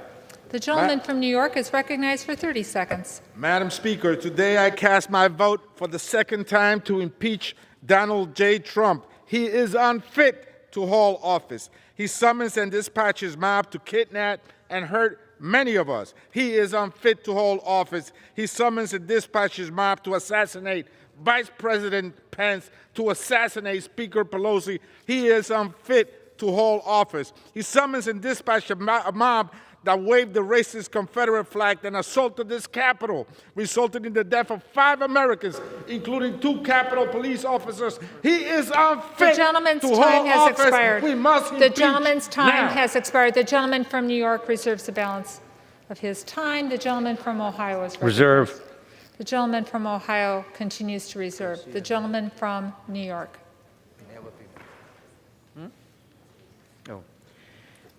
Madam Speaker, I now yield 30 seconds to the distinguished gentleman from Illinois, Mr. Garcia. The gentleman from Illinois is recognized for 30 seconds.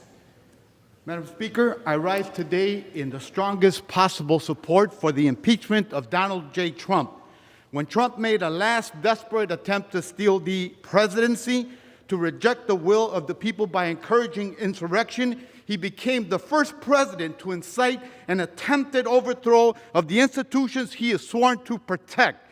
That is a horrifying first, and his actions necessitate another. He should be the first president impeached and removed from office in the history of our country. I voted to impeach him once, and I'm ready to do it again. I yield back. The gentleman's time has expired. The gentleman from New York reserves. The gentleman from Ohio. One more, and then we'll go to you. Reserve. The gentleman from Ohio continues to reserve. The gentleman from New York is recognized. Madam Speaker, I now yield 30 seconds to the distinguished gentlelady from Texas, Ms. Garcia. The gentlewoman from Texas is recognized for 30 seconds. Madam Speaker, this president took an oath to protect and defend the Constitution. Instead, he has chosen to betray and attack our sacred democracy. This president violated his oath.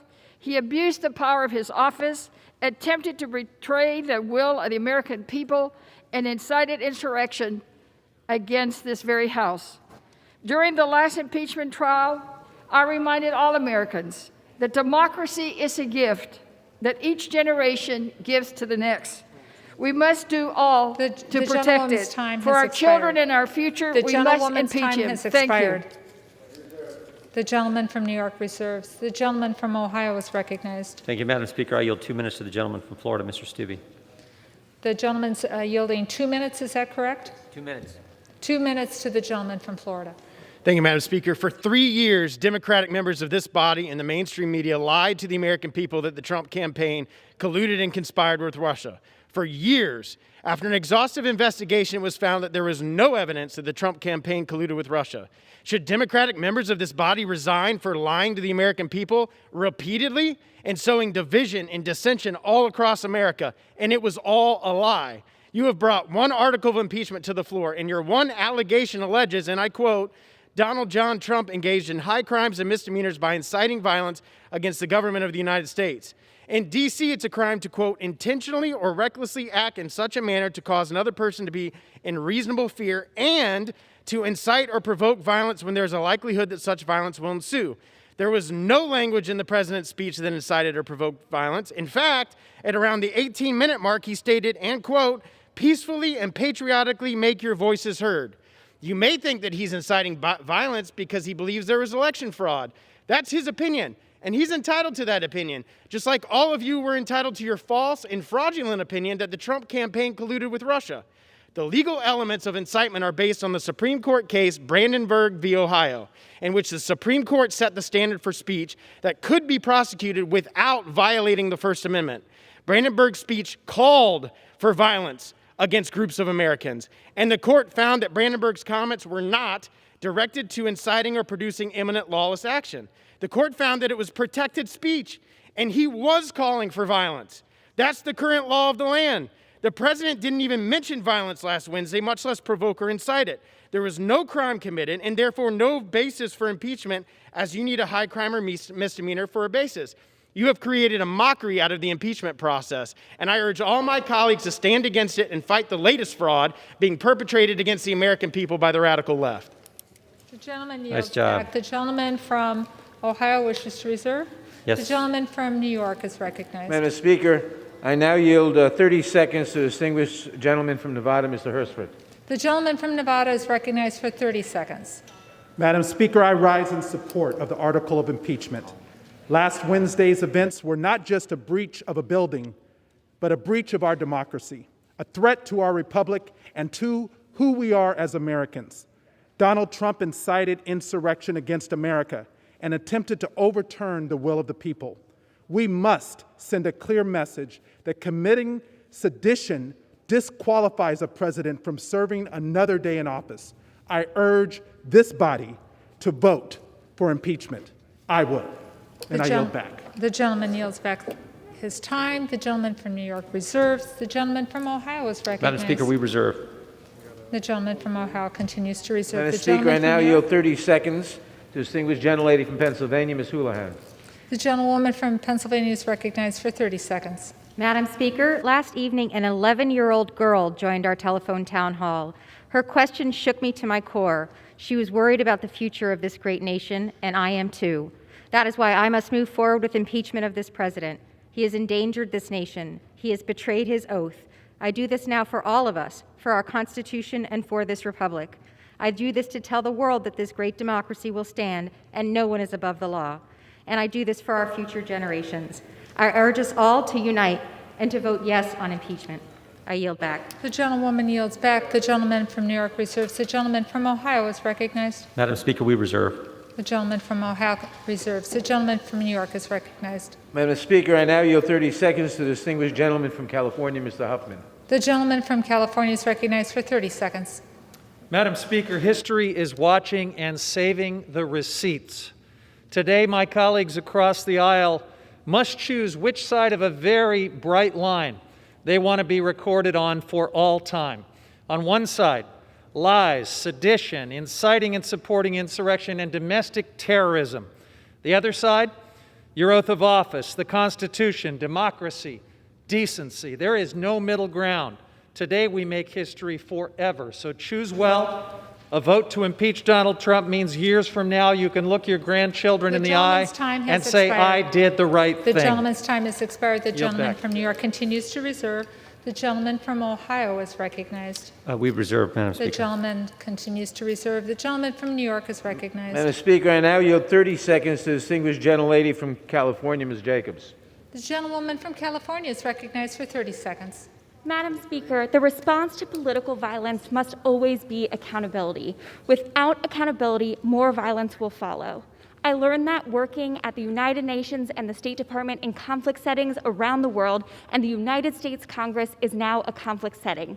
A violent mob threatened our lives in this chamber and almost succeeded, incited by the president who broadcasted lies about the outcome of our election. We must hold this president accountable. It's the only way to protect our democracy. I yield back. Gentlewoman yields back. The gentleman from New York continues to reserve. The gentleman from Ohio is recognized. Madam Speaker, we reserve. The gentleman from Ohio reserves. The gentleman from New York is recognized. Madam Speaker, I now yield 30 seconds to the distinguished gentleman from Georgia, Mr. Johnson. The gentleman from Georgia is recognized for 30 seconds. Thank you, Madam Speaker. I'm certain that every member of Congress would say that if they had been in Congress when John Lewis walked across that Edmund Pettus Bridge and the Civil Rights Act was passed, that they would have stood on the right side of history. Well, Madam Speaker, today we're going to see exactly what side of history you all are going to be on. And with that, I yield back. The gentleman yields back. The gentleman from New York continues to reserve. The gentleman from Ohio is recognized. Thank you, Madam Speaker. I would yield 1 minute to the gentleman from North Carolina, Mr. Cawthorn. The gentleman from North Carolina is recognized for 1 minute. Madam Speaker, today represents a unique opportunity in our nation's history. An opportunity to put America first, to put her people first. Today is a moment for members of Congress to put aside partisan politicking and place people over power. I urge my colleagues to vote against this divisive impeachment and realize that dividing America will not save this republic. I urge my colleagues to not simply vote for what feels good. Of course, it feels good for the Democrats to have a united constituency for a few more days. But I was elected to come here and vote for things that actually do good, to bring much needed help to the American people. I am willing to take the first step and extend my hand across the aisle to say, vote against impeachment. Vote in favor of a unified nation, and I will forsake partisanship and work with you, no matter who you are or what party you come from. Madam Speaker, I urge that we all vote to finally put America first. And with that, I yield back. The gentleman yields back. The gentleman from Ohio wishes to reserve. The gentleman from New York is recognized. Madam Speaker, now you have 30 seconds to a new member of the House and a new member of the Judiciary Committee. The gentleman from New York, Mr. Jones. The gentleman from New York is recognized for 30 seconds. Madam Speaker, I rise in support of the impeachment of Donald J. Trump, the disgraced, defeated President of the United States. There must be consequences for last week's treason and sedition. Hundreds, if not thousands, of Donald Trumps in today's Republican Party aim to run for higher office, and we must send a message that no one in the United States of America is above the law. The world is watching, Madam Speaker. I yield back. The gentleman yields back. The gentleman from New York wishes to reserve. The gentleman from Ohio is recognized. Gentleman from Ohio reserves. The gentleman from New York. Madam Speaker, I now yield 30 seconds to the distinguished gentleman from Michigan, Mr. Kildee. The gentleman from Michigan is recognized for 30 seconds. Madam Speaker, 1 week ago, the President of the United States incited a deadly attack on the United States Capitol while a couple of dozen members of this House and I covered ourselves in that gallery away from the Trump mob. 5 dead, including Capitol Police. If inciting an insurrection does not warrant impeachment, nothing does.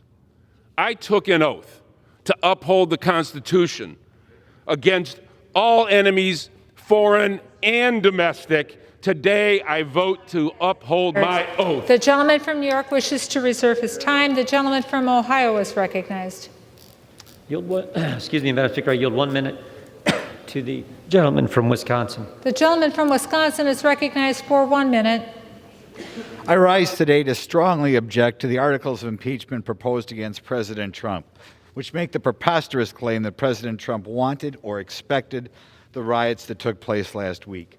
He clearly said he wanted peaceful and patriotic demonstration. He did say he wanted people to fight like hell or we're not going to have a country anymore, but that's obviously standard hyperbole and was not meant to aim at physical fights.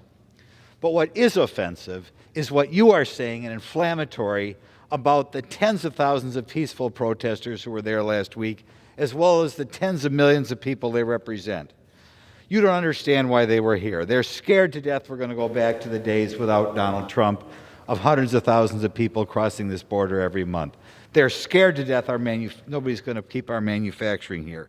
They're scared to death that nobody else will fight the cancel culture as we head towards an era when some things can't be said. They're scared to death that a majority party got here by teaming up with Black Lives Matter, a bunch of founded by Marxists and that dislike the family. The gentleman's time's expired.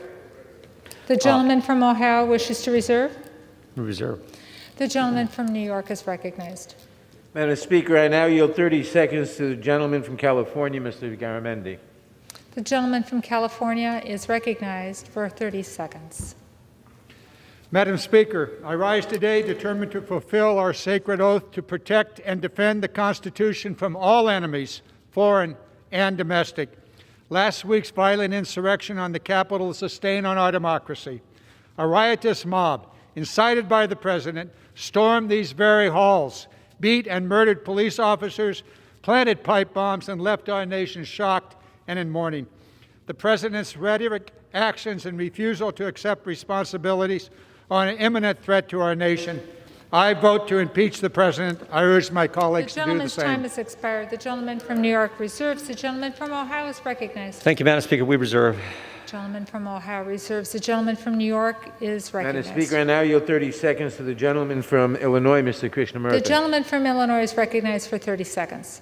Madam Speaker, my parents brought me as an infant to America because they knew it's the land of democracy. It's the beacon of hope for all the world. We called it the American dream. When Donald Trump told rioters to go to the Capitol and, quote unquote, fight like hell, he incited an attack on the Capitol and the ideals comprising the American dream. I'm voting for impeachment because I know we're still the country my parents believed in, and I will fight like hell for it. I yield back. The gentleman yields back. The gentleman from New York reserves. The gentleman from Ohio is recognized. Reserve.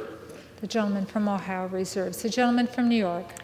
Madam Speaker, I now yield 30 seconds to the gentlelady from Michigan, Ms. Lawrence. The gentlewoman from Michigan is recognized for 30 seconds. Madam Chair, on Wednesday the 6th, Democrats and Republicans hid on the floor, put on gas masks, and was ushered out of this room. We in this country cannot begin healing in unity without accountability and justice. The President of the United States incited a violent insurrection against Congress, you, me, and the Vice President of the United States. This cannot be ignored. Impeach now. Thank you, Madam Chair. The gentlewoman yields back. The gentleman from New York continues to reserve. The gentleman from Ohio is recognized. Reserve. The gentleman from Ohio wishes to reserve. The gentleman from New York is recognized. Madam Speaker, I now yield 30 seconds to the distinguished gentlelady from California, Ms. Lee. The gentlewoman from California is recognized for 30 seconds. Madam Speaker, on January 6, Donald Trump incited his white nationalist supporters to initiate an attempted coup against the heart of our democracy, the United States Capitol. This heinous act of domestic terrorism demands that Congress act to remove this president. Donald Trump has been and remains a threat to our national security and our democracy, and wholly unfit to serve as president. He and his supporters must be held accountable for inciting violence against the government of the United States.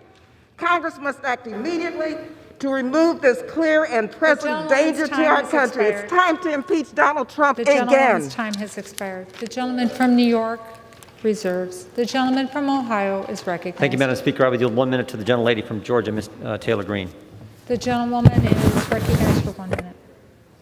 Madam Speaker, I am against the impeachment effort by the Democrats. President Trump has held over 600 rallies in the last 4 years. None of them included assaulting police, destroying businesses, or burning down cities. Democrats have spent all this time endorsing and enabling violent riots that left billions in property damage and 47 dead across the United States. Democrats are on record supporting violence when it serves their cause, in their own words, on social media, on interviews, and on fundraising platforms. Act Blue. Democrats support defunding the police when it's someone else's city, someone else's home, and someone else's business. Democrats will take away everyone's guns just as long as they have guards with guns. Democrats' impeachment of President Trump today has now set the standard that they should be removed for their support of violence against the American people. I yield back. Thank you. The gentlewoman yields back. The gentleman from Ohio wishes to reserve. The gentleman from New York is recognized. Madam Speaker, I now yield 30 seconds to the distinguished gentleman from Michigan, Mr. Levin. The gentleman from Michigan is recognized for 30 seconds. Madam Speaker, for 2 months, Donald Trump used the biggest megaphone in the world to organize a campaign of outright lies to overturn a free and fair election. On January 6th, he summoned and incited a mob of domestic terrorists to fight like hell and sent them to ransack this Capitol in order to prevent us from formalizing his election loss. It was a grotesque orgy of deadly white supremacism, anti-Semitism, and strongman rule. Today, we will do our duty and vote to remove the author of this horrifying chapter and banish him from public service. I yield back. The gentleman from New York reserves. The gentleman from Ohio is recognized. Madam Speaker, can I inquire on the time again? The gentleman from Ohio has 20 minutes remaining. And the gentleman from New York has 21 3/4 minutes remaining. We reserve. The gentleman from Ohio reserves. The gentleman from New York is recognized. Madam Speaker, I now yield 30 seconds to the distinguished gentleman from California, Mr. Levin. The gentleman from California is recognized for 30 seconds. Madam Speaker, what each of us chooses to do today, whether we vote to hold this president to account or look the other way, will we be remembered by history, by our children and their children. The facts are clear. The evidence of Trump's insurrection overwhelming. History calls on us to do what's right rather than just politically expedient. Let us look back on this day with honor, not disgrace, knowing we were up to the oath we all took. Thank you, and I yield back. The gentleman yields back. The gentleman from New York reserves. The gentleman from Ohio is recognized. Madam Speaker, we reserve. The gentleman from Ohio wishes to reserve. The gentleman from New York is recognized. Madam Speaker, I now yield 30 seconds to the gentlelady from Virginia, Ms. Luria. The gentlewoman from Virginia is recognized for 30 seconds. Thank you. Madam Speaker, the perpetrators of this heinous attack on our nation's democracy were Americans, encouraged and emboldened by President Trump because he could not accept the outcome of a free and fair election. His actions are seditious, and the president has proven that he is not fit to serve. History will look back on this moment to see who stood strong in support of American democracy. As my colleagues have said, we must come together, but our nation cannot begin to heal until there is accountability. The gentlewoman's time has expired. For the atrocity. The gentlewoman's time has expired. I yield back. The gentlewoman. The gentleman reserves. The gentleman from Ohio is recognized. Thank you, Madam Speaker. I would yield 1 minute to the gentleman from Georgia, Mr. Clyde. The gentleman from Georgia, is it? Yep, gentleman from Georgia, 1 minute. Is recognized. Madam Speaker, I rise today in opposition to the effort to impeach President Trump. This course of action will only increase dissent and disunity across our country, and it flies in the face of all efforts to heal our nation. Quite simply, it is a shameful final act of political retribution, retribution this president has weathered since day one. I have no doubt that those who breached the Capitol will have due process and their day in court. However, there will be no investigation in the People's House into whether the allegation against the president meets the criteria for a crime worthy of impeachment. No evidence was presented, no witness testified, no cross-examination was conducted, no due process was afforded, and that sets an extremely dangerous precedent for the future. If my Democratic colleagues were serious in their efforts to get to the truth, they would convene the House Judiciary Committee and investigate, but they are not. And so I am proud to stand before you today to defend our president from the injustices my Democratic colleagues are so giddy to pursue. I oppose this effort to impeach the president and ask all members of the House to do the same. I yield back. The gentleman yields back. The gentleman from Ohio wishes to reserve. The gentleman from New York is recognized. Madam Speaker, I yield 30 seconds to the distinguished gentlelady from Georgia, Ms. McBath. The gentlewoman from Georgia is recognized for 30 seconds. Thank you, Madam Speaker. I rise with a heavy heart for what our nation has endured.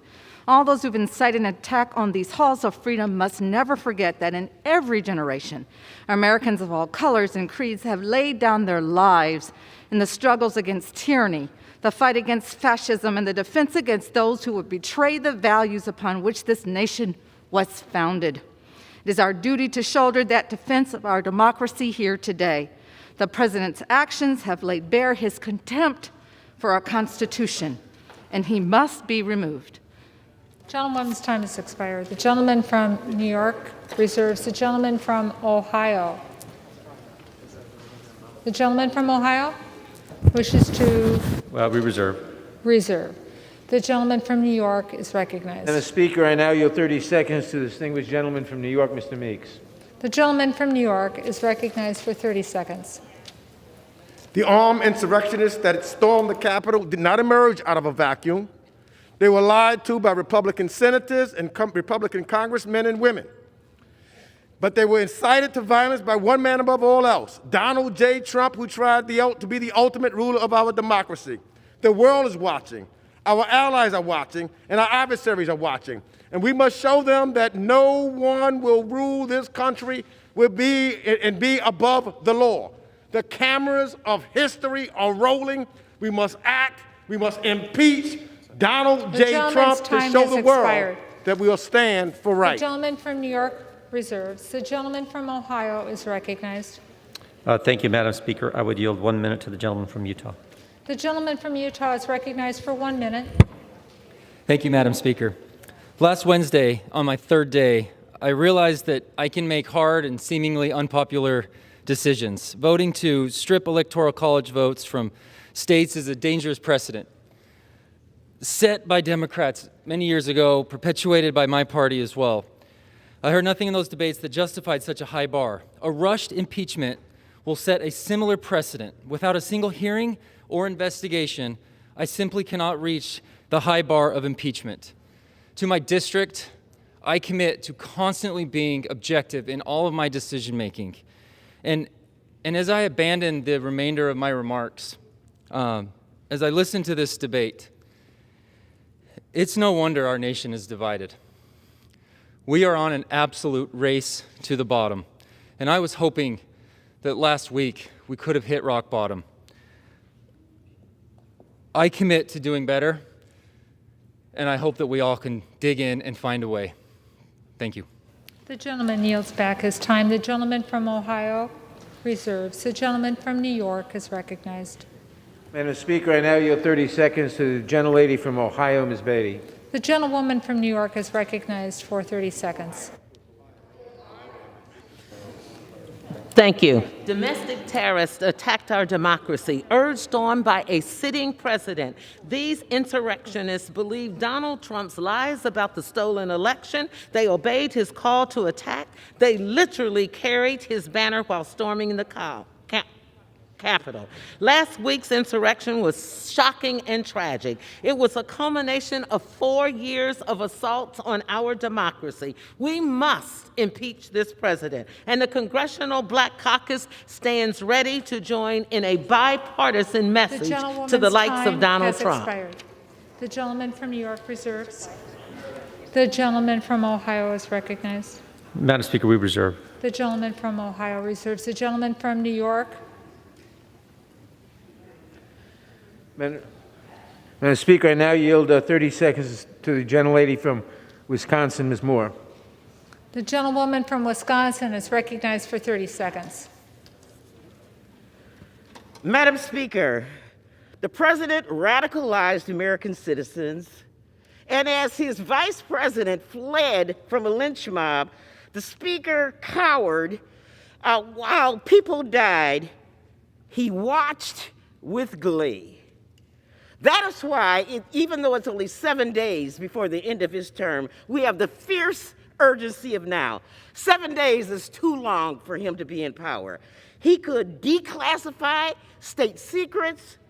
He could monetize national secrets to foreign adversaries, and he could even pardon. The gentlewoman's time has expired. The person. The gentlewoman's time has expired. The gentleman from Capitol New York reserves. The gentleman from Ohio is recognized. Thank you, Madam Speaker. I would yield 1 minute to the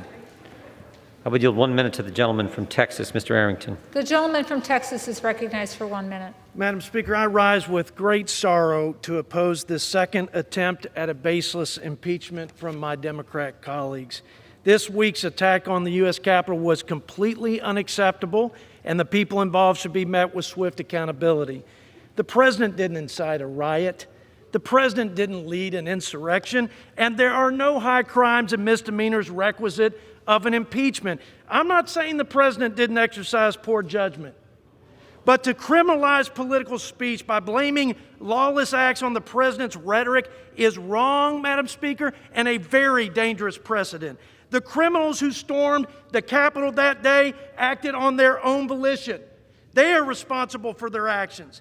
This is an important moment, Madam Speaker, for our nation. We have the opportunity to come together and do what's right for our country.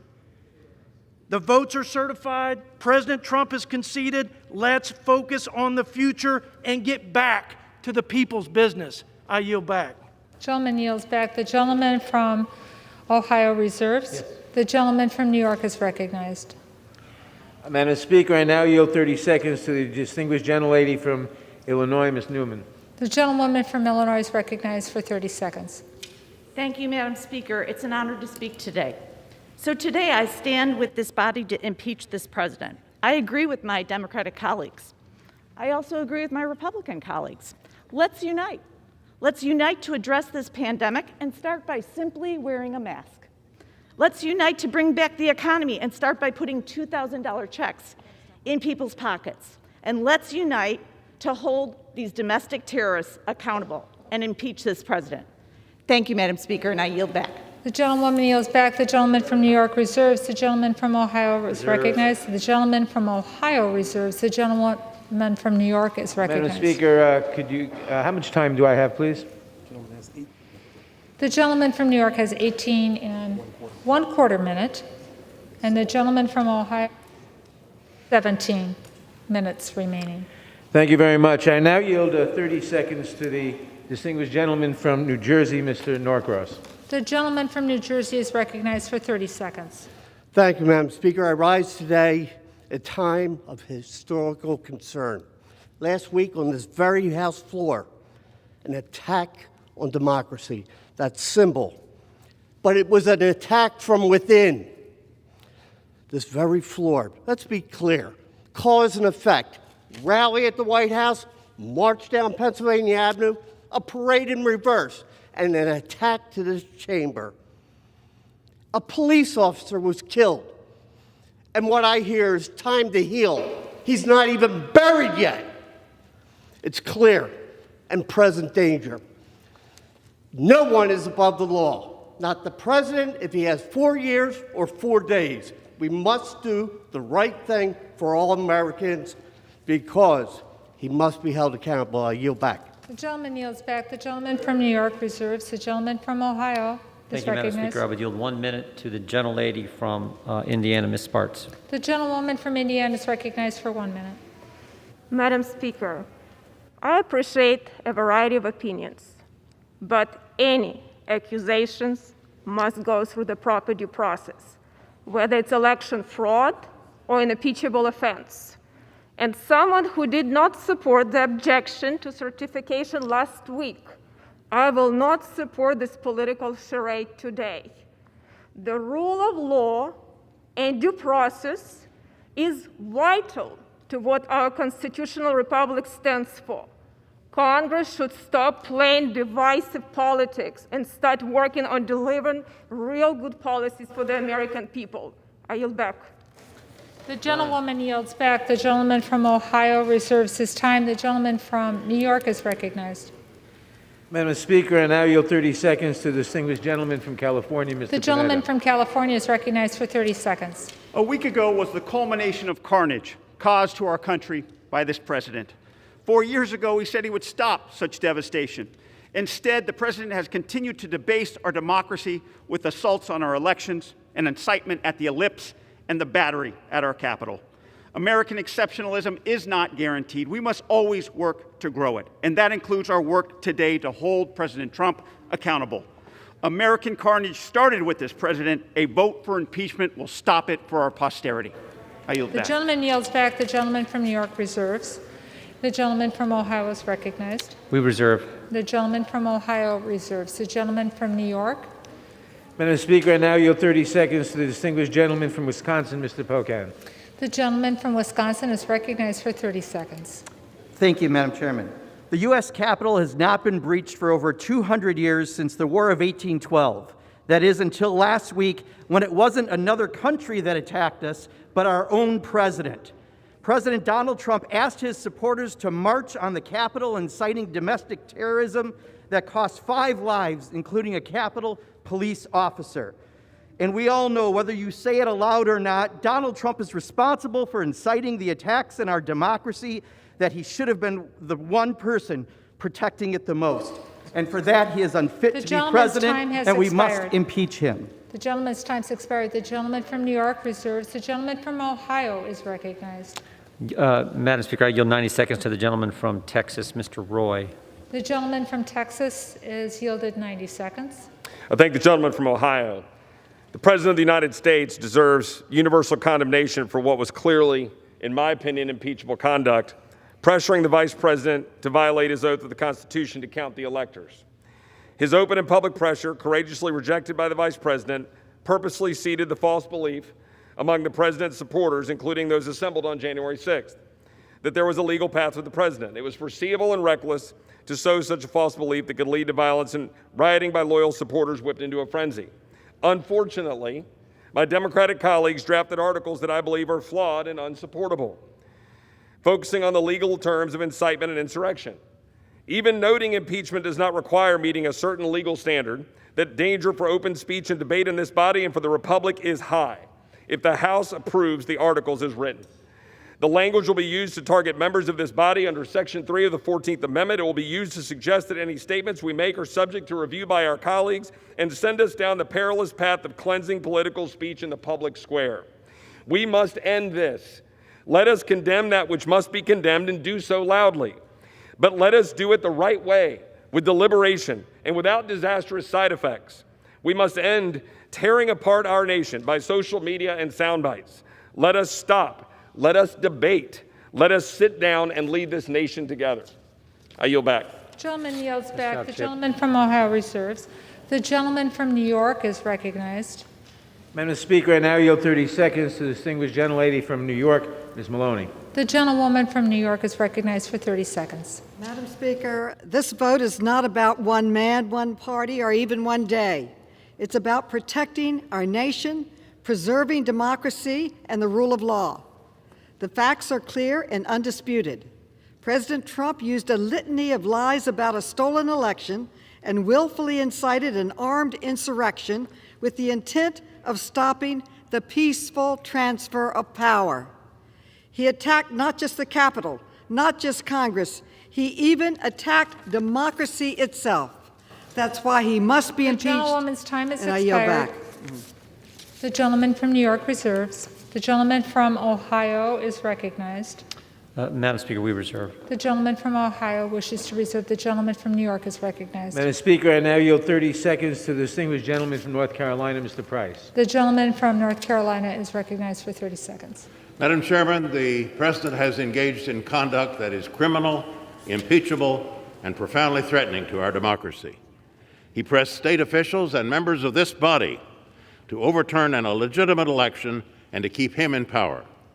And he then invited and activated a violent mob to invade the Capitol and achieve his desired result by insurrection. If that is not impeachable conduct, I don't know what is. The President must be removed from office immediately and never allowed to hold office again. Our democracy The gentleman's requires time it. has expired. The gentleman from New York reserves. The gentleman from Ohio. Thank you, Madam Speaker. I would yield 1 minute to the gentleman from Texas, Mr. Fallon. Thank you, Mr. Chair. The gentleman's recognized for 1 minute. Thank you, Madam Speaker. Last summer, the Antifa and BLM riots swept all over our country. Cities were burnt, businesses destroyed, and lives violently stolen. And it wasn't just for an afternoon like those horrible hours we had on January 6th, but rather they went on for weeks and in some cases even months.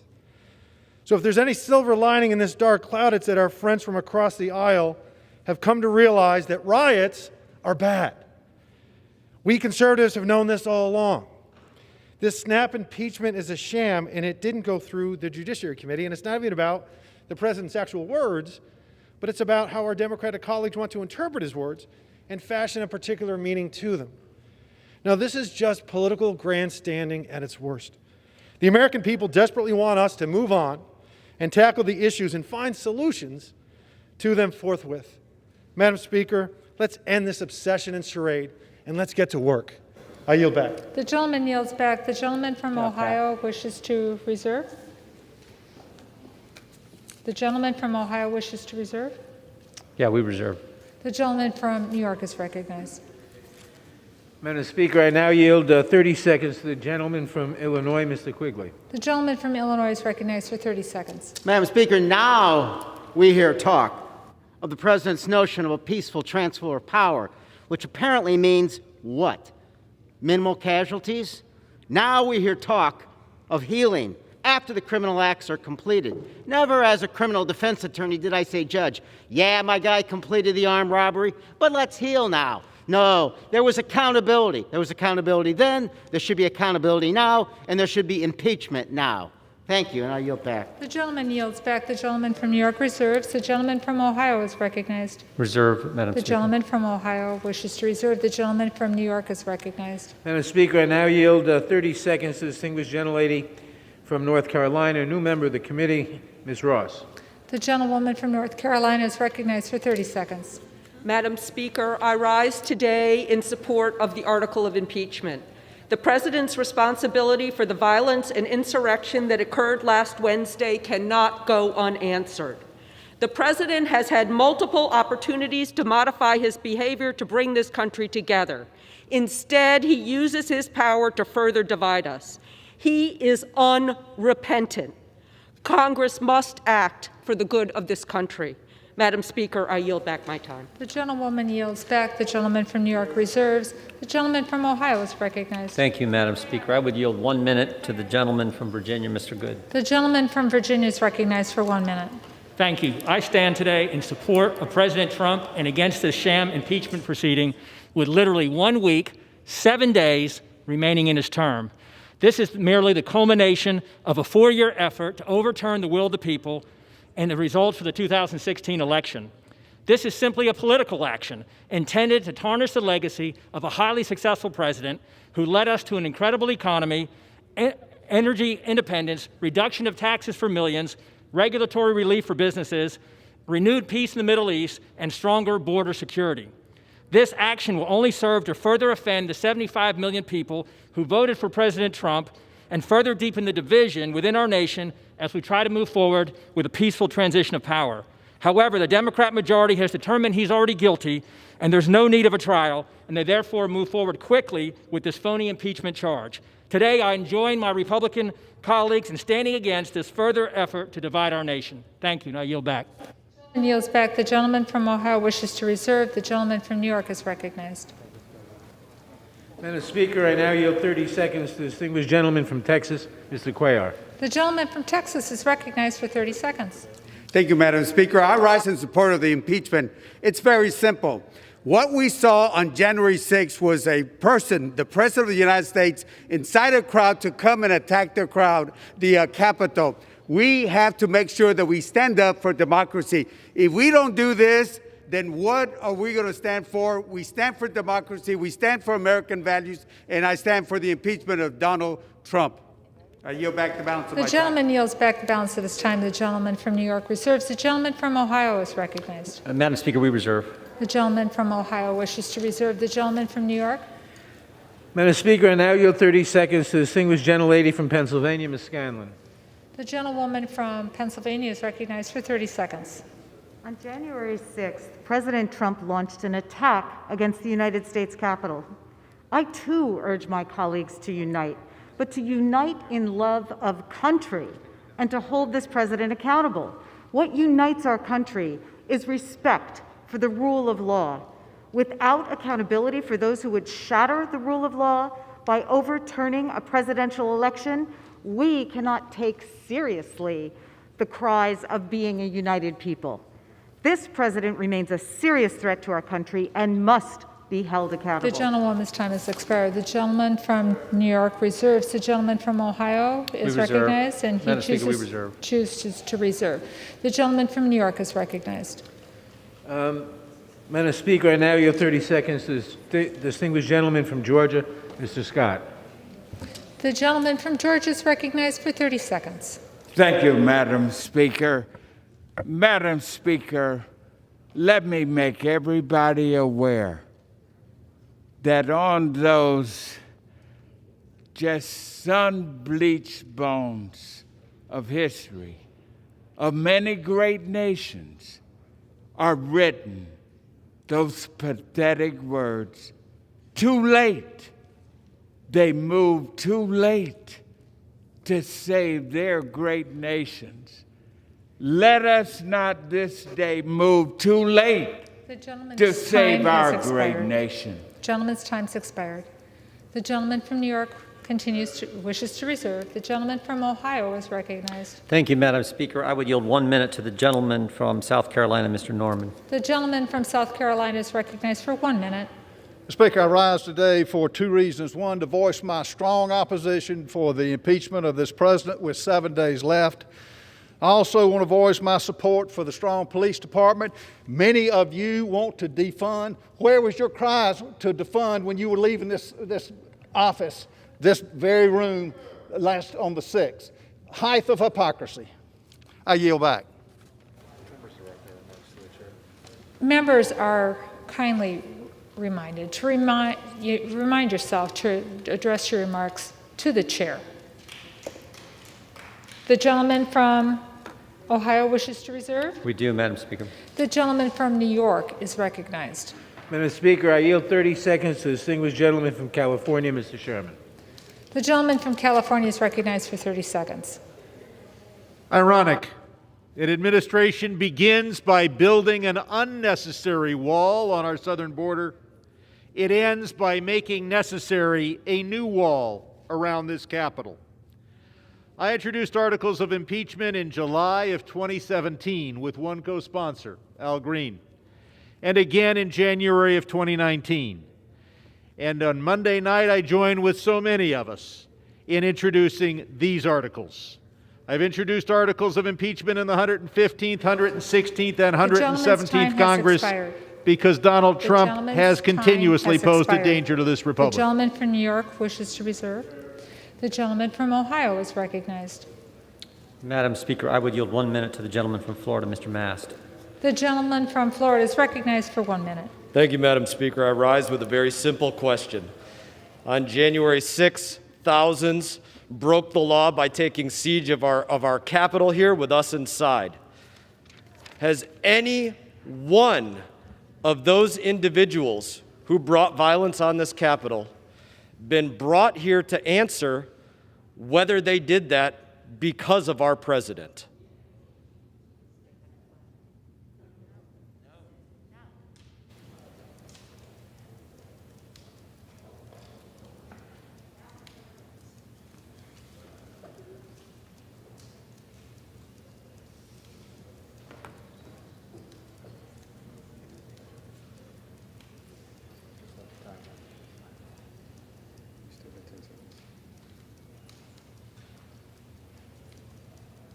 It appears I will receive no answer. I will yield my time back to the gentleman from Ohio. Gentleman yields back. The gentleman from Ohio wishes to reserve his time. The gentleman from New York is recognized. I now yield 30 seconds to the distinguished gentleman from Arizona, Mr. Stanton. The gentleman from Arizona is recognized for 30 seconds. Donald Trump is the first president in the history of this republic to incite a violent insurrection against our own government, against our own people. It is a shocking betrayal of his oath of office and our American values. We don't know yet if the president will face criminal charges, but we do know he must be held to account. Each one of us in this House took an oath to protect and defend our Constitution against all enemies, foreign and domestic, even if that enemy is the president. We must move forward as a nation from these darkest days, but we can't move forward without accountability. We must impeach this president. I yield back. The gentleman from New York reserves, and the gentleman from Ohio is recognized. Madam Chair, we reserve. The gentleman from Ohio reserves. The gentleman from New York is recognized. Madam Speaker, I now yield 30 seconds to the distinguished gentlelady from Michigan, Ms. Stevens. The gentlewoman from Michigan is recognized for 30 seconds.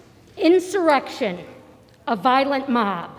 A week ago today, 5 people were killed, many injured, and everyone in this building forced to hide for their very life.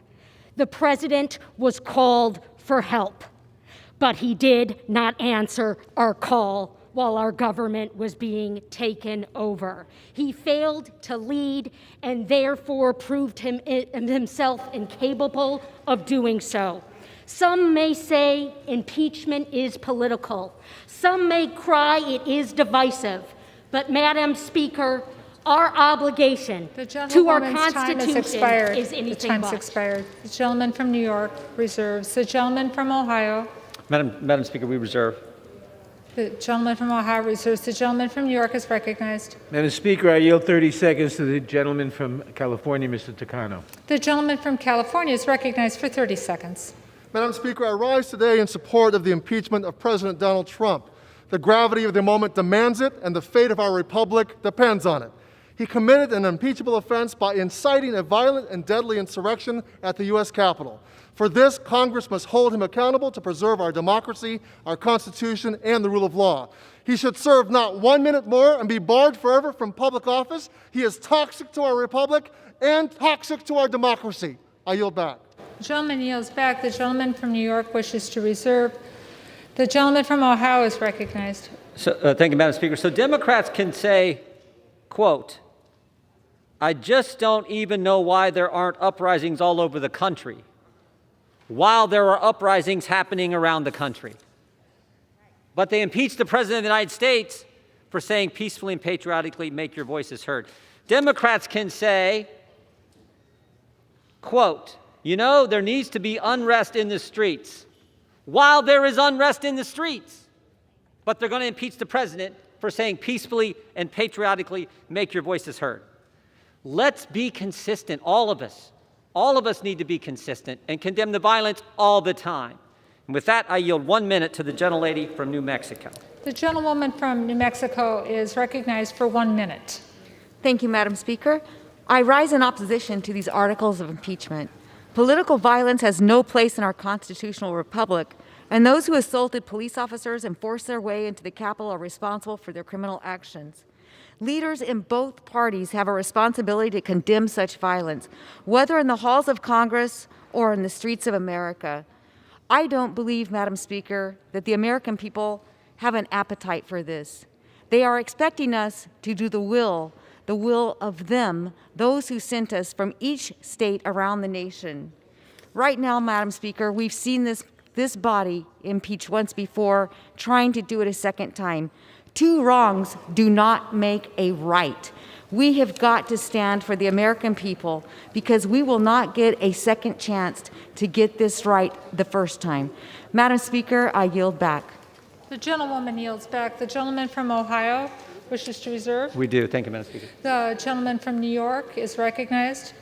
Madam Speaker, I now yield 30 seconds to a new member, the distinguished gentleman from New York, Mr. Torres. Gentleman from New York is recognized for 30 seconds.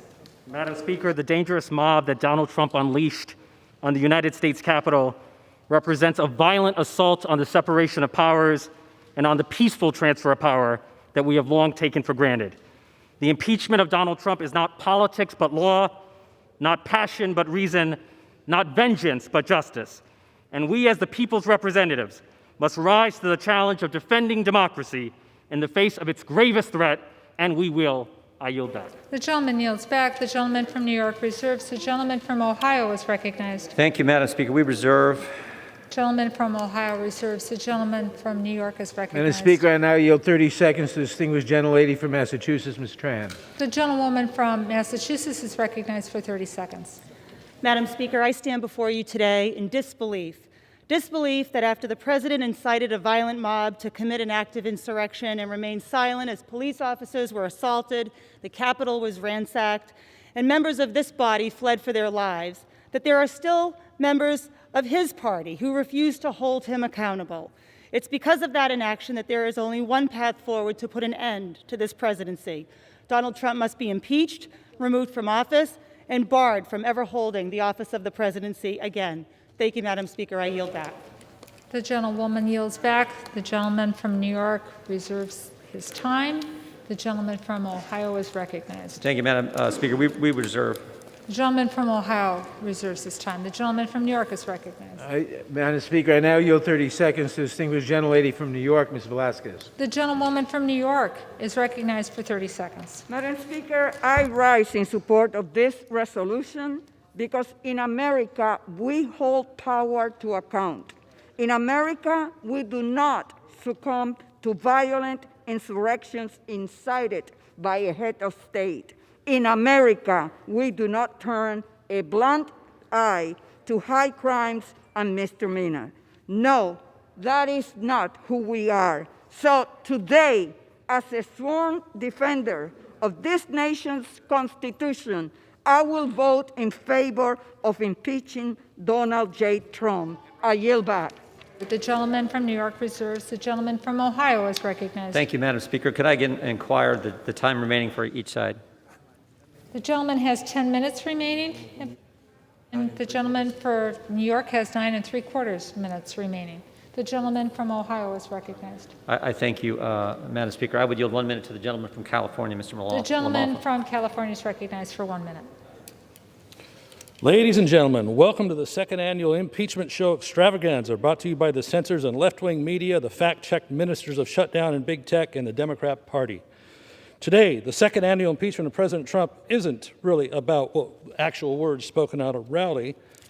No. This is all about, Madam Speaker, the unbridled hatred of this president. You use any extreme language in any process to oppose the core of what he has really fought for. You hate him because he is pro-life, strongest ever. You hate him for fighting for the freedom of our religions to not be persecuted by unfair mandates and limitations on speech. You hate him for not subscribing and shackling us with the religion of climate change and one-sided Paris Accords. You hate him for Israel. You hate him for defending our borders. You hate him for letting families and small businesses keep what they earn, for trying to keep the agents of government off their back. You hate him for putting America first, which is what I thought we do when we swear the oath. No, this shabby show isn't about a threat to our republic. This is the impeachment and muting of at least half of the American people. This is shameful and abuse of a process. Gentleman's time has expired. The gentleman from New I yield York. the gentleman additional 20 seconds. The gentleman from Ohio yields you Madam another Speaker, 20 seconds. 30. I pray people of all stripes wake up to this spectacle and exercise their rights to put a stop to it through free speech and through fair elections. I yield back. The gentleman yields back his time. The gentleman from Ohio wishes to reserve. The gentleman from New York is recognized. Madam Speaker, I now yield 30 seconds to the gentlelady from Florida, Ms. Wasserman Schultz. The gentleman from Florida is recognized for 30 seconds. Thank you, Madam Speaker. I rise to support the impeachment of President Donald J. Trump for seditious acts against America. To overturn the 2020 presidential election, Trump incited a violent assault on Congress, a treasonous betrayal of our nation. This criminal incitement left us with 5 dead, including a police officer, a desecrated Capitol, and a second constitutional crisis. His acts show contempt for the rule of law, the Constitution, and the foundation of any democracy, a peaceful transition of power. President Trump is a clear and present danger to American lives and democracy, and he leaves us no choice but to immediately remove him from office. Thank you. I yield back. The gentlewoman yields back. The gentleman from New York reserves. The gentleman from Ohio Thank you, Madam is Speaker. recognized. Yeah, thank you, Madam Speaker. I would yield 90 seconds to the gentlelady from Tennessee, Ms. Hirschberger. The gentlewoman from Tennessee is yielded 90 seconds. Thank you, Madam Speaker. I urge my colleagues to vote against impeachment of our sitting President, Donald J. Trump. You can tell the American people that this is a vote to impeach upon the grounds of inciting violence and insurrection, but the American people see a double standard. They see a standard implied to those on the left who commit violence, and they see a standard to those applied to the right who commit violence. The American people see this, and they understand it. I've been here all of 1 week, and what I see, instead of lawmakers who are truth seekers, I see lawmakers who are power seekers. And that's never good, never good. What a shame, what a shame. The American people are watching to see how their elected officials respond at this moment in history. Will you vote to mend, or will you vote to further divide this country? I'm urging you to use this opportunity to be the leaders the American people are seeking for such a time as this. God help us as a nation, and I pray that God will keep his hand upon the greatest nation that the world has ever seen. I yield back. The gentlewoman yields back. The gentleman from Ohio wishes to reserve his time. We do, The gentleman from New York is recognized. Madam Speaker, how much time do we have, please? The gentleman from New York has 9 1/4 minutes. And Ohio has 8 minutes. The gentleman from Ohio, 8 minutes. Thank you. Gentleman from New York. Thank you. Madam Speaker, I now yield 30 seconds to the distinguished gentleman from North Carolina, Mr. Butterfield. The gentleman from North Carolina is recognized for 30 seconds. Madam Speaker, President Trump's incitement to violently overturn the results of a free and fair election is an attack on our rule of law. Any president, any member of Congress who obstructs the Electoral College or attacks judges and the court system where there's no evidence to support their contentions undermines the public's trust and confidence in the judicial process. How do my Republican colleagues expect ordinary citizens to respect and trust the courts in civil and criminal matters all across this country? Think about that as you make this decision. Vote The yes. gentleman's time has article of expired. The impeachment. gentleman from New York wishes to reserve. The gentleman from Ohio is recognized. Madam Speaker, we reserve. The gentleman from Ohio reserves. The gentleman from New York Madam is Speaker, I yield recognized. 30 seconds to the distinguished gentlelady from California, Ms. Roybal Allard. The gentlewoman from California is recognized for 30 seconds. Madam Speaker, I take no joy in voting to impeach President Trump, but this president has blood on his hands in the wake of this attempted coup. The fact remains no president of the United States is above the law. And this president has sadly violated his oath to support and defend the Constitution of the United States against all enemies, foreign and domestic. As members of Congress who have taken that same pledge, it is our duty to take this action and impeach this unfit and dangerous president. I yield back. Gentlewoman's time has expired. The gentleman from New York wishes to reserve. The gentleman from Ohio is recognized. Madam Speaker, we reserve. The gentleman from Ohio wishes to reserve. The gentleman from New York is recognized. Madam Speaker, I now yield 30 seconds to the gentleman from California, Mr. Cano. The gentleman from California is recognized for 30 seconds. I'm voting to impeach because, as Lincoln said, no grievance is a fit object of redress by mob law. But we must recognize that our hard work begins to address the real grievances and despair in left-behind communities. To be worthy of this capital that we hold sacred, to fix our broken windows and broken communities, let's finally commit to investing trillions in creating good jobs in healthcare, in education, and infrastructure for communities and places that are hurting. The gentleman yields back. The gentleman from New York reserves. The gentleman from Ohio is recognized. Thank you, Madam Speaker. We reserve. The gentleman from Ohio wishes to reserve. The gentleman from New York is recognized. Madam Speaker, I now yield 30 seconds to the distinguished gentlelady from Alabama, Ms. Sewell. The gentlewoman, Ms. Sewell, is recognized for 30 seconds. Madam Speaker, I rise today to support impeachment. I do so with a heavy heart and a lasting and searing memory of being in this gallery, the People's House, right up there, fearing for my life. And why? Because the President of the United States incited others to be violent, a mob of insurgencies in this House. It's unacceptable. It led to the killing of 5 Americans. Blood is on this House. We must do something about it. I ask that we move from stopping the steal to healing, but healing requires accountability, and everyone must be accountable. Who is that? Gentlewoman's time has expired.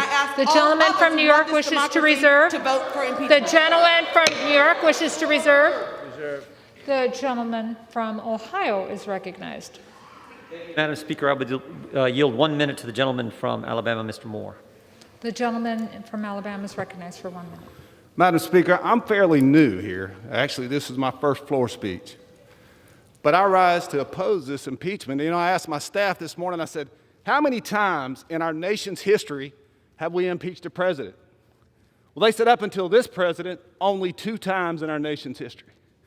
So here we are, 7 days left in his first term, and we're going to impeach a president for what reasons? For what reasons? There have been no hearings. There have been no committees. We must defend the right and protect the process of impeachment. If we pursue this, from now on, from this day forward, impeachment will always be a political process. I ask my friends across the aisle, they always talk about healing. Healing. How do we come together as a nation? Since 2016, there has been hashtags going around in our nation that said, not our president. Resist, resist. Members across the aisle have said things in public to have supporters of this president attacked and demeaned. Thank you, Madam Speaker. The gentleman from Ohio wishes to reserve.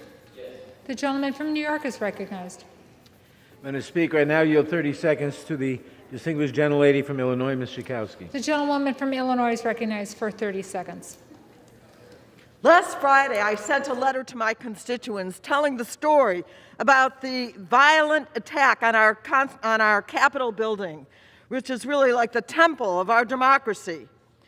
I have now taken the oath of office, the same oath of office that the President of the United States has taken, that all of us here have taken, and he has been the orchestrator of this attack. It is time to hold this president accountable. It is time, and history demands that we impeach The gentlewoman's Donald time Trump has expired. For the second The time. gentleman from New York wishes to reserve. The gentleman from Ohio is recognized. Thank you, Madam Speaker. We would reserve. The gentleman from Ohio reserves. The gentleman from New York is recognized. Madam Speaker, I yield 30 seconds to the gentleman from Connecticut, Mr. Himes. The gentleman from Connecticut is recognized for 30 seconds. The words have almost all been said. Search your soul, consider your oath. And I add 4 more words. reflect on your legacy. My friends, which way is history flowing right now? Will Donald Trump join the pantheon of Washington, Lincoln, Roosevelt, and Reagan? Or will his 33% approval ratings and the condemnation of principled Republicans consign him to the heap of reviled demagogues with Joseph McCarthy and Andrew Johnson? Where he goes in history, you go in history, unless today you make a stand. I yield back. Yields back. I would like to remind members to please direct their remarks to the chair. The gentleman from New York reserves. The gentleman from Ohio is recognized. Thank you, Madam Speaker. We reserve. The gentleman reserves. The gentleman from New York is recognized. Madam Speaker, I now yield 30 seconds to the distinguished gentleman from Hawaii, Mr. Coward. The gentleman from Hawaii is recognized for 30 seconds. Madam Speaker, as a member of our armed forces, now a member of Congress, I have taken and given the oath of office many times. I will support and defend the Constitution against all enemies, foreign and domestic. On January 6th, the President violated this oath, inciting violent and deadly insurrection. Our sacred oaths are hollow without accountability. We must hold this President accountable, remove him from office, ensure he can never hold public office again. I urge my colleagues to do the same. This oath has to matter. Mahalo, and I yield back. New York. Recognized. The gentleman from Ohio reserves. The gentleman from New York is recognized. The gentleman from Maryland, Mr. Sarbanes. The gentleman from Maryland is recognized for 30 seconds. Madam Speaker, this beautiful Capitol dome is a symbol of freedom and democracy, not just for Americans, but for people the world over. The action we take today, this impeachment, is a declaration to the world that when there is an attack on our democracy, whether it comes from without or whether, tragically, in this instance, it comes from within, we will respond to that threat and attack, and we will do what's necessary to strengthen our democracy. I yield back.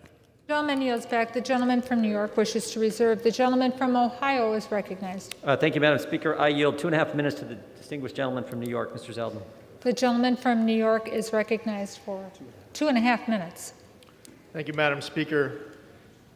I am sickened and angered by what we all had to witness last Wednesday and call for the investigation and prosecution to the fullest extent of the law, every single person who participated in the violence and loss of life in this Capitol building last Wednesday. I, as a member, sit here listening to the entire debate, desperately need to better understand the two standards that are at play in this House. Why is it okay if a House Democrat calls for violence in the streets, but not if you're a Republican? Why can a House Democrat be rewarded with a gavel and a chairmanship if they're calling for physical confrontation of a Trump administration official, but they will be punished if they're a Republican? The double standards that we have seen time and time again, I need to better understand what the rules are of this House. Why is it that a committee chairman can lie to the American public about having more than circumstantial evidence that the president colluded with the Russians in order to win the 2016 election, but of course the Republicans can't and wouldn't lie to the American public about something like that? We need to better understand what these two standards are that are at play and to complete the record. Because the House Democrats are here to make President Trump the first president to have been impeached twice. So I'll complete the record. First off, in the articles of impeachment, it's written that the president gave a speech and he told his supporters to come here and that he incited this riot. And one speaker after another here on the other side of the aisle have repeated that in the article of impeachment. But we all know that this was a pre-planned attack. We all know that there was pipe bombs being discovered while the president was speaking. We all know that the Capitol perimeter was being breached during the president's speech. We know that this was pre-planned and it started while the president was speaking. Why is that not in the articles of impeachment? Why is that not being incorporated into my colleagues' remarks? To complete the record, if you want to make the president the first president to be impeached twice, well, we'll add something else to that. Thank you to the president for his efforts to defeat MS-13 in my district or to withdraw from the, request 30 more seconds. Expired. The gentleman yields an additional 30 seconds. 30 Did I hear seconds. correct? Yes. The gentleman has another 30 seconds. Thank you to the president for his efforts to move the embassy in Israel to Jerusalem and recognize Israeli sovereignty over the Golan Heights and to take out Abu Bakr al-Baghdadi and Qasem Soleimani, to eliminate the ISIS caliphate, to enter into the historic Abraham Accords, to have an economy this time last year that was stronger than I ever remember in my entire lifetime. Yeah, we'll complete the record. And in all fairness, as the president leaves 1 week from today, let's be honest about the double standards that exist inside of this chamber, and let's also be honest that this president did a lot to make America greater than ever. The gentleman's time has expired. The gentleman from Ohio wishes to reserve. Thank you, Madam Speaker. The gentleman from New York is recognized. Thank you, Madam Speaker. I now yield 1 minute to the distinguished I now yield 30 seconds to the distinguished gentleman from Illinois, Mr. Caston. What happens The gentleman's recognized for 30 seconds. What happens if we get this wrong is written in Lincoln's second inaugural, when one party would make war rather than let the nation survive. On December 7th, on September 11th, we came together against an enemy from without, but on January 6th, we were attacked by an enemy from within, the president who would make war with malice for all and charity for none. We must come together in unity today against that domestic threat to our Constitution. The alternative is too unbearable to contemplate. We must impeach, bipartisanly, unanimously, if you have the soul. The gentleman from New York wishes to reserve. The gentleman from Ohio is recognized. Madam Speaker, we reserve. The gentleman from Ohio reserves. The gentleman from New York.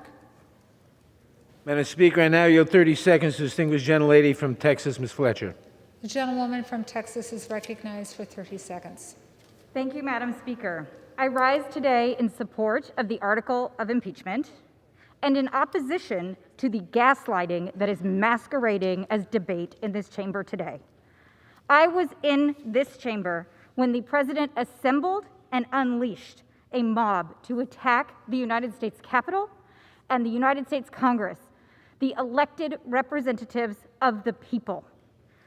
By doing so, he incited an insurrection against our representative democracy itself. If that is not an impeachable offense, then what is? Thank you, Madam Speaker. I yield back. The gentlewoman yields back. The gentleman from New York reserves. The gentleman from Ohio is recognized. Madam Speaker, we reserve. Gentleman from Ohio wishes to reserve. The gentleman from New York is recognized. I now yield 30 seconds to the distinguished gentlelady from Michigan, Ms. Tlaib. The gentlewoman from Michigan is recognized for 30 seconds. Thank you, Madam Chair. In Michigan's 13th, we proudly speak truth to power, even in the face of a racist in chief. Those who incited an attack on the People's House do not get to talk about healing and unity. They have torn this country apart.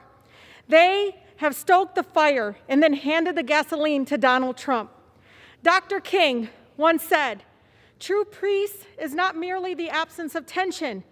It is in the presence of justice." Today, we must embody those words, and we must understand that peace must be centered in truth and action.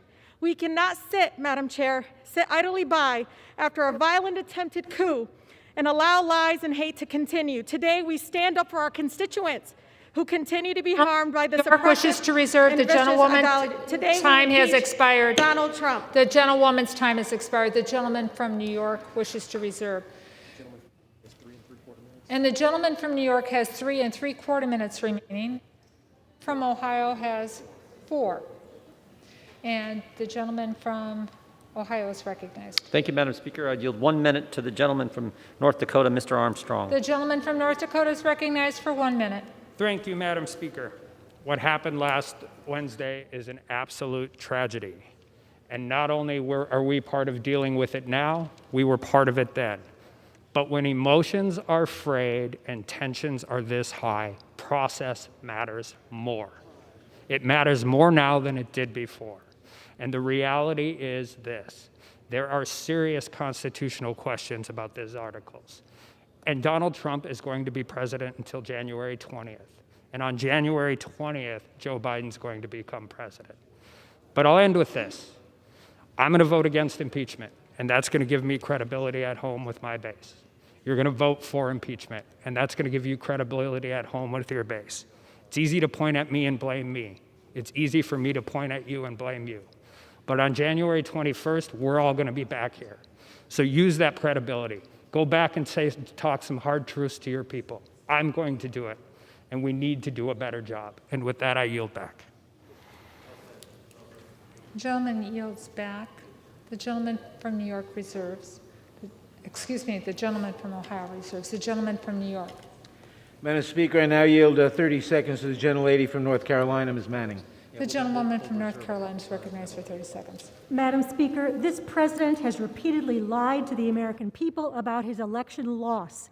He incited his followers to attack our democracy, resulting in 5 deaths. His dangerous efforts to derail the peaceful transition of power were a violation of his oath of office. This president is unfit to lead our nation and unable to discharge his duties of office. I call upon my Republican colleagues to speak the truth to their supporters and join me in holding President Trump accountable by voting to impeach. I yield. New York reserves. The gentleman from Ohio is recognized. Thank you, Madam Speaker. We reserve. The gentleman from Ohio reserves. The gentleman from New York is recognized. Madam Speaker, I yield 30 seconds to the gentleman from Indiana, Mr. Mervan. I didn't hear where it was from. The gentleman from Indiana is recognized for 30 seconds. Madam Speaker, since the events on January 6th, I spoke with a group of ministers from Gary, Indiana, and they told me how they are praying for unity and justice in our nation. It reminded me of the moment when those of us who were on the House floor on January 6th were huddled together in a secure room after the attack. The House chaplain, Kiblin, led us all in prayer. Let us remember that moment. Let us rekindle that prayer for those 3 minutes when we were all united to preserve our democracy and justice. I support the article of impeachment so that we can move forward to do the work that our constituents sent us here to do. With that, I yield back. Has expired. The gentleman from New York reserves. The gentleman from New York has 2 3/4 minutes remaining. The gentleman from Ohio has 3. The gentleman from Ohio is recognized. Madam Speaker, we reserve. The gentleman from Ohio reserved. The gentleman from New York is recognized. Madam Speaker, I now yield 30 seconds to the gentleman from Massachusetts, Mr. Moulton. The gentleman from Massachusetts is recognized for 30 seconds. Madam Speaker, there are more troops right now in Washington, D.C. than in Afghanistan. And they are here to defend us against the Commander-in-Chief, the President of the United States, and his mob. I would ask my colleagues to look at the faces of those young Americans defending democracy, defending us, and find an ounce of their courage to do the right thing, as several Republicans have, and take a tough vote for the future of democracy, for the future of our country. The gentleman's time has expired. The gentleman from New York wishes to reserve. The gentleman from Ohio is recognized. Madam Speaker, we reserve. The gentleman from Ohio wishes to reserve. The gentleman from New York is recognized. Madam Speaker, I yield 30 seconds to the gentleman from Texas, Mr. Vesey. The gentleman from Texas is recognized for 30 seconds. Madam Speaker, let's be clear about one thing.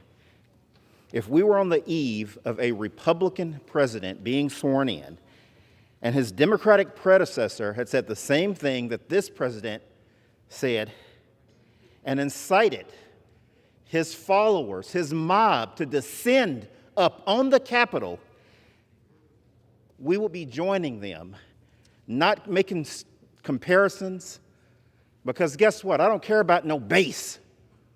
I care about this democracy and this country. And what happened the other day should never happen again. And we need to stand up and say and do the right thing. The gentleman's time has expired. The gentleman from New York reserves. The gentleman from Ohio is recognized. Madam Speaker, the Republican whip is prepared to close for us whenever that is appropriate, so we'll reserve until that's time. The gentleman reserves. Madam Speaker, the gentleman from New York. I now yield 30 seconds to the gentlelady from Texas, Ms. Jackson Lee. The gentlewoman from Texas is recognized for 30 seconds.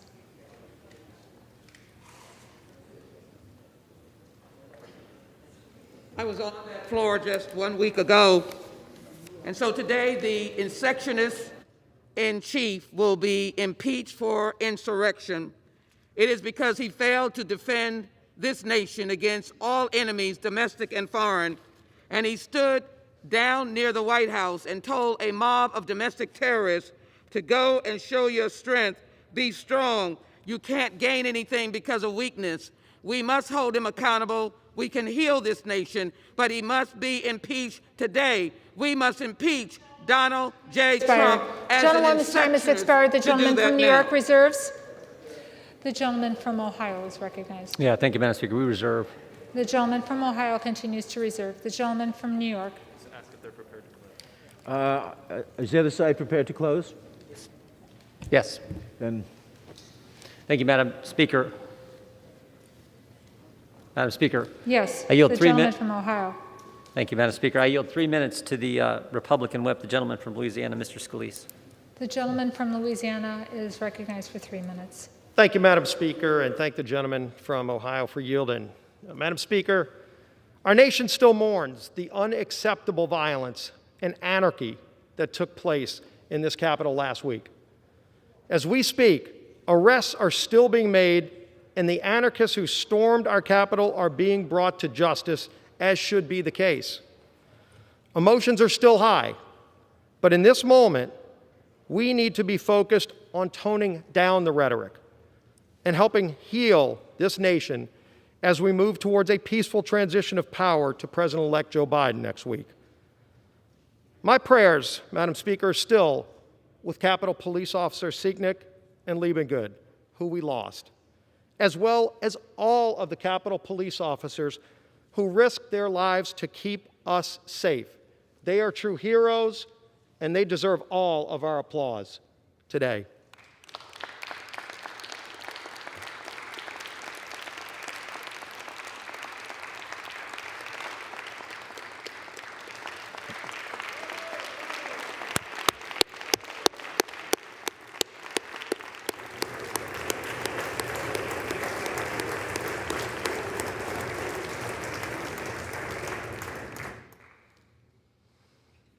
Madam Speaker, I've seen the dark evil of political violence firsthand, and it needs to stop. But all of us need to be unequivocal in calling it out every single time we see it, not just when it comes from the other side of the aisle. I oppose this rushed impeachment brought forward without a single hearing. And by the way, the Senate will not even take this up until President Trump is out of office. So let's keep that in mind. It will only serve to further divide a nation that is calling out for healing.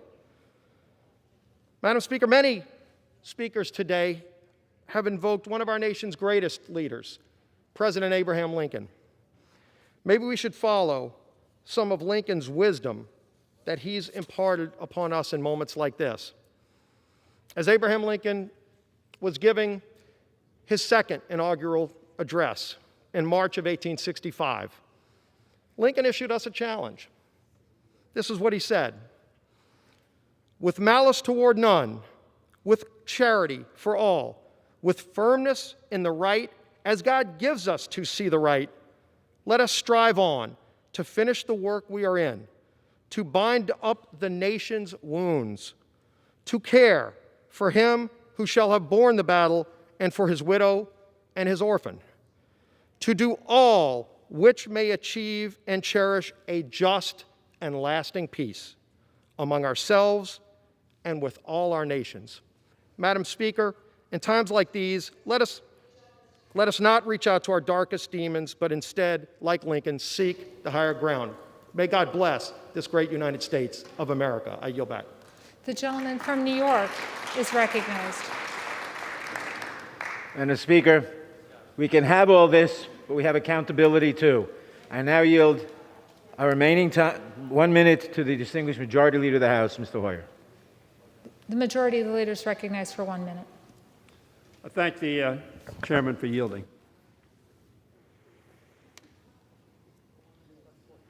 This is a troubled time. a sad time. It is a time where all of us have stood almost to a person and lamented the violence and the assault on this Capitol and the assault on democracy itself.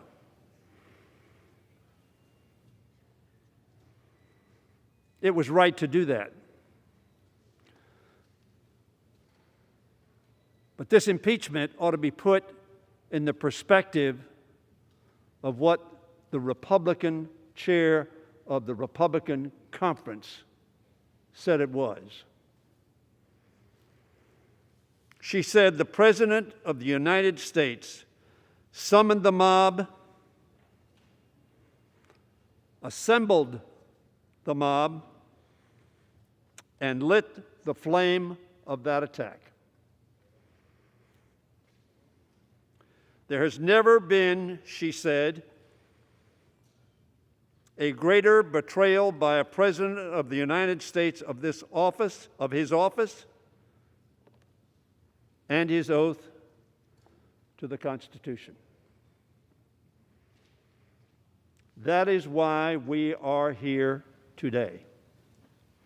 That is why we are here today, just a week before that president, at the request of the American people, will leave office.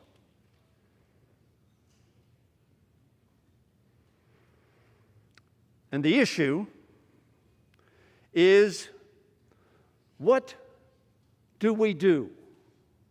The 433 of us, I believe, who are here, do on behalf of the American people to respond to what Representative Cheney described happened on the 6th of January.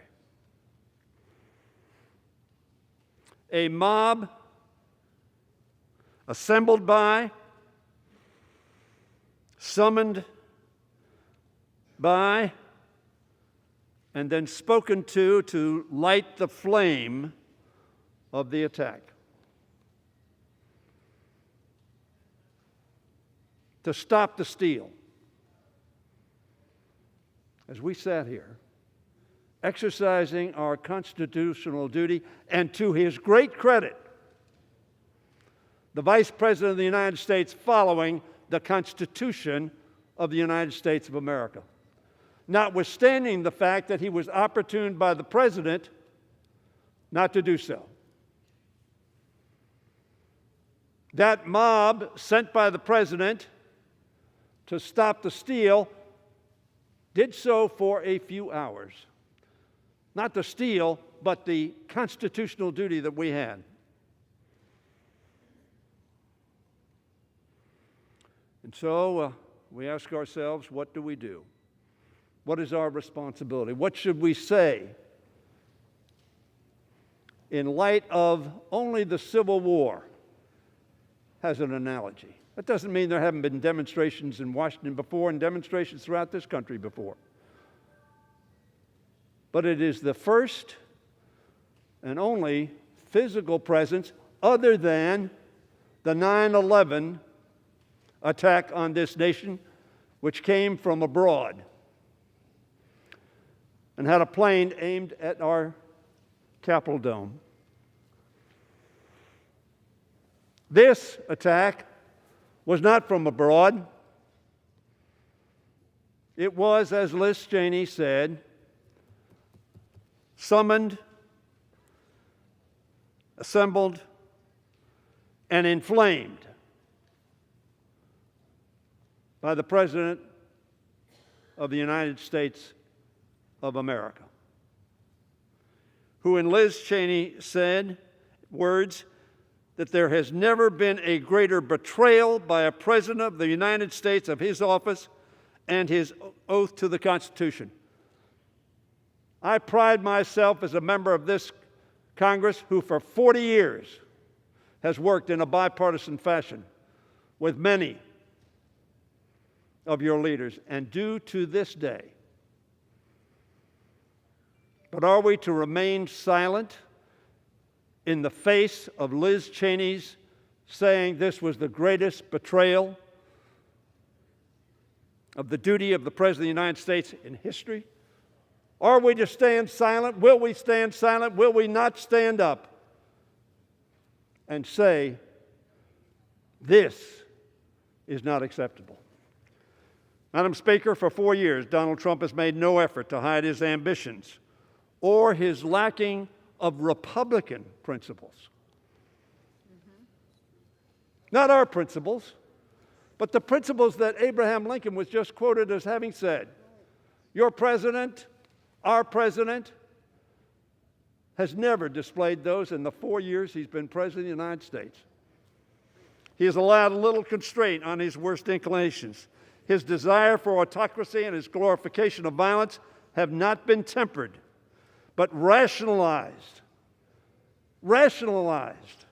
by those who sought to profit financially and politically from their proximity to power.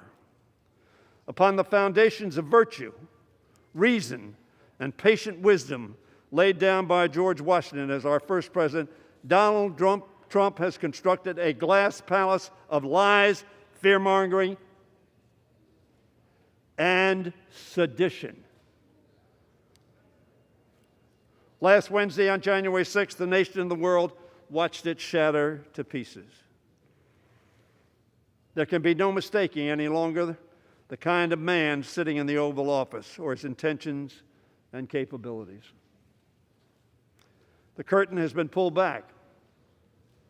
The office to which he was elected could not temper or reform him. Washington's legacy was passed down to us not as written decrees. Mr. Speaker, the House is not in order. The gentleman's correct. The House will be in order.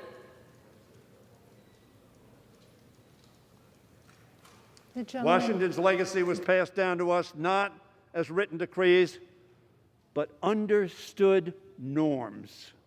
How we ought to act, how we ought to conduct ourselves. Term after term, each occupant has observed those norms out of a recognition that our Constitution's articles are not the only preservative of our democracy. For more than 2 centuries, Madam Speaker, whenever those norms were tested and strained, good and virtuous citizens on both sides of the aisle found common purpose in reaffirming those norms. But memory fades, and from time to time it must be refreshed. Madam Speaker, as the framers emerged from the Constitution Convention, Benjamin Franklin was asked whether they had made America a monarchy or a republic. Probably all of us know this response.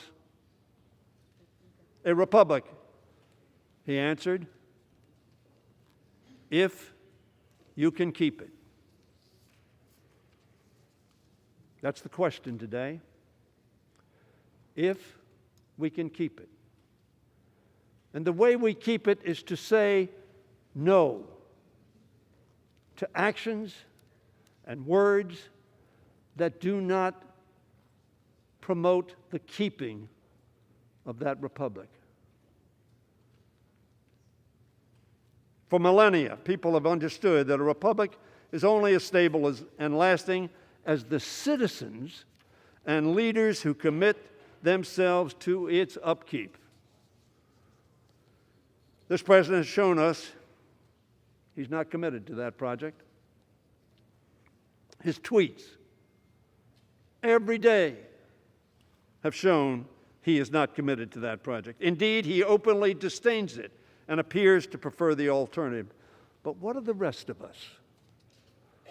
Those who have the honor and the great privilege and the weighty responsibility to represent the views of 750,000 of our fellow citizens. We in this Congress have an opportunity, no, a duty, to demonstrate our commitment, both as leaders and as citizens, to keeping America a republic.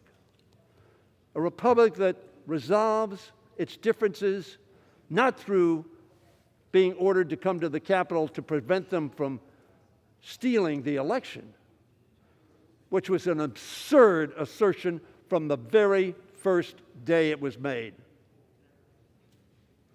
We cannot erase the last 4 years, Madam Speaker. We cannot turn back the clock, but we can look to the ideals and principles inherited from great presidents like Washington, like Jefferson, and yes, certainly like Abraham Lincoln and Franklin Roosevelt, and from outstanding Americans like Frederick Douglass, Harriet Tubman, Susan Anthony, Cesar Chavez, Martin Luther King, Thurgood Marshall, our beloved John Lewis, and yes, RBG, Ruth Bader Ginsburg, who taught us a lot about equality and inclusion.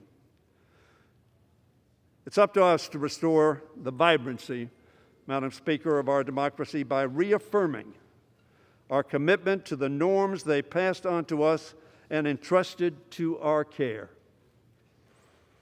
But to make that possible, Madam Speaker, we must rise to this moment and not only affirm the virtues we cherish, but reject the vices we abhor.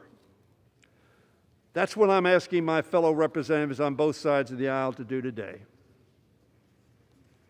We all stood and we abhorred the violence that occurred and the threat to the very democracy that we hold so dear and swore an oath to protect and uphold. Reject deceit. Reject fear-mongering. Reject sedition, tyranny, and insurrection. Reject the demand for fealty to one man over fidelity to one's country. When I addressed the House during the debate over the articles of impeachment in December 2019, I said the following: we need not ask who will be the first to show our courage by standing up to President Trump. The question we must ask: who will be the last to find it? Senator McConnell, Representative Cheney, a number of other representatives who have spoken on this floor with great courage, Madam Speaker, because there is much fear of Donald Trump. There's much fear of Donald Trump's tweets. There's much fear of Donald Trump's retribution for opposition. In my view, Donald Trump demands absolute loyalty and gives none in return. I hope others will join Liz Cheney. I hope others will be honest with themselves and with their constituents. As Liz Cheney was saying, there has never been a greater betrayal by a President of the United States of his office and his oath to the Constitution. Don't dismiss that. She's the daughter of a Vice President of the United States who was the whip when I came to Congress. As she has taken a stand, I hope others will as well, Madam Speaker. Soon, the clerk will call the roll and ask for our votes. Make no mistake, this will be no ordinary roll call. This is about our country, our Constitution, and our democracy.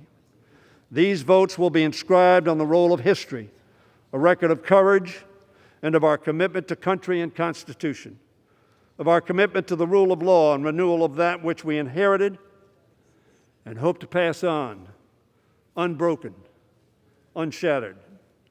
With just 7 days left in the President's term, this vote is not about timing. It is about principle and fidelity to our Constitution.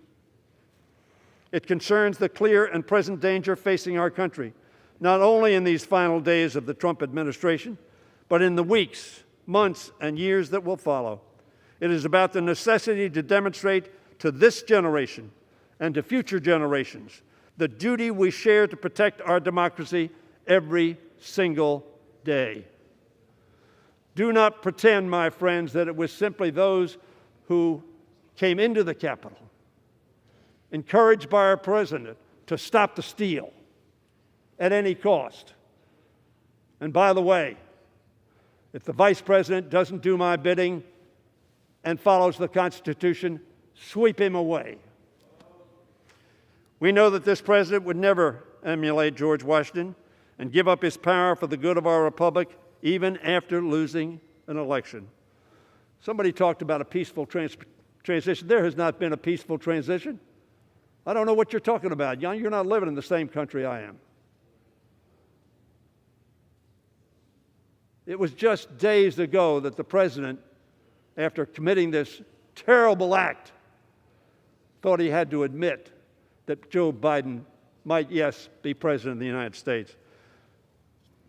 We know that this president neither recognizes norms nor reflects the rule of law. We know that this president is not a patriot.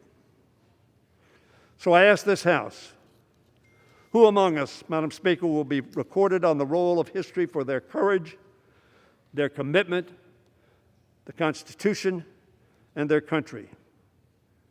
We do this today not for politics. We don't need this for politics. Georgia showed that. There was no mistake in this election. We do this today to preserve and protect this great democracy. We do it for the America we love, our America the beautiful, whose founders' sacrifices we praise in song. Oh, beautiful for heroes proved in liberating strife, who more than self their country loved, and mercy more than life.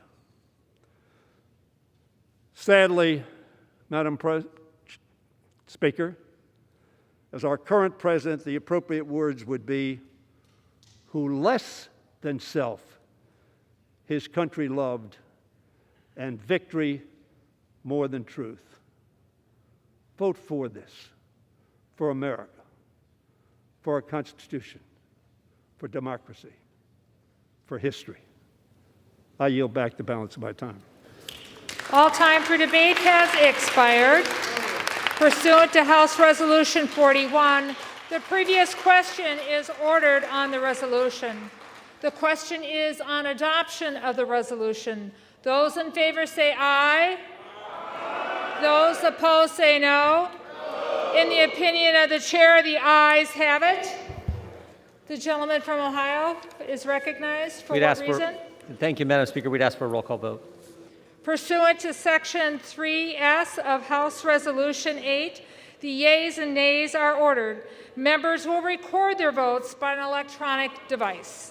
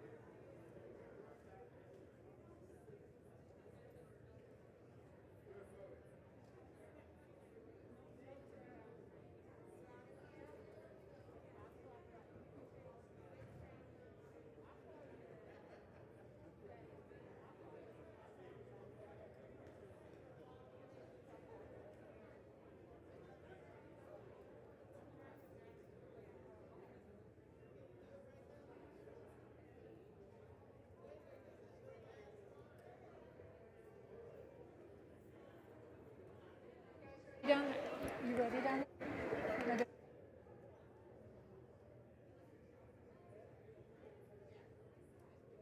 What purpose does the gentleman from Washington seek recognition? Thank you, Madam Speaker. As the member designated by Ms. Strickland of Washington pursuant to HRes 8, I inform the House that Ms. Strickland will vote yes on HRes 24.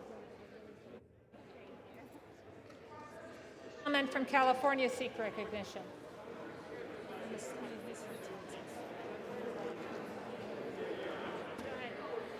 Madam Speaker, as member designated by Congressmember Napolitano pursuant to House Resolution 8, I inform the House that Congressmember Napolitano will vote yes on H Resolution 24. And Madam Speaker, as member designated by Congressmember Costa pursuant to House Resolution 8, I inform the House that Congressmember Costa will also vote yes on HRes 24. from Texas seek recognition? Madam Speaker, as the member designated by Mr. Crenshaw, Texas, pursuant to House Resolution 8, I inform the House that Mr. Crenshaw will vote no on House Resolution 24. Gentlewoman from Maine seek recognition. Madam Speaker, as the member designated by Ms. Custer of New Hampshire, pursuant to H-Res 8, I will inform the House that Ms. Custer will vote yea on House Resolution 24. The gentleman from Tennessee seek recognition. Madam Speaker, as the member designated by Mr. Fleischman of Tennessee pursuant to H-Res 8, I inform the House that Mr. Fleischman will vote nay on H-Res 24. As the member designated by Mr. Desjardins of Tennessee pursuant to H-Res 8, I inform the House that Mr. Desjardins will vote nay on H-Res 24.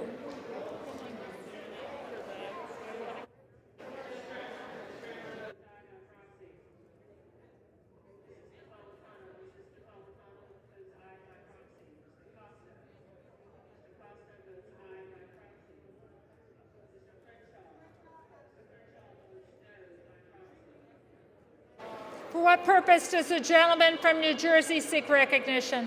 Madam Speaker, as the member designated by Ms. Bonnie Watson Coleman pursuant to H-Res 8, I inform the House that Ms. Watson Coleman will vote yes on H-Res 24. And as the member designated by Mr. Albio Series pursuant to H-Res 8, I inform the House that Mr. Series will vote yes on H-Res 24. And finally, as the member designated by Mr. Paul Tonko pursuant to H-Res 8, I inform the House that Mr. Tonko will vote yes on H-Res 24. For what purpose does the gentleman from Kansas seek recognition? Madam Speaker, as a member designated by Mr. Letourneau, Kansas, pursuant to House Resolution 8, I inform the House that Mr. Letourneau will vote nay on House Resolution 24.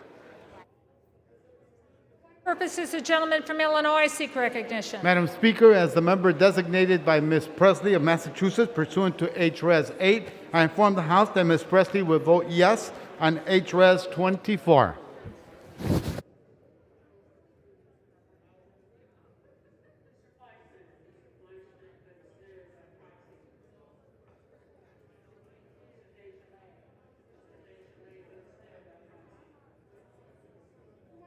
Does the gentleman from Connecticut seek recognition? Thank you, Madam Speaker. Madam Speaker, as the member designated by Mr. Adam Smith of Washington State, pursuant to House Resolution 8, I inform the House that Mr. Smith will vote yes on H-Res 24.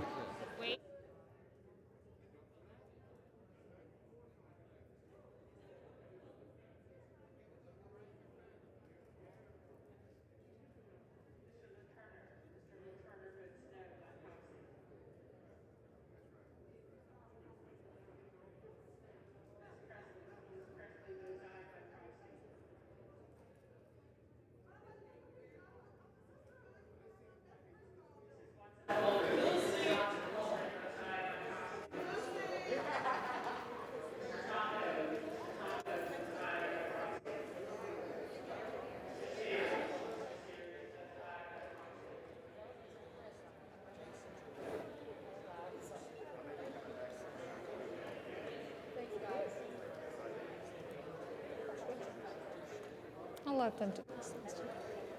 Okay, you good? For what purpose does the gentlewoman from Illinois seek recognition?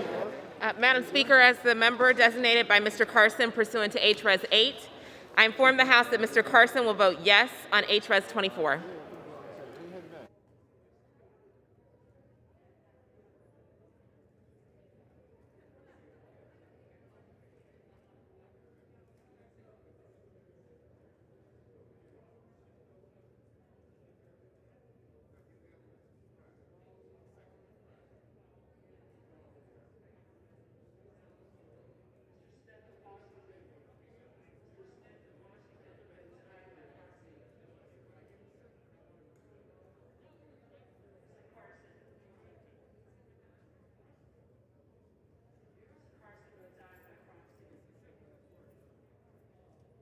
What purpose does the gentleman from New York seek recognition? As the member designated by Chairwoman Eddie Bernice Johnson pursuant to H-Res 8, I inform the House that Chairwoman Johnson will vote yea on H-Res 24.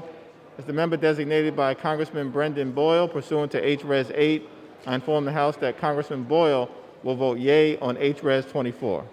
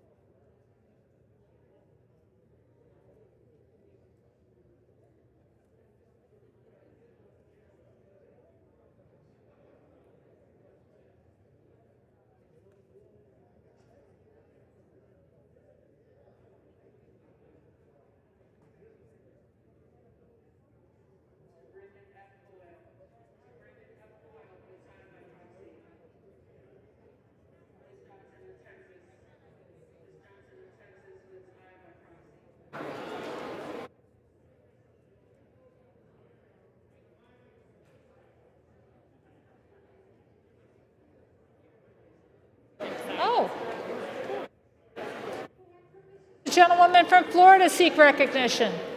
Thank you, Madam Speaker. As the member designated by Dr. Dunn of the state of Florida pursuant to H-Res 8, I inform the House that Dr. Dunn will vote nay on H-Res 24. As the member designated by Mr. Buchanan from the state of Florida pursuant to H-Res 8, I inform the House that Mr. Buchanan will vote nay on H-Res 24.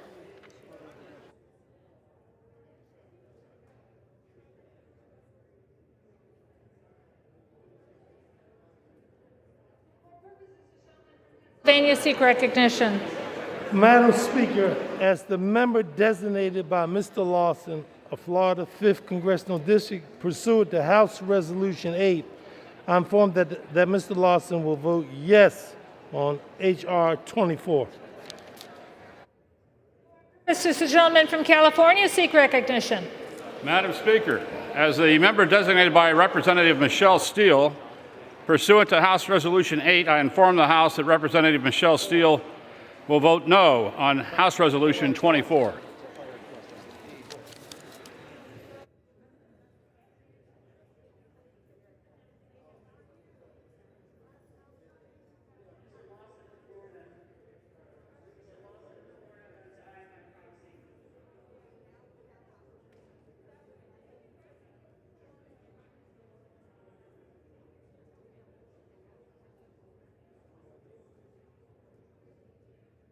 This is the gentleman from Nebraska seek recognition.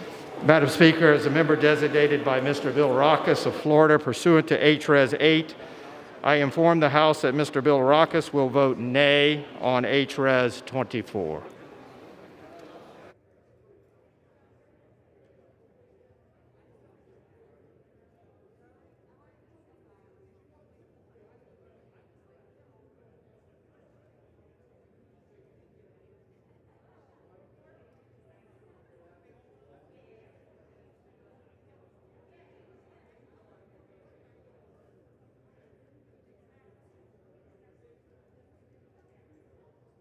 For what purposes the gentleman from Arizona seek recognition? As a member designated by Representative Cardenas pursuant to H.R. 8, I inform the House that Representative Cardenas will vote aye on H.R. 24. As a member designated by Representative Kirkpatrick pursuant to H.R. 8, I inform the House that Representative Kirkpatrick will vote aye on H.R. 24.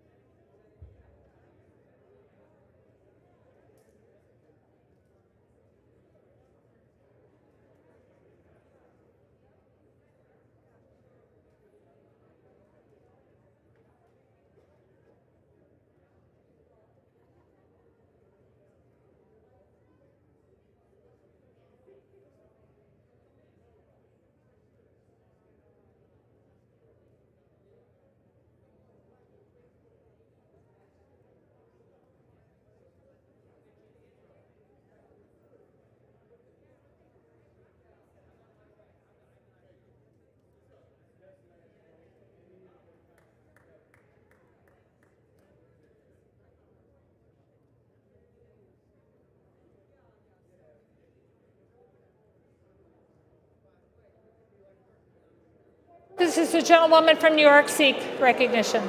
Madam Speaker, as the member designated by Mr. Young of Alaska pursuant to House Resolution 8, I inform the House that Mr. Young will vote nay on House Resolution 24. Thank you.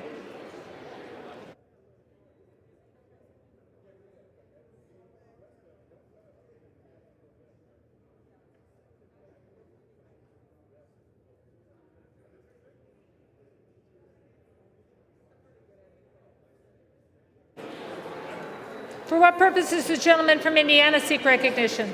Madam Speaker, as the member designated by Mr. Baird from Indiana pursuant to H-Res 8, I inform the House that Mr. Baird will vote no on H-Res 24.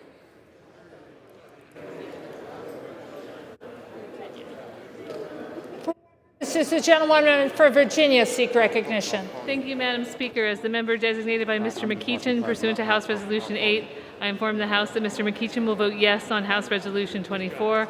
And as the member designated by Ms. Porter pursuant to H-Res 8, I inform the House that Ms. Porter will vote yes on H-Res 24.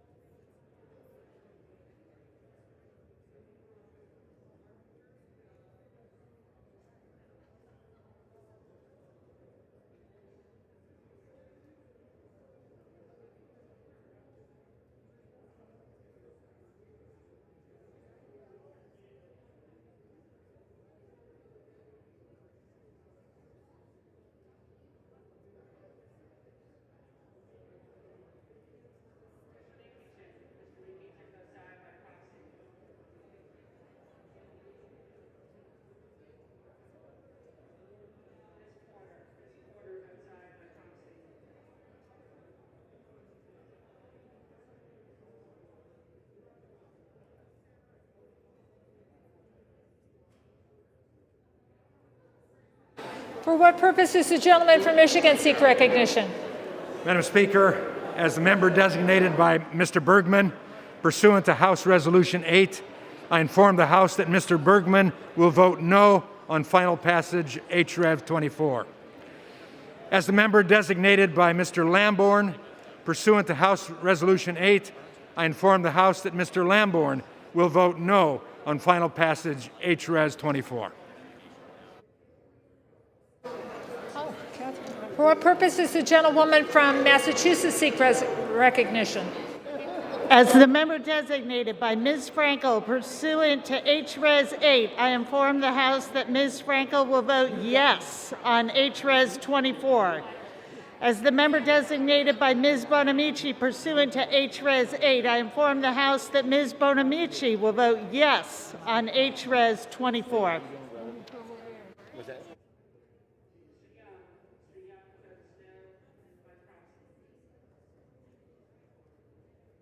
This is the gentleman from Maryland seek recognition. Madam Speaker, as the member designated by Ms. Alma Adams of North Carolina pursuant to H-Res 8, I inform the House that Ms. Adams will vote yes on H-Res 24.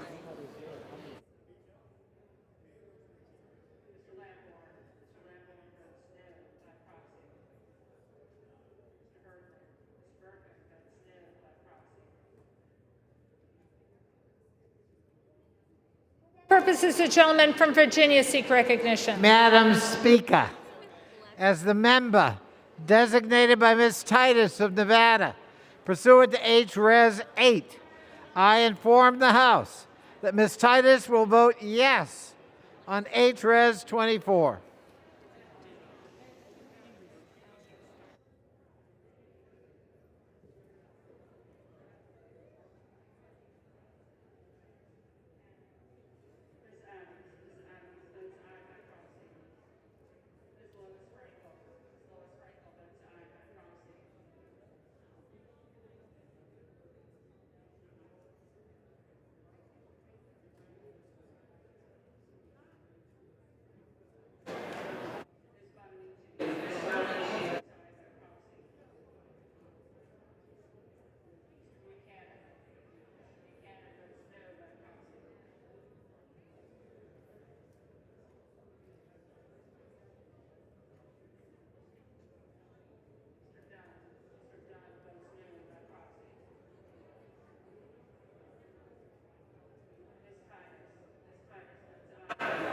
For what purpose does the gentlewoman from Madam Speaker, as a member designated by Mr. Desaulniers pursuant to H.Res. 8, I inform the House that Mr. Desaulniers will vote yes on H.Res. 24.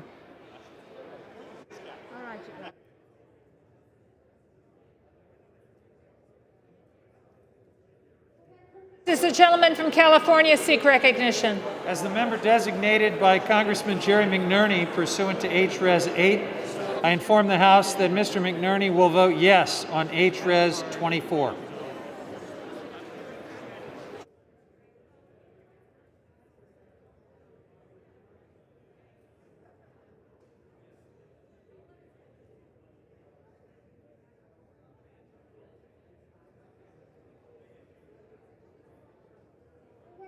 Does the gentleman from Pennsylvania seek recognition? Thank you, Madam Speaker. As a member designated by Mr. Doyle of Pennsylvania, pursuant to House Resolution 8, I hereby inform the House that Mr. Doyle will vote yes on House Resolution 24.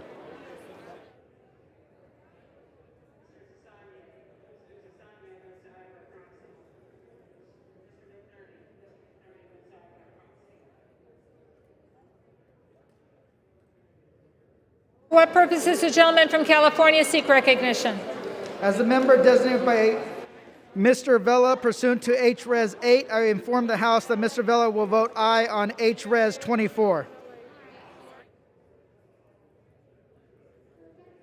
Gentlewoman from Michigan seek recognition. As the member designated by Ms. Ocasio-Cortez pursuant to House Res. 8, I inform the House that Ms. Ocasio-Cortez will vote yes on House Res. 24.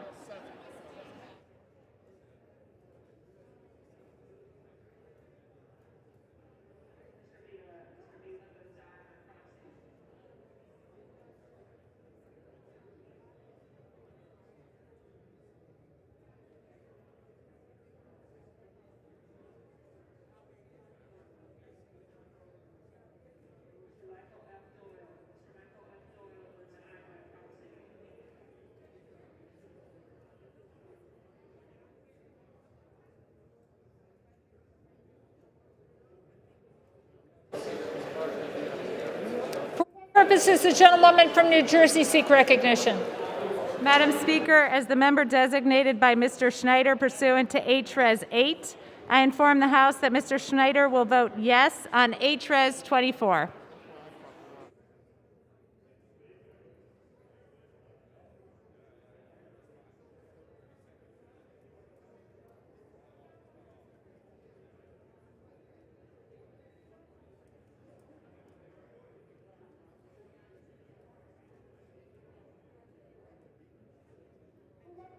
Gentlewoman from Michigan seek recognition.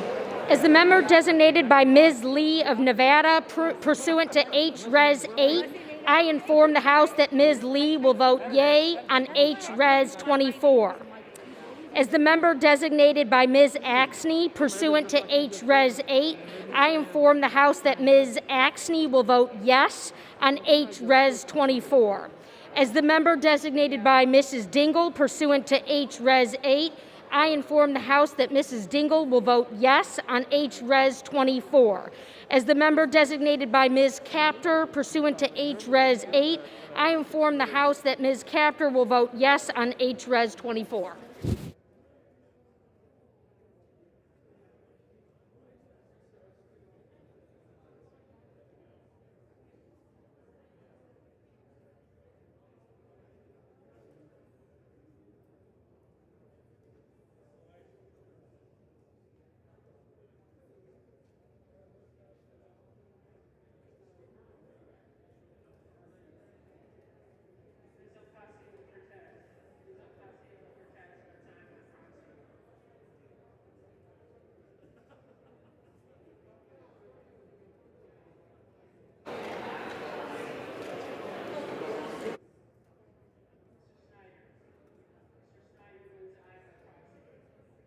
Purposes the gentlewoman from New York seek recognition. Madam Speaker, as the member designated by Mr. Deutsch of Florida, pursuant to H.Res. 8, I inform the House that Mr. Deutsch will vote yes on H.Res. 24.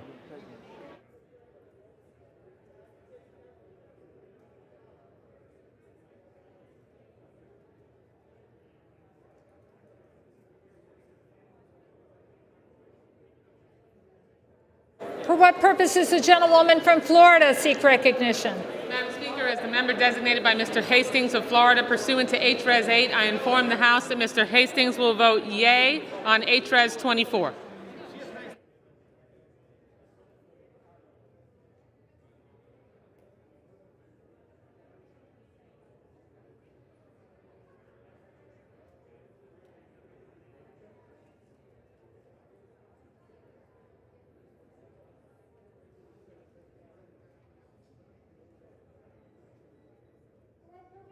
Gentleman from Indiana seek recognition. Madam Speaker, as a member designated by Ms. Walorski pursuant to HRES 8, I inform the House that Ms. Walorski will vote nay on HRES 24.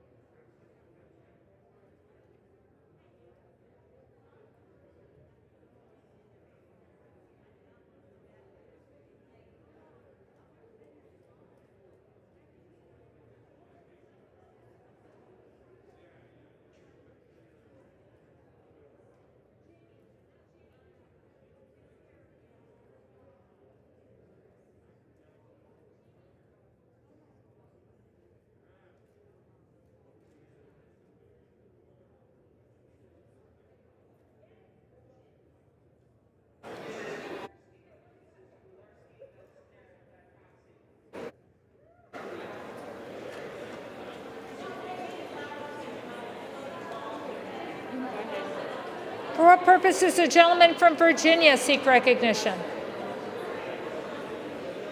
Madam Speaker, as a member designated by Mr. Blumenauer, pursuant to HRS 8, I inform the House that Mr. Blumenauer will vote yes on HRS 24. As a member designated by Mr. Liu, pursuant to HRS 8, I inform the House that Mr. Liu will vote yes on HRS 24. As a member designated by Mr. Lowenthal, pursuant to HRS 8, I inform the House that Mr. Lowenthal will vote yes on HRS 24. As the member designated by Mr. Peters, pursuant to HRS 8, I inform the House that Mr. Peters will vote yes on HRS 24.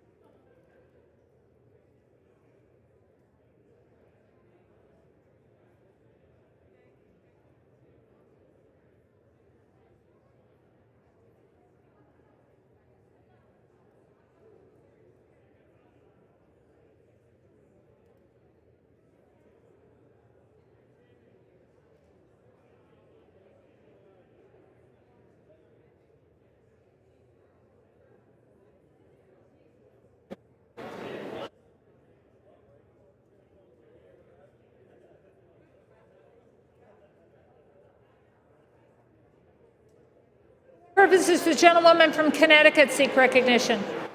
As the member designated by Ms. Wilson pursuant to H-Res 8, I inform the House that Ms. Wilson will vote yes on H-Res 24.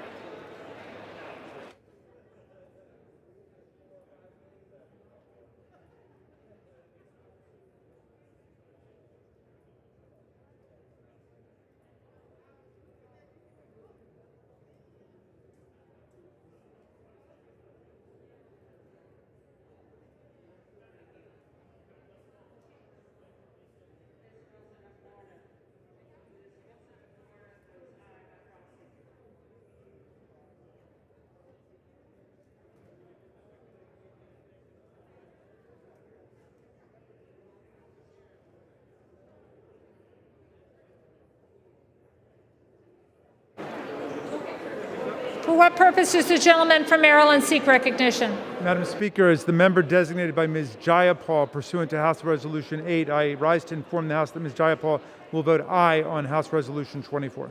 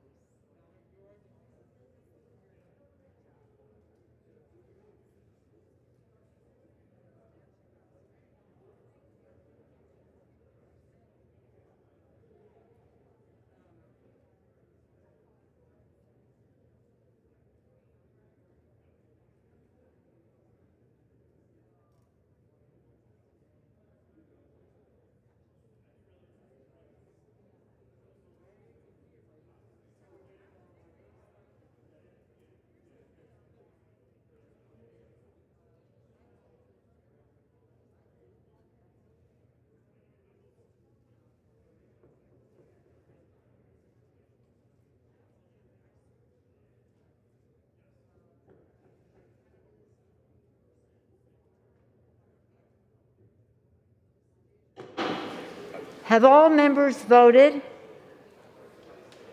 Does any member wish to change a vote?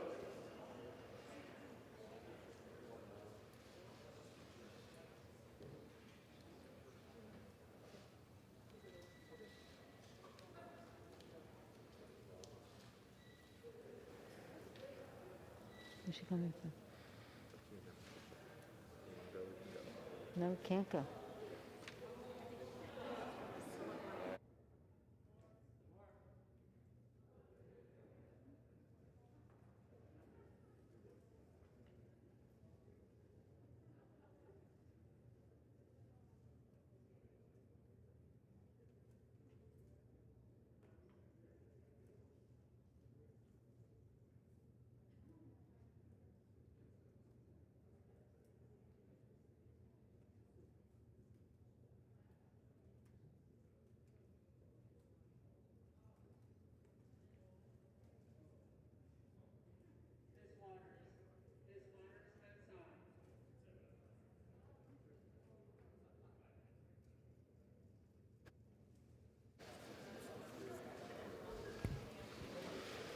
On this vote, the ayes are 232, the nays are 197. The resolution is adopted. Without objection, the motion to reconsider is laid upon the table. Congratulations.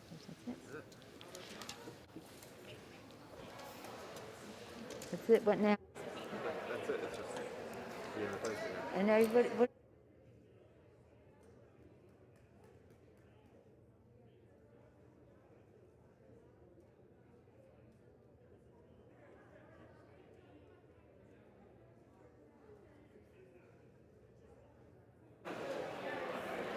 The chair announces that pursuant to Section 3A of House Resolution 41, the House Resolution 40 is hereby adopted.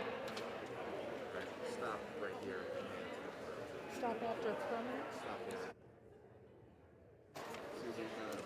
The chair announces the Speaker's appointment pursuant to Clause 11 of Rule 10, Clause 11 of Rule 1, in the order the following of the House of January 4th, 2021, of the following members of the House to the Permanent Select Committee on Intelligence.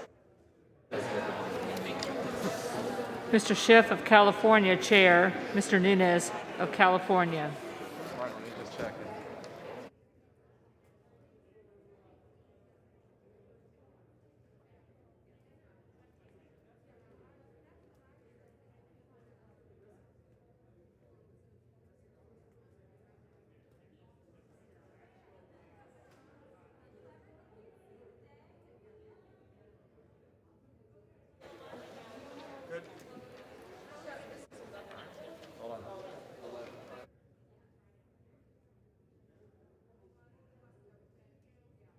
Pursuant to Section 5A 1B of House Resolution 8, the House stands adjourned until 11 a.m. on Friday, January 15th, 2021.